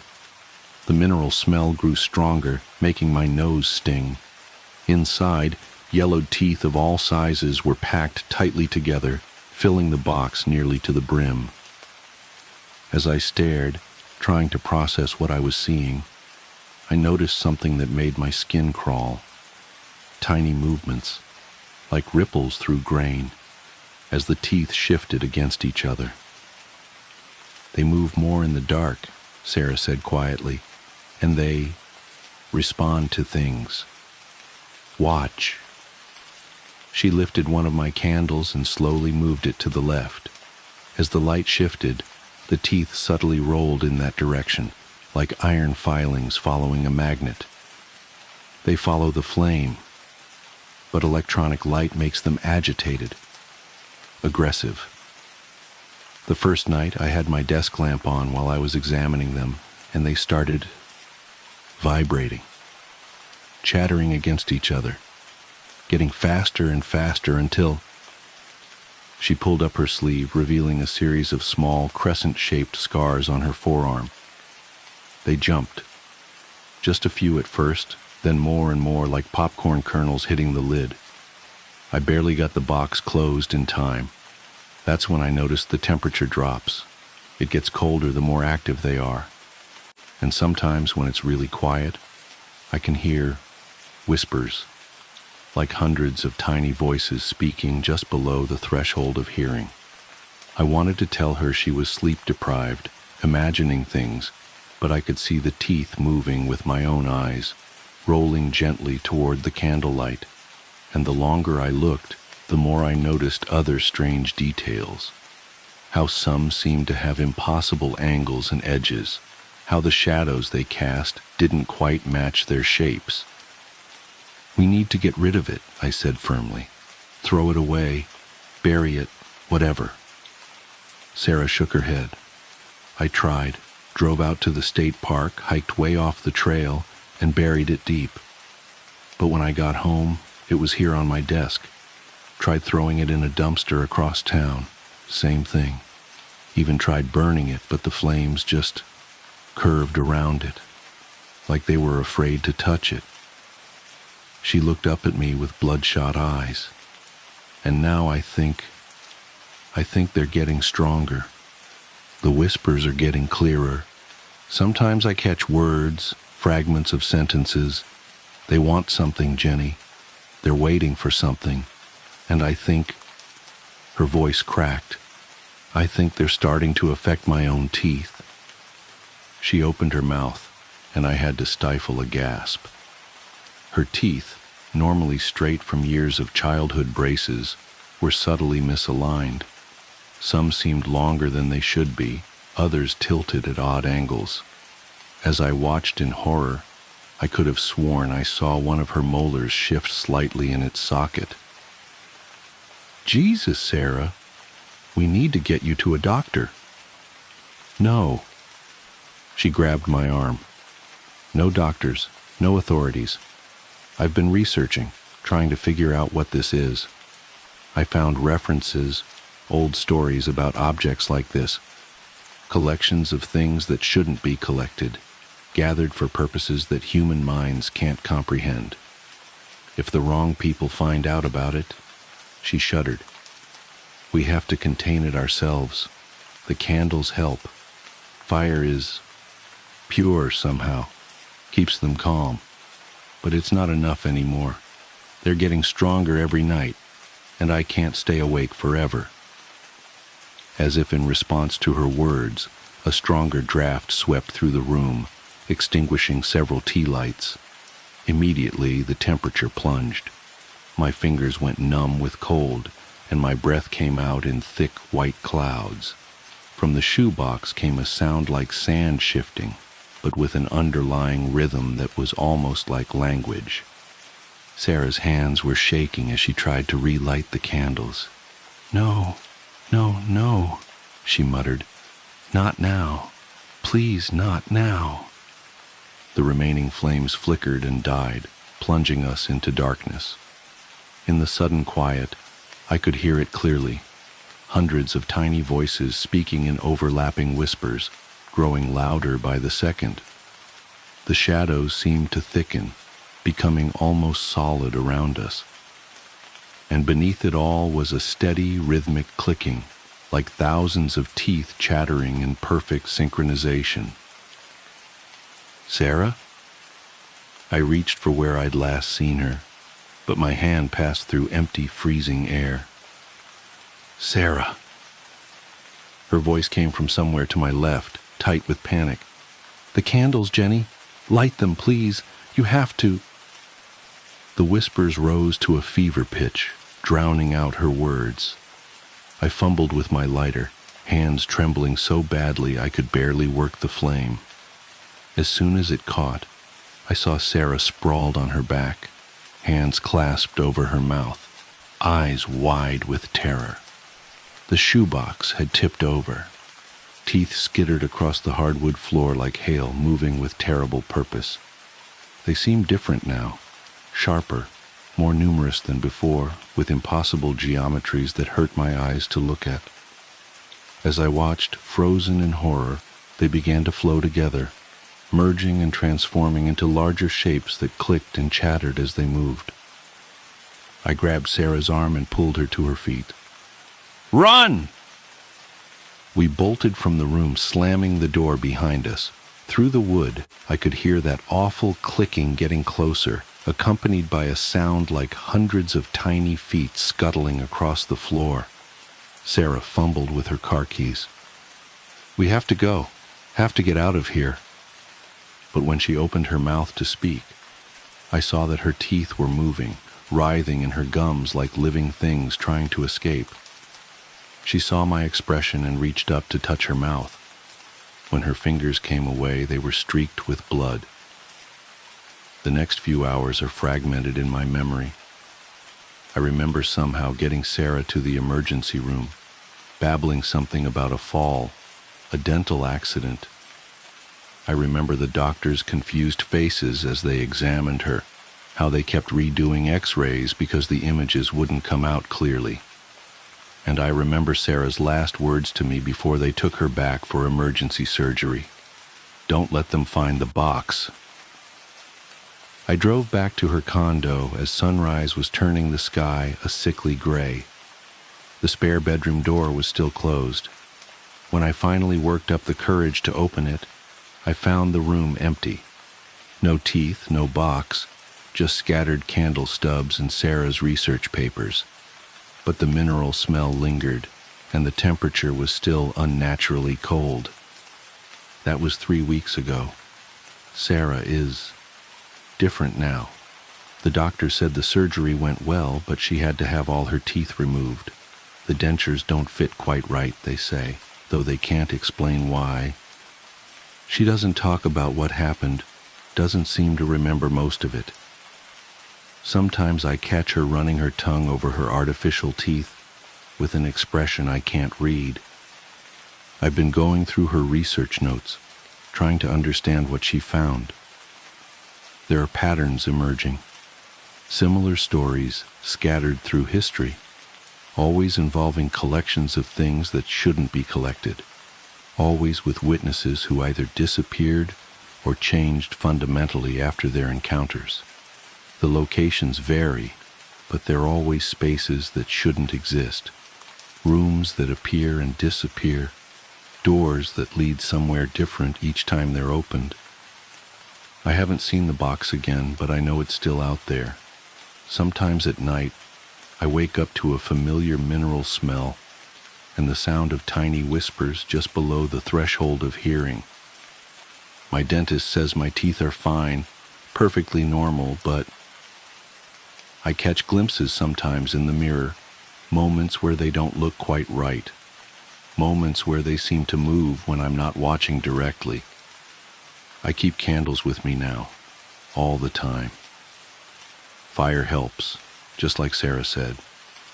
Keeps the whispers at bay, keeps my teeth feeling solid and real in their sockets. But I can't help wondering, what happens when the candles burn out? What happens when the flame isn't enough anymore? And sometimes, in my darkest moments, I wonder about that empty room in the Madison building. I wonder if it's still there, appearing and disappearing, waiting for someone else to find what was left behind. I wonder what's inside it now. Because the thing that terrifies me most, the thought that keeps me awake at night, is this. What if the box we found wasn't the only one? What if it was just the first? What if somewhere out there, in spaces that shouldn't exist, other collections are waiting to be discovered? Collections of fingers, of eyes, of tongues. I try not to think about it. I try to focus on taking care of Sarah, on keeping the candles lit, on pretending everything is normal. But late at night, when the shadows grow thick and the whispers start again, I find myself running my tongue over my teeth, counting them, making sure they're all still mine. And I wonder how long it will be before they're not. Has your husband been standing still? The woman at the door said her husband was inside my home. She was agitated and ran her fingers through her unwashed hair. You have the wrong address. It's just me, I said, then lied, and my boyfriend is here. No, please, just listen to me, she said, placing a hand on the door frame and leaning in toward me. I said I couldn't help her, said again she had the wrong address, then shut the door. But I could still hear her. I don't know what he'll do. Let me in, let me find him, she said, her muffled voice sharpening while her palm drummed on the door. He stands still. I froze in the entryway and waited full minutes after it sounded like she had left, in case her ear was pressed to the door. I didn't give much thought to her husband at first. There was something off about her, how she tried to talk so calmly, even though it was obvious she was coiled tight enough to snap. She kept floating on her toes, looking into my apartment behind me. But she also didn't seem outcast, or even neglected really. Her cashmere sweater and tapered pants told a different story. So I searched my apartment with the crowbar I kept under the sheets in the linen closet. No one was in the front rooms, with their windows facing the street. I had been there all day, so it was impossible for anyone to have broken in that way. Then I remembered the old dumbwaiter shaft. It was behind the kitchen door, shut behind a hinged metal slab. To keep noise from bleeding between apartments, it was no longer an open shaft, but a dusty compartment used as a pass-through for cables. I brought along my biggest chef knife from the drawer across from the refrigerator. The steel panel was painted the same color as the wall and had no handle or latch. Instead, there was a small jagged hole punched in one side with several drill bit plunges.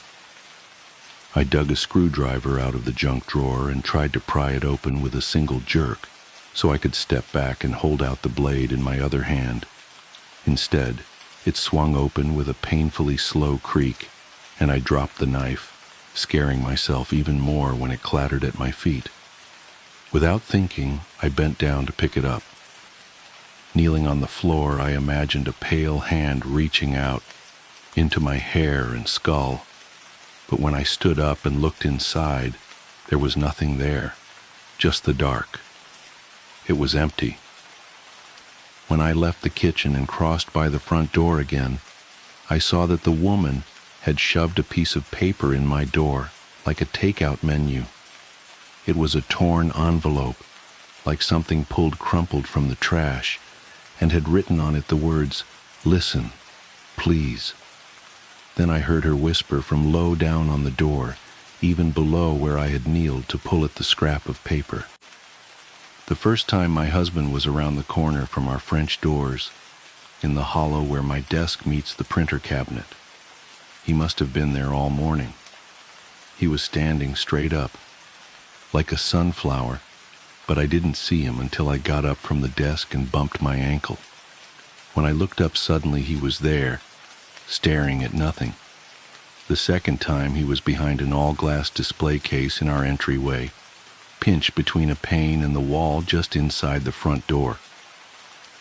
The whispering stopped and I realized I was barely breathing.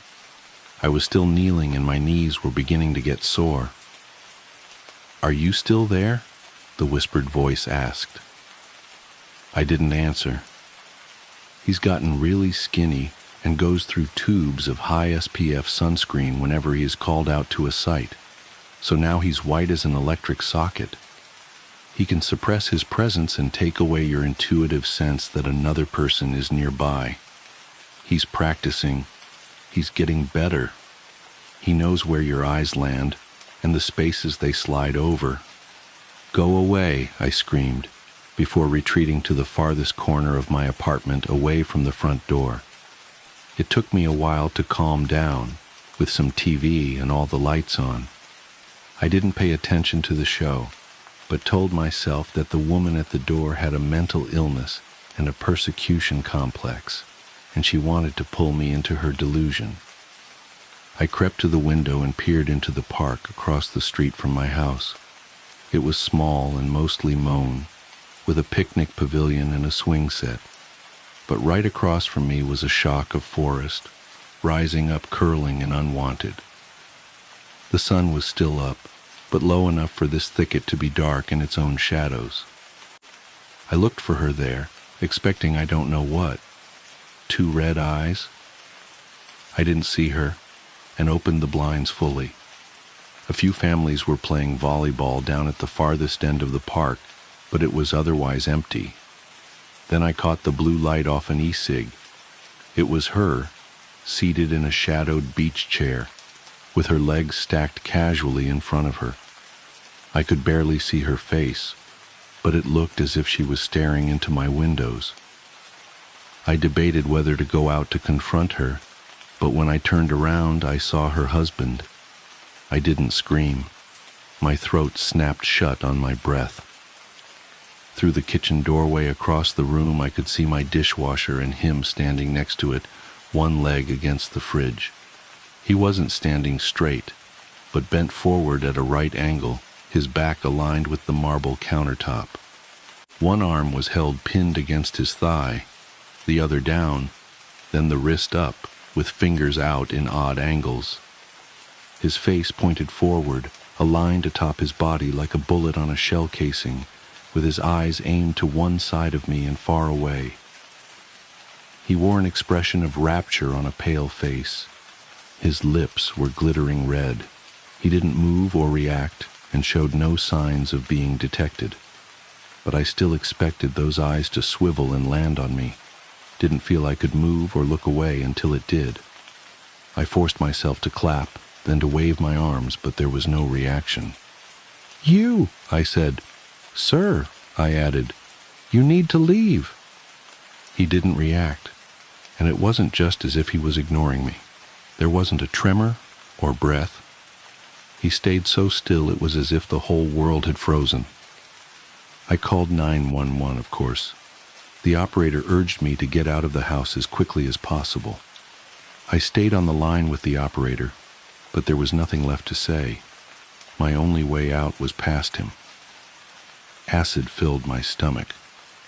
There was no way I could cross that room. I considered tossing something at him, or attacking him, but there was nothing more dangerous than a TV remote nearby. The operator said something about officers on the way, and my phone slipped from my hand in my rush to bring it back to my ear. My eyes never dropped from the husband, who didn't flinch when my phone crunched on impact, then clattered across the floor and under the couch. I lowered myself to my hands and knees and considered crawling over and reaching under until I realized it would put him out of sight. It was better to escape. Maybe I could crawl by him without touching him and he'll stay frozen. Or would he just grab me when I got close? I didn't have a choice. At the threshold between hardwood and tile, I looked down at my hands on the floor, and when I looked up, he was gone. But it was only for an instant, because suddenly I could see him again just in front of me. He hadn't moved. My eyes had let him go and struggled to find him again, like he wasn't where I had expected, or if I had somehow forgotten him. The arms holding me up shook so violently that I pitched forward, landing on the side of my face with a smack. I landed right at his feet, but didn't touch him.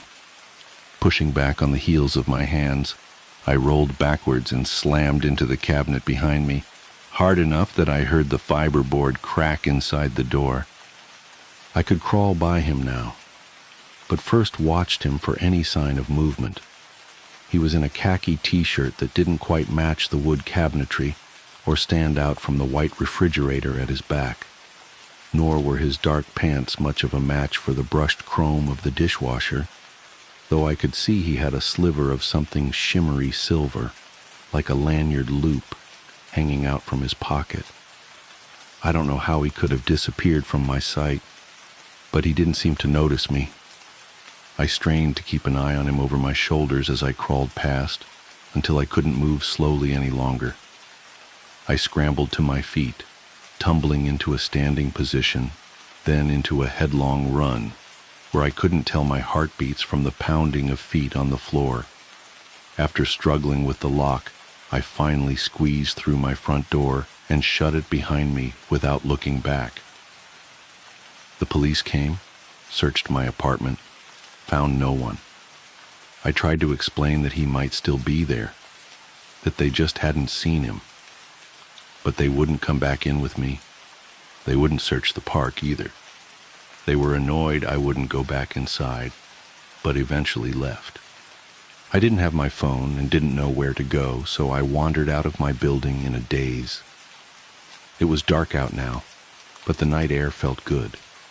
I saw a car double parked, but didn't pay it any attention until the woman pushed open the passenger side door from the driver's seat and waved me over. I'd be embarrassed to describe the horrible things I said to her, but she was calm and composed. She knew how to handle her husband standing still, and was nothing like the woman who first confronted me on my doorstep.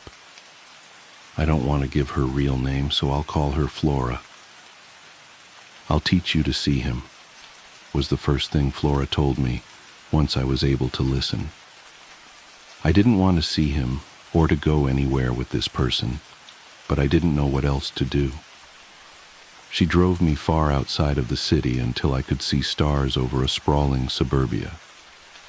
Somewhere nearer the highway, where duplex condos faded into industrial parks, she turned into a multi-acre construction site. It was all blonde dirt, scraped and marked by bulldozer treads. At the center was a cinder block frame that might one day grow into a big box store. She turned off her headlights, and suddenly the feeling I had ignored in favor of her serene understanding of my situation could no longer be ignored. I was struck dumb with fear, my sore muscles protesting at being called back to alert. Had I met a couple working together? But she kept talking reasonably, kept her instructions simple, and I found no moment to protest. Instead, I followed her. even let her take me by the hand and pull me in a circuitous path out into the center of the standing blocks. She laid out a picnic blanket and urged me to lay on my back next to her with a friendly pat. Inside, I was screaming. "We're in the middle of one of the dimmer meteor showers that doesn't get headlines," she said, "but we can see one every few minutes if we know how to look.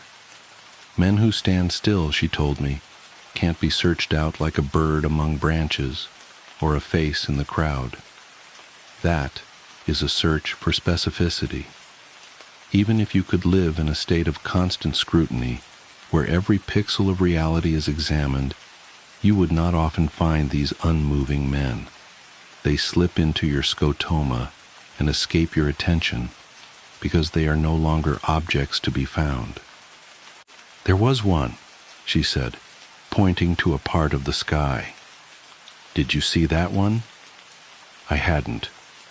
"Because you are darting around looking for shooting stars," she said, "instead of looking at the surface of reality."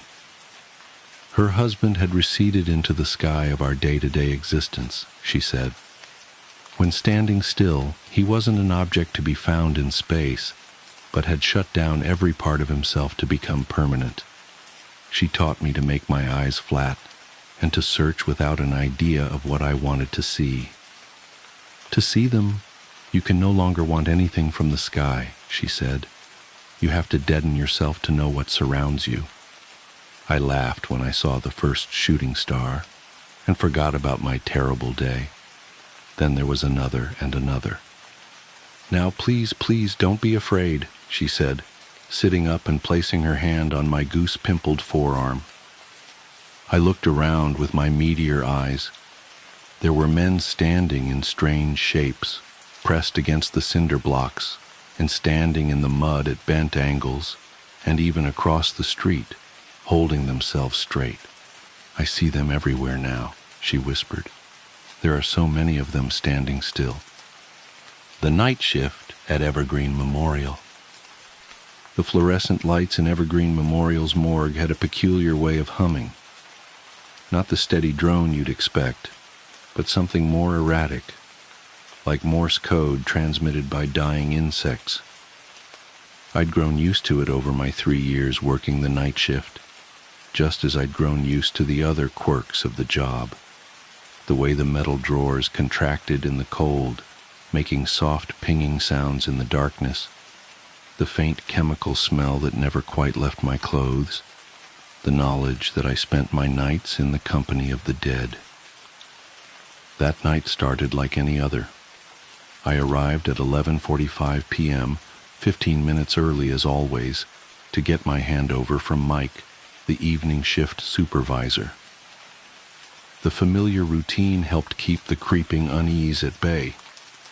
Check the security system, sign the logbook, count the occupants.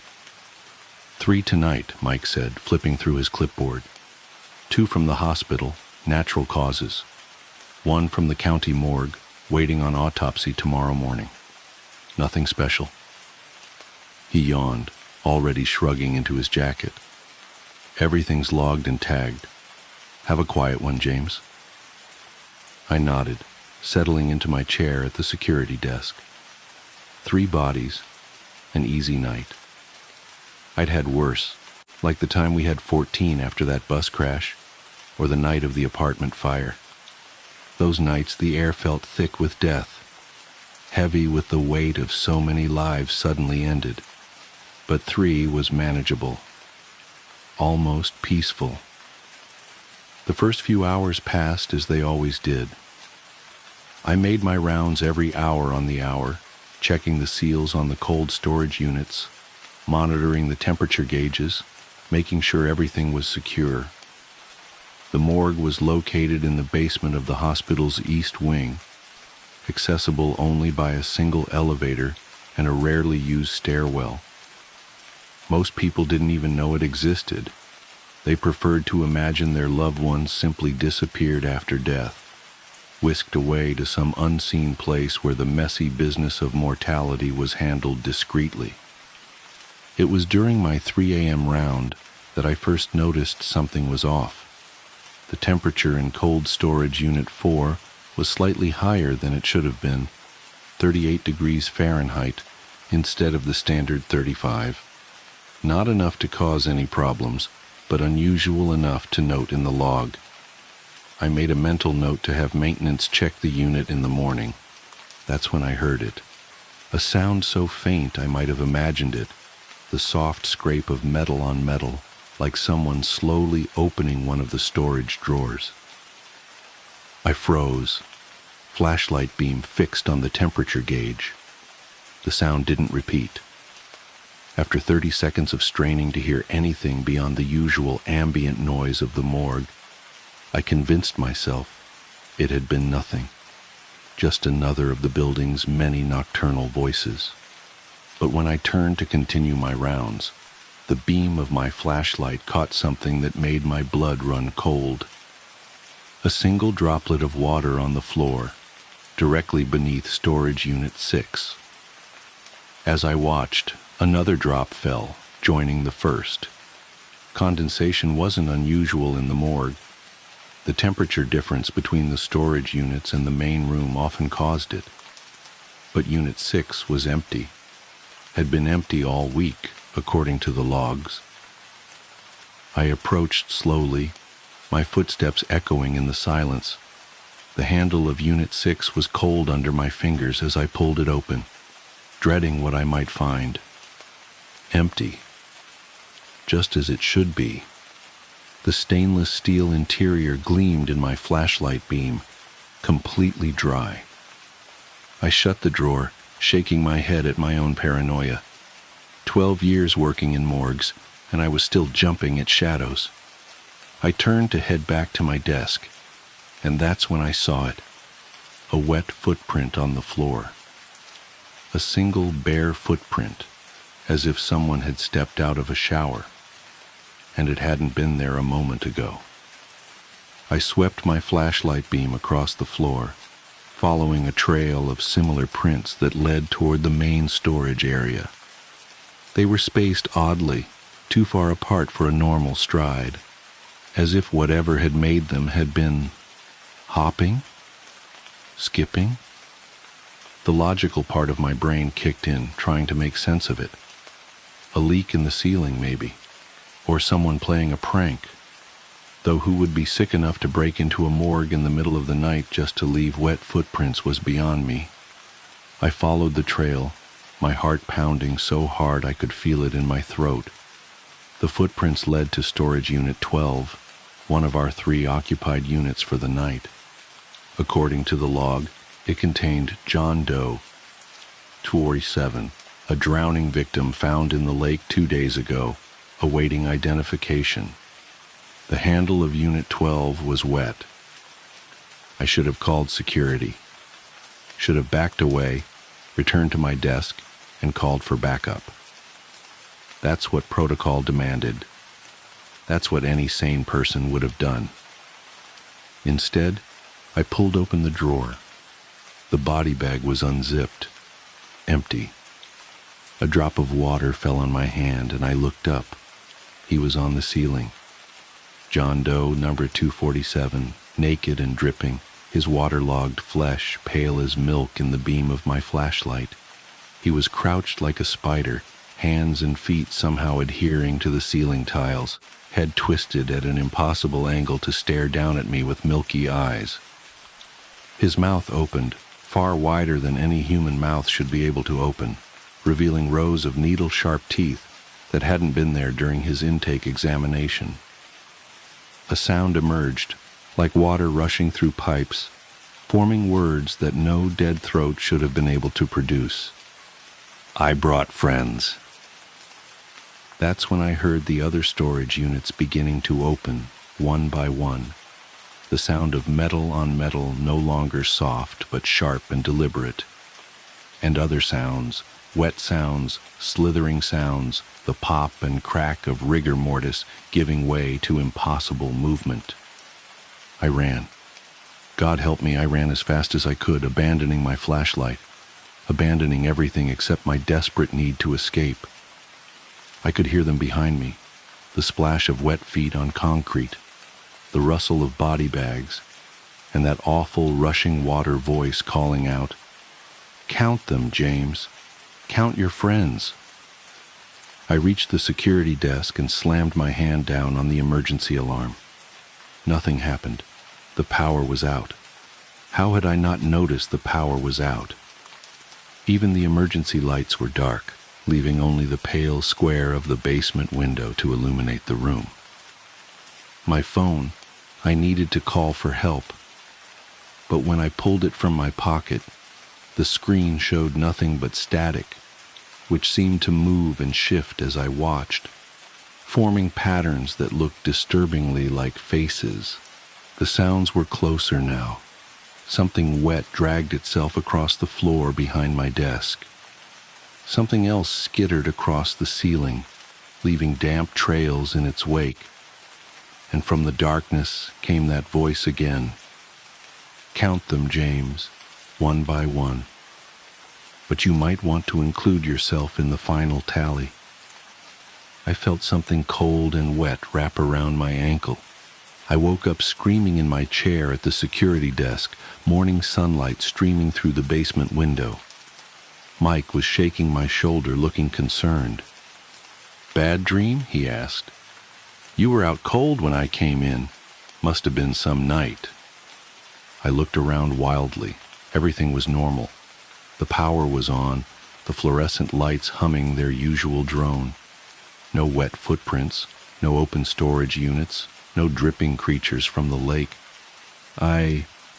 Yeah, I managed. Must have dozed off. Sorry. Mike shrugged. "No worries. Want to do the morning count before you head out?" I nodded, still shaky but determined to prove to myself it had all been a dream. We walked to the storage area together, Mike clipboard in hand. "Let's see," he said, checking his notes. "Should be 3 bodies, right? 2 natural causes, 1 drowning victim?" I nodded again, not trusting myself to speak. We counted the occupied units. 1, 2, 3, 4. Mike frowned. "That can't be right. Log shows 3. With trembling hands, I opened Unit 13, a unit that should have been empty. Should have been clean and dry and empty. Inside was a body bag, unzipped. Inside the bag was me, my skin pale and waterlogged, my mouth frozen in a scream that showed rows of needle-sharp teeth. And clutched in my dead hand was a note, written in my own handwriting. Final count. 4 bodies. The extra one is still warm. I passed out. When I woke up in the hospital 2 days later, they told me Mike had found me unconscious at my desk, soaking wet, with no memory of how I got that way. The security cameras had malfunctioned, showing nothing but static for my entire shift. The motion sensors recorded no movement except my regular rounds. And John Doe, number 247, never existed according to the records. No drowning victim had been brought in that week. In fact, there hadn't been a drowning in the county lake in over 20 years. I quit my job at Evergreen Memorial that day. Found work at a convenience store, where the only things that go bump in the night are teenagers trying to steal beer. But sometimes, when I'm alone in the store at 3 a.m., I catch myself counting things, inventory, customers, footprints, and sometimes, just sometimes, I could swear there's one more than there should be. The real horror started 3 days ago when I received a letter from Evergreen Memorial. They're renovating the morgue, and during the demolition of the old cold storage units, they found something in Unit 13. Something that, according to the laws of physics and biology, couldn't possibly exist. They found a body bag containing a perfect preserved corpse, despite the unit being powered down for months.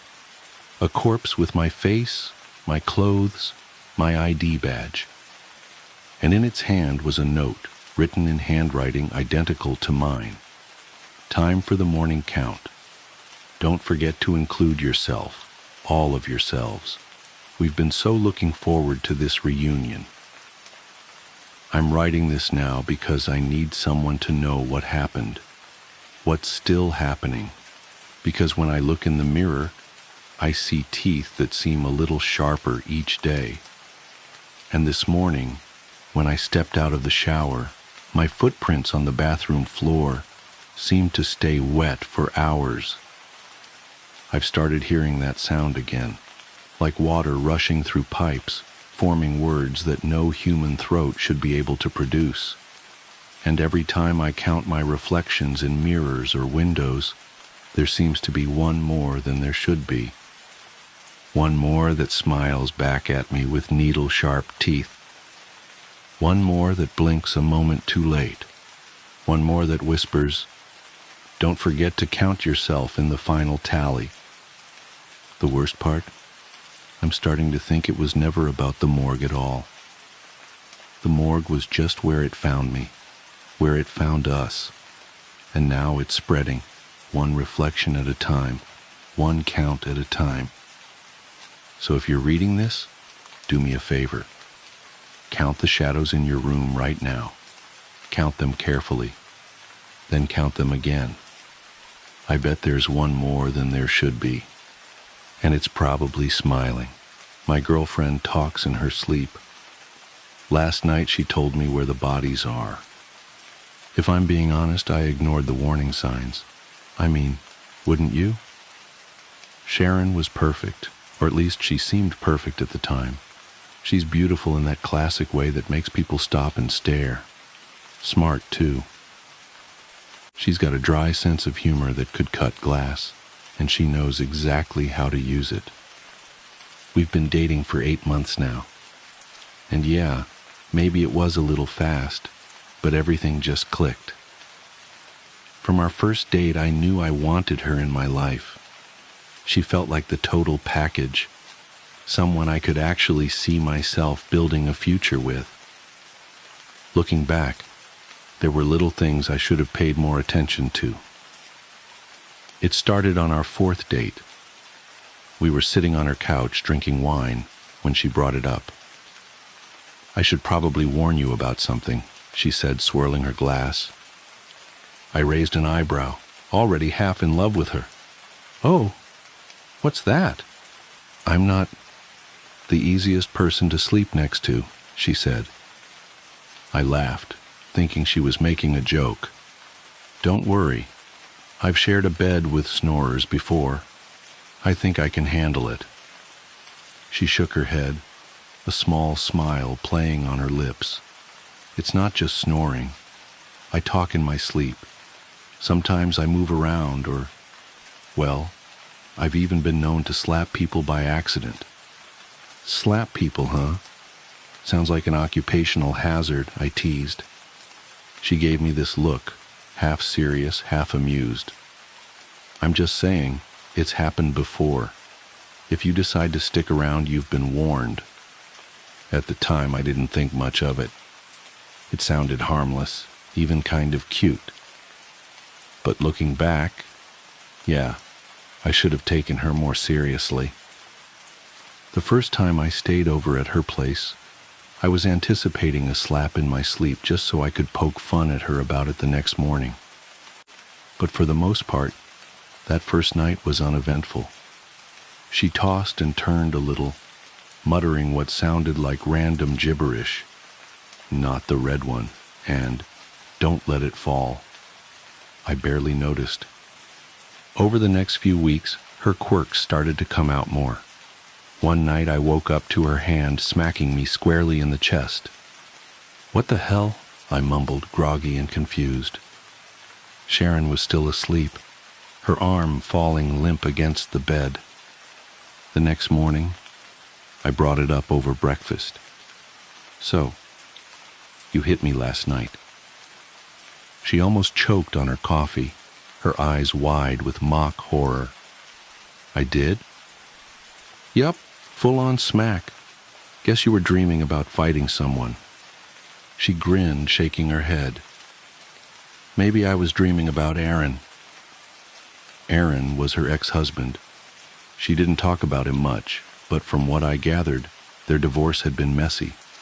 The way she said his name, half joking, half bitter, made me wonder if there was more to the story. Still, I laughed it off. At the time, it didn't seem like a big deal. The warnings kept coming, however, in subtle ways I didn't recognize for what they were. A few weeks into staying over, Sharon brought it up again one night as we got into bed. "I wasn't kidding about the sleep stuff, you know," she said. "I know," I replied, pulling the covers over us.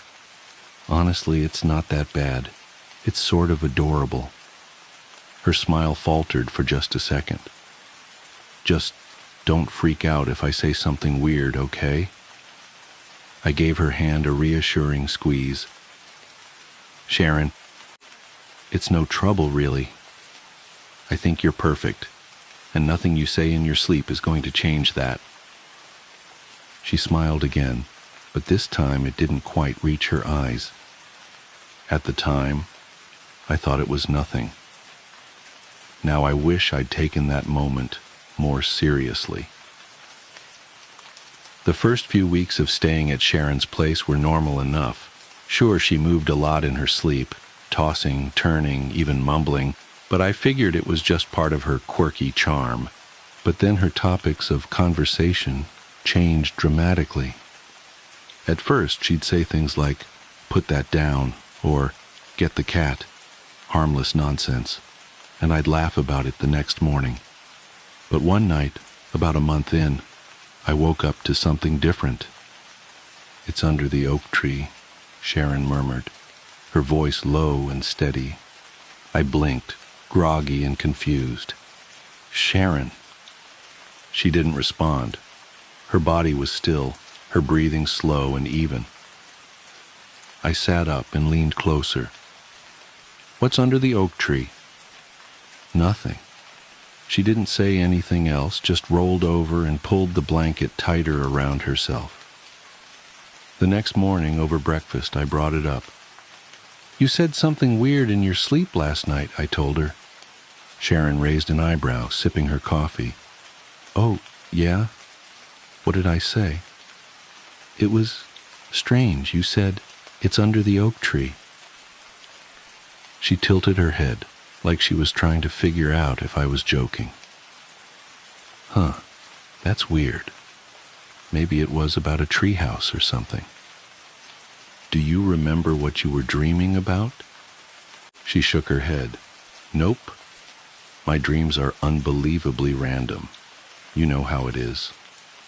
I nodded, but her answer didn't sit right with me.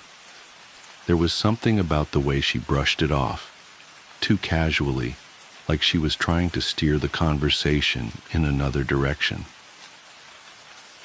A week later, I woke up to her pacing, circling the bed as if she was measuring the room. "Sharon?" I whispered, rubbing my eyes. She didn't answer. I reached for the bedside lamp, but as soon as I touched the switch, she stopped dead in her tracks. "Don't!" she said sharply.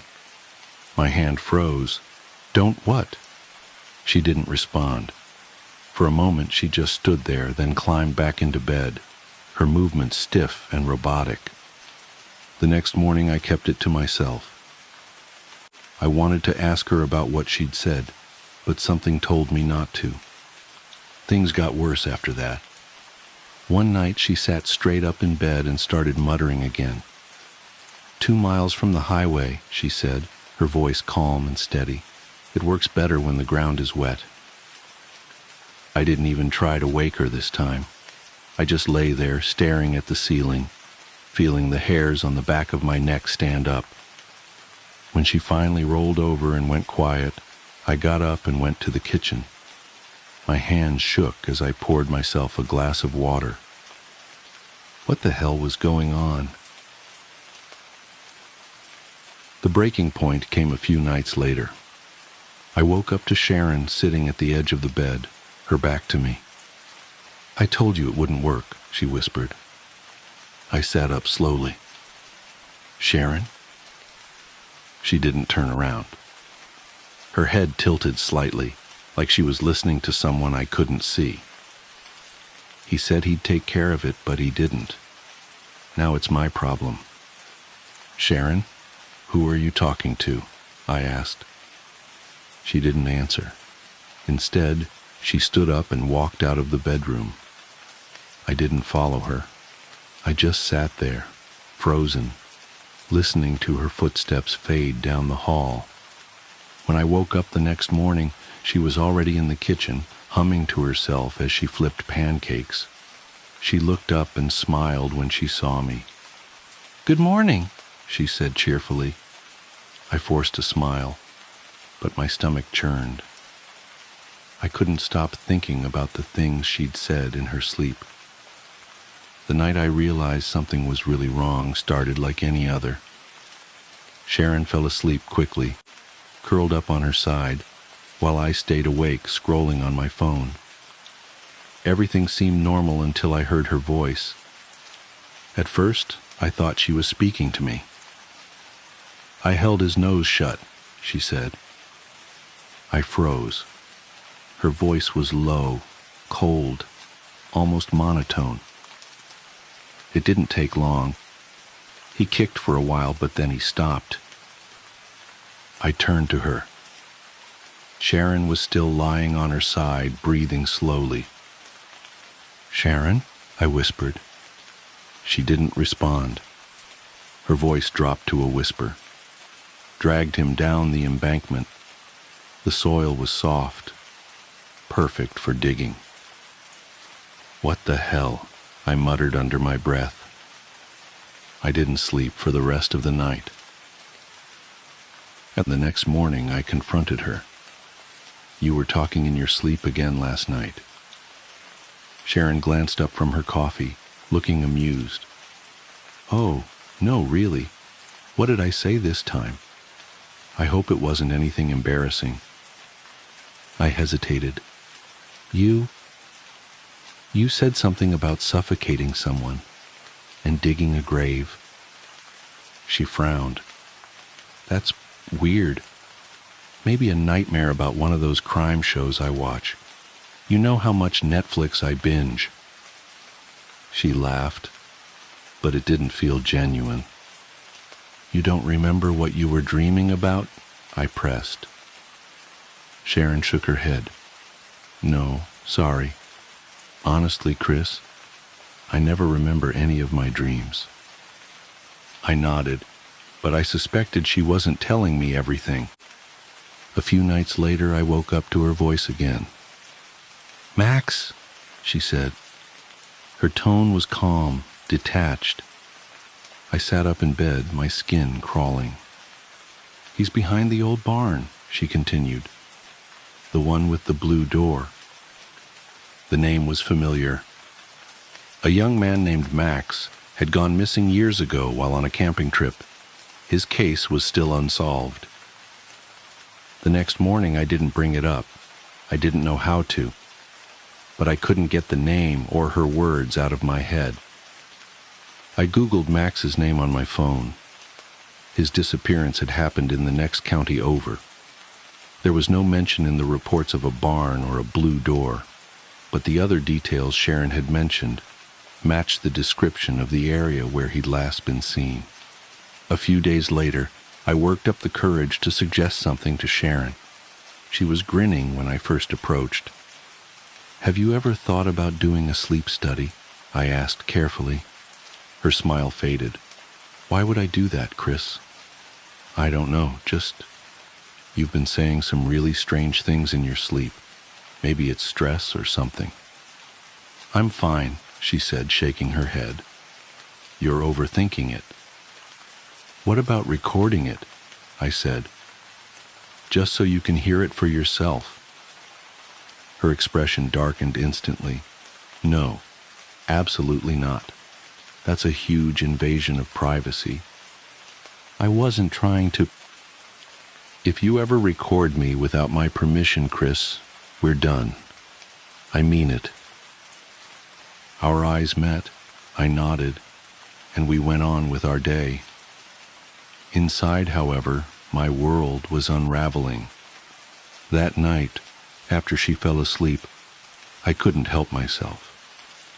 I propped my phone under a pillow on her side of the bed and hit record. The next morning, while Sharon was in the shower, I played back the audio file. At first it was just static. Then, around 2 a.m., her voice came through, clear as day. "Nina screamed too much," Sharon murmured. "Fast had to move fast. No mistakes." I froze. Nina. I knew her too. A teenager by that name had disappeared 5 years ago, and her case was still open. No, it couldn't be, I thought. This isn't impossible.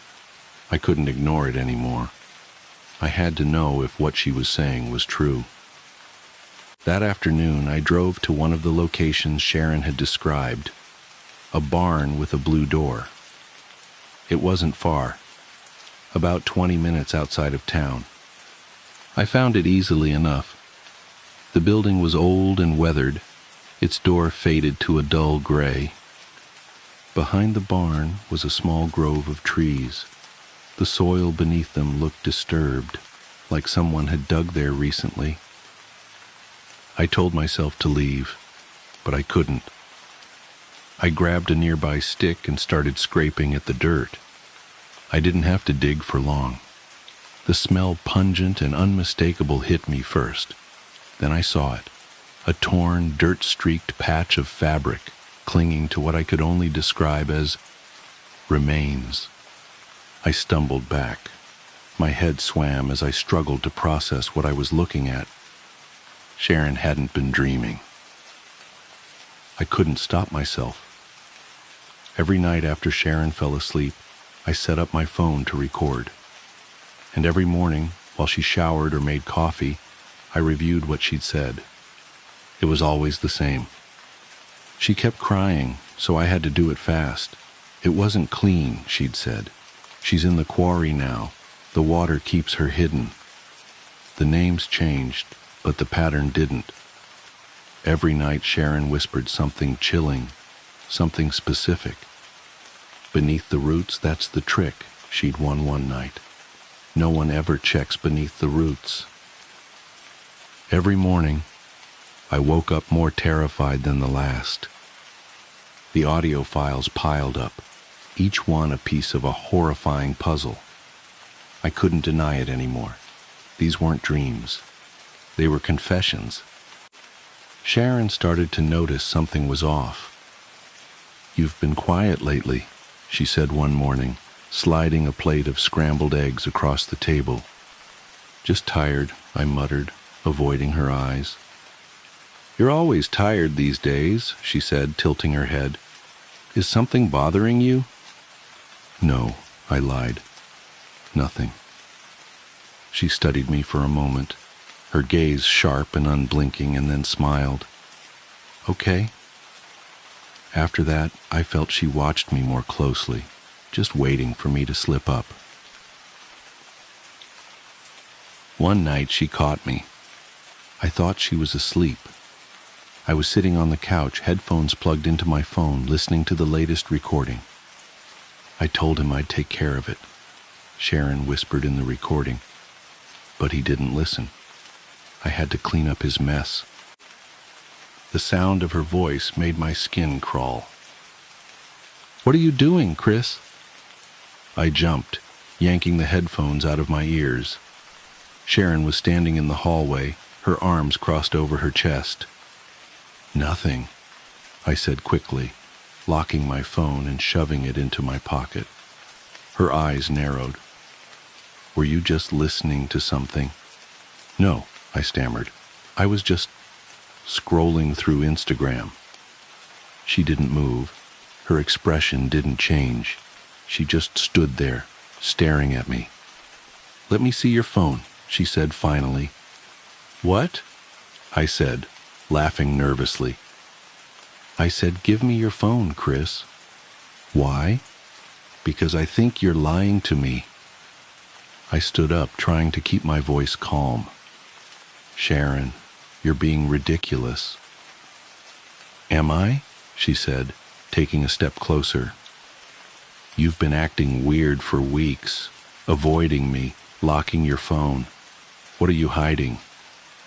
"Nothing," I said. "Why would you think I—" "Then let me see it," she said, cutting me off. "No." The word came out sharper than I'd intended. Sharon's voice was cold and flat.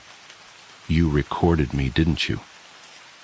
A wave of dread washed over me. "I don't know what you're talking about." She took another step forward. "While I was sleeping, you recorded me. Admit it." "Sharon, I—" "Give me the phone, Chris." "No." She lunged at me, her fingers clawing for my pocket. I stumbled back, trying to push her away, but she was relentless. "Give it to me," she screamed, her voice echoing through the apartment. I twisted out of her grip and ran for the door. I didn't stop running until I reached my car. My hands shook so badly that it took me 3 tries to get the key into the ignition. As I pulled out of the parking lot, I glanced back at the building. Sharon was standing at the window watching me. I didn't go back for my things, not even my phone. The next day, I logged into my cloud account from a public library computer. The recordings were gone. Sharon must have found a way to delete them. I sat there, staring at the empty folder. All the evidence, every scrap of proof, was gone. I didn't go to the police. I couldn't. What was I supposed to say? That my girlfriend confessed to a dozen murders in her sleep? That I found a body exactly where she said it would be? They'd laugh me out of the station. Or worse, they'd think I was involved. And without the recordings, I had nothing but my word. Instead, I did the only thing I could think of. I ran. I drove straight to the next town over, checked into a cheap motel, and spent the rest of the night staring at the cracked ceiling, trying to figure out what the hell I was going to do. The next morning, I bought a new phone with cash. It was nothing fancy, just a basic model that could make calls and access my cloud account. Not that it mattered. The recordings had vanished. Every file I'd backed up had been erased. She'd found a way to delete them. For weeks, I stayed in the motel, keeping my head down and jumping at every sound outside my door. I just knew Sharon was out there, watching, waiting for the right moment to strike. I avoided social media, too afraid she would use it to track me down. The only thing I kept up with was the news. Every morning I scrolled through local crime reports, praying I wouldn't see her name, or worse, hear that another body had been discovered. At first there was nothing. No missing persons or disappearances, no murders. For a moment, I let myself believe that maybe I'd scared her enough to stop. Then the killings started again. It was small things at first. A man found strangled in his home, a woman's body pulled from a lake. Both in neighboring counties, the circumstances eerily similar to the stories Sharon had whispered in her sleep. I told myself it was just a coincidence. It had to be. But then it got closer. A teenage girl went missing from my hometown. Her bike found abandoned on the side of the road just a mile from where I grew up. A week later, her body was discovered in a shallow grave beneath a grove of trees. I couldn't breathe when I saw the report. The site matched Sharon's description exactly. Beneath the roots, that's the trick. No one ever checks beneath the roots. It was her. It had to be. The breaking point came when the news reported another victim. My cousin, Riley. Riley and I weren't close, not anymore, but we'd grown up together. She was the kind of person who lit up every room she walked into, always smiling and laughing. When I saw her name on the news feed, I felt like the floor had been ripped out from under me. The reporter said she'd been found near the same grove where the teenager's body had been discovered. They didn't give any details, but I already knew what they weren't saying. I knew it was Sharon. For days I couldn't eat or sleep. All I could think about was Riley, how I could have stopped this if I'd done something sooner, if I'd gone to the police or told anyone about what Sharon had said. But I hadn't. I'd run away like a coward, and now Riley was dead. The guilt was suffocating. I've made a lot of mistakes in my life, but running away from Sharon has to be the worst. I thought leaving would save me. I thought it would keep her from finding out how much I knew. But the truth is, it didn't save Riley. It didn't save anyone. I can't keep this to myself anymore. I don't care if no one believes me or if people think I'm crazy. Even if it put a target on my back, I have to tell someone, have to do something. For days I've sat here trying to find the right words that might make someone believe me, words that might stop her. But the truth is, I don't think it matters anymore. Riley is dead, and it's my fault. I can't stop seeing her face on the news. I can't stop hearing my mom's voice on the phone, shaking as she told me what happened. I could have done something. I could have stopped Sharon, but I didn't. I ran. My hands are shaking, my head is pounding, and my chest feels tight, but I have to get it out. I just need someone to know. Her name is Sharon. She's smart, beautiful, perfect on the outside, and she's a murderer. She's confessed to everything, Max, Nina, all of them. She described how she did it, where she buried them. I thought it was just dreams at first. God, I wanted to believe it was just dreams. But I found one of them. I dug where she said to dig, and there he was. I tried running. I thought if I stayed quiet, she'd let me go. But the killings never stopped. I suppose I want someone to know the truth before she finds me, because she will. It's just a matter of time. There's a noise. I freeze, my fingers hovering over the keyboard. I hear the sound of glass breaking, of footsteps slow and steady coming from the kitchen. A wave of nausea overwhelms me. I grab the gun from my nightstand, my hands trembling so badly I nearly drop it. Oh God, she's here. I don't know if I'll make it out of this. If I disappear, you'll know why. If anyone finds this, please, don't let her get away with it. How to summon the Butter Street hitchhiker. There's an urban legend in my hometown about a hitchhiker on Butter Street that will appear if you follow a series of instructions. Once summoned, you drive him to his destination, and if you play the game right, he will answer an unknowable question for you. If you play it wrong, well, just don't play it wrong. There's an old gravel pit at the end of Butter Street. The water there is the deepest blue. It's almost like staring into the ocean. That's how deep it is. More than one car over the years has been dredged up from the depths there. Officially, these drivers all fell asleep at the wheel. But unofficially, the deaths from cars careening off the road into the gravel pit during the wee hours of the night only add more veracity to the urban legend. They were the poor souls who broke the hitchhiker's rules. So far, no one has pinpointed the origin of the legend. I've reached out to the local historical society and searched through newspaper archives in the local library and haven't found any mentions of the hitchhiker. It's a modern piece of folklore passed around coffee shops and diners in the early morning hours until it eventually made its way to high school cafeterias.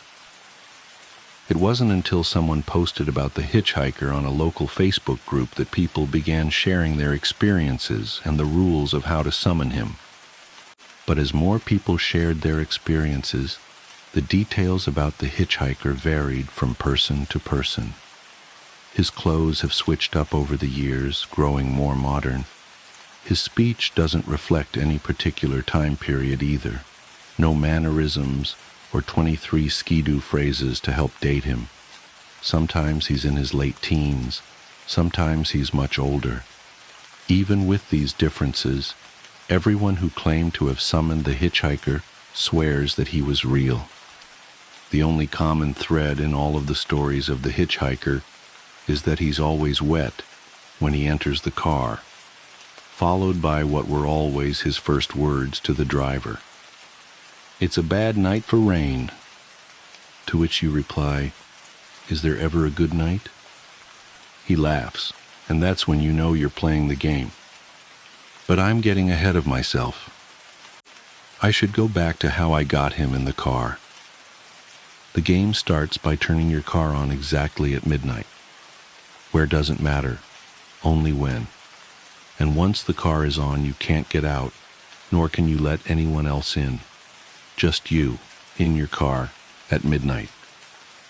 What comes next is a lot of waiting, because you have to be at the pickup point on Butter Street at exactly 3 a.m. That's right, 3 hours in the car. Those are the rules. With 3 hours to kill, a lot of people show up early and just cruise the road so they can time getting to the pickup spot at exactly 3 a.m. But as the urban legend has grown in popularity, the local police will pull you over if they see your car circle back down Butter Street more than once. The local cops all know the rules, so if they pull you over, they'll have you turn off your car and get out of the vehicle, thus ending the game. On the night I decided to summon him, I filled up my car at the gas station at 11:45, then went in and took advantage of the facilities to ensure I wouldn't need to make any pit stops before 3 a.m. Then I waited in the parking lot until it was exactly midnight and started up my car. I should add that it doesn't matter what type of car you drive, but a 4-door car is preferred over a 2-door or a pickup. You don't want to look directly at the hitchhiker, not until the end of the trip. That's much easier to do if he's sitting in the back seat versus sitting beside you. I drove in a big loop around the county until it was time to head to the pickup, avoiding any of the known police traps to keep from having to try again another night. I kept my maps program running on my phone so I knew exactly what time I had to make my way to Butter Street. I can't imagine how difficult it was to be an urban legend hunter before real-time GPS maps. Side note, you can play with the radio on or off. It has no impact on the hitchhiker. Radio on is preferred if you choose not to engage him. He can get quite loud and belligerent if you won't talk to him. I pulled up to the pickup spot, stopped the car, and then followed the summoning instructions. The rules posted online had small variations, but attempts that contained the following actions had the highest rate of success. Leave the car on and in drive, but engage the emergency brake. Turn off everything but the car: lights, air conditioning, radio, phone. Unlock the car doors 3 times. Roll down all the windows. Press the brake pedal 3 times. Turn the headlights back on. Wait 3 minutes. If he's not there by 3:03 a.m., then you did something wrong. With the lights off, I noticed a fog rolling in. Whether it was part of the ritual or not, I don't know, but it added a creepy aesthetic to waiting on a dark road at 3 a.m. for a ghostly hitchhiker. Other than the idling of my Subaru, the road was still and quiet. I had even shallowed my breathing so I could listen for footsteps, giggling teenagers, other cars, but there was nothing. I never even heard the car door open. I only heard it shut. "It's a bad night for rain," a voice said from the back seat. I felt every hair on my body stand up as a chill ran up the back of my neck. Over my stuttered breathing, I could hear the steady drip of water from his pant leg hitting his shoe. I didn't turn around, but I stole a peek in the rearview mirror. He wasn't a big guy, maybe my height. He was dressed in a white Dr. Dre The Chronic t-shirt, a red windbreaker, and what looked like dark denim jeans. The rules said the mirror was fine as long as you didn't turn the lights on in the car. But never look him directly in the face, not until he's out of the car and ready to answer your question. I gathered up my courage to reply back, but the words stuck in my throat. I cleared and tried again. Is there ever a good night? A pause as I stared back in the mirror at the shape in my back seat. I held my breath, waiting. Then, after what felt like ages, I saw his hand slap against his wet knee as he laughed. I let out the breath I was holding as I disengaged the parking brake. "Hold up, put your wipers on, champ," he said. "With all that rain, you won't see the road." This was a scripted reply, part of the game. "Right, sorry." Also a scripted response. Despite his insistence on the rain, it was bone dry outside. Per the rules, I turned on my windshield wipers, setting them to their fastest setting. He settled back against the seat, laying his arm across the back window. "Mind if I turn on the radio?" I asked. This wasn't part of the game, but I figured it was best to ask and be polite. "It's your ride," he said. His voice was a smooth baritone. "One request, no country, please." "Sure thing," I answered. I put on a local top 40 station. I pulled back onto the road just as the clock hit 3:03. I stole looks in the rearview mirror as often as I felt comfortable while still keeping the car on the road. Luckily, this part of Butter Street was pretty straight, and not a lot of traffic. From his voice and the hand tapping against the wet knee in the back seat, I could tell he was a black man, maybe mid-20s, and dressed like he came straight from 1996. Nothing like any of the descriptions I read on the Facebook post about the hitchhiker. "Where you headed?" I asked. This was a scripted part of the game. "I'm headed to see my girl. I worked the late shift tonight. Thought I'd pop in to surprise her." His response to this question was always different. That, coupled with the fact that the appearance of the hitchhiker seemed to shift, led many to believe that it's not the same spirit every time. I pulled up at the stop sign at the end of Butter Street. "Yeah, you want to make a right here," he said. I followed his orders, turning right. Other than following them, the destination and directions were irrelevant. The ride goes until 3:33 a.m. when he tells you to pull over. "So what's your story, man?" he asked. A scripted prompt, but how you reply was completely up to you. Some have ignored talking to him altogether, which apparently is not recommended. Some have shared a little out of politeness. Others have talked right up until drop-off time, filling the air with their own words. The more you talk to him, the more he talks back. It doesn't impact the game, it just makes the journey a little more interesting. Even though I'm driving a ghost, his voice is disarming, making him easy to talk to. I have a day job that pays the bills, just boring office stuff, but in my spare time I like to explore urban legends and haunted places. Go out looking for proof of life after death. "Ah, for real? Damn, that sounds spooky as hell." Unscripted reply. He leaned forward, putting his elbows on his knees. In the rearview mirror, I could see the sleeves of his windbreaker were shredded. "What's the scariest thing you've seen? Take a right up here." Unscripted. I wanted to say, "Besides this?" but I held my tongue. All indications from everyone who has played the Hitchhiker's game say that he was unaware of his situation. He's just a passenger getting a ride to his destination. Attempts to get him to recognize his ghostly predicament do not go well, so I do not advise bringing it to his attention. I took the next right as I continued my story. About 2 years ago, I was on an overnight ghost hunt at the Ohio State Reformatory. It's an old prison up in Mansfield, where they filmed Shawshank Redemption, I said. I figured if he was from the 90s, he might remember the movie. So there's a group of 6 of us on the tour, and we're over in the administration wing, and I felt this hand press into my back, like it was guiding me forward. Oh, hell no. My ass would be gone up out of there. I ain't even playing. Unscripted response. It's about this time that I realized that all of the street lights were off. Not just the lights on the streets. Everything was dark.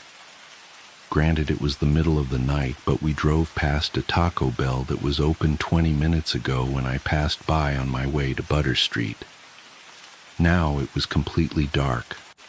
Not a single car in the parking lot. That's the second thing I noticed. No cars. We've driven 15 minutes without passing a single car. Not only were there no cars on the road, there weren't any cars in any driveways or parking lots. As we rolled by a Ford dealership, the entire lot was empty. It's like we'd stepped completely out of reality into a different one. So what did you do? Unscripted. I've got his interest, apparently. I continued the story. I turn and look, and no one is behind me, but I can smell rose-scented perfume. Apparently one of the ghosts there is the wife of the warden. She was killed when the warden's gun went off by accident. It fell out of the closet, went off, and shot her in the lung. That is crazy, man. But I can feel why she might be hanging around still, you know what I'm saying? Like she's got some unfinished business and shit because her life was cut short like that. We rode in silence for a bit. I don't know for how long. I tried looking back at him in the mirror, but he hung to the shadows. Then I felt his cold breath against my neck, sending shivers up my spine. Could you imagine what that's like? He said. Unscripted. What do you mean? I replied, also unscripted. Having your life cut short like that due to the careless act of another human being? That's pretty messed up. Unscripted. My heart thudded against my chest. Did I mess up? Did I not follow the rules? Did he... He laughed and sat back in his seat. I'm just playing, man. You need to relax.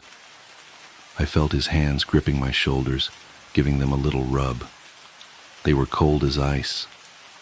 He patted my shoulder and sat back. I felt a trickle of water go down my back from the cold, wet spots on my shoulder where he grabbed me. Oh, this right, coming up. He leaned forward, pointing at the road. His skin was ashy and his thumbnail was split to the nail bed. The smell of wet loam wafted into the front of the cabin. I made the turn. I peeked at the clock on my dashboard and saw it was 3:29, only 4 minutes to go. You got any family? He asked. Scripted. I felt my heart leave my throat and drop back into my chest. We were back on script. I used to. Just me now. That's tough, I know. Before my girl, I was all alone. I don't know what I'd do if I didn't have her. Life would be just empty. Unscripted. A quiet stillness followed, like he was hit by a pang of remorse. For a moment it was so quiet I wasn't sure if he was still back there, but then I felt his wet, cold hand clap me on my shoulder. But don't worry, man. You seem like an okay dude going out of your way to help a young man like myself on a rainy night like this. I'm sure you'll find someone. Just takes time. Unscripted. We rode in silence as I stole glances down at the clock on the dash. As soon as the time flipped to 3:33 a.m., I heard his weight shift as he leaned forward. Oh, this is me up here. He pointed to a spot up the road. There was nothing there, no house or driveway, not even a place to pull off. I pulled the car onto the shoulder and eased to a stop. Just like when picking him up, I turned off the lights, radio, and engaged the parking brake, leaving the car in drive. You don't have to bother with the locking and unlocking 3 times, or the business with the brake pedal. Just unlock. Also, and this was very important, don't watch him get out. Don't look at him in the rearview mirror. Don't do anything but look down at your hands on the steering wheel. Keep them on the wheel, 10 and 2. And wait. This time I heard the car door open and slam shut. I could also hear the sound of his shoes against the gravel as he walked around the front of the car to the driver's side. I wanted to look up, but I managed to fight the urge by counting the seams on the steering wheel. "Thanks for the ride. Do you have a question for me?" he asked. Scripted. It was still his voice, but unlike our previous conversation, it was completely devoid of personality or emotion. Once you completed the ride, you were allowed to ask him a question. It has to be something personal but unknowable. You can't ask for lottery numbers or things like that. People have supposedly asked about locations of lost heirlooms, the exact date and time of their death, the fate of long-lost relatives, all sorts of personal questions they'd have no other way of knowing. For the second time that night, the words failed to leave my throat. I took a deep breath and swallowed. "Is she at peace?" I asked. Then without thinking, I added, "Does she blame me?" My words were barely above a whisper, but I knew he heard me. "After you ask, then and only then are you allowed to look directly at him." So I did. I felt all the color drain from my face as I looked up. The hitchhiker had no face at all, only 2 shiny black spots where his eyes should be. He had no mouth, no nose, nothing else. Just 2 quarter-size black pools of what looked like liquid ink where his eyes should be, and they reflected every star in the sky. I couldn't look away from those eyes, even though I very much wanted to.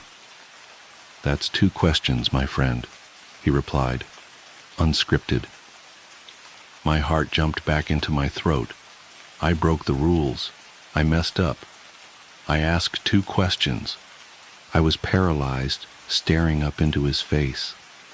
I sat looking up at him for what felt like hours. I pulled back a little as his hands moved up to the sides of his face, just under his ears. I thought for a moment he might rip off his false face and reveal another, more terrifying one. He didn't remove his face. Instead, he pulled his hoodie up over his head, returning his empty face to the shadows. "But since you were kind enough to save me from walking all this way in the rain, I'll answer you."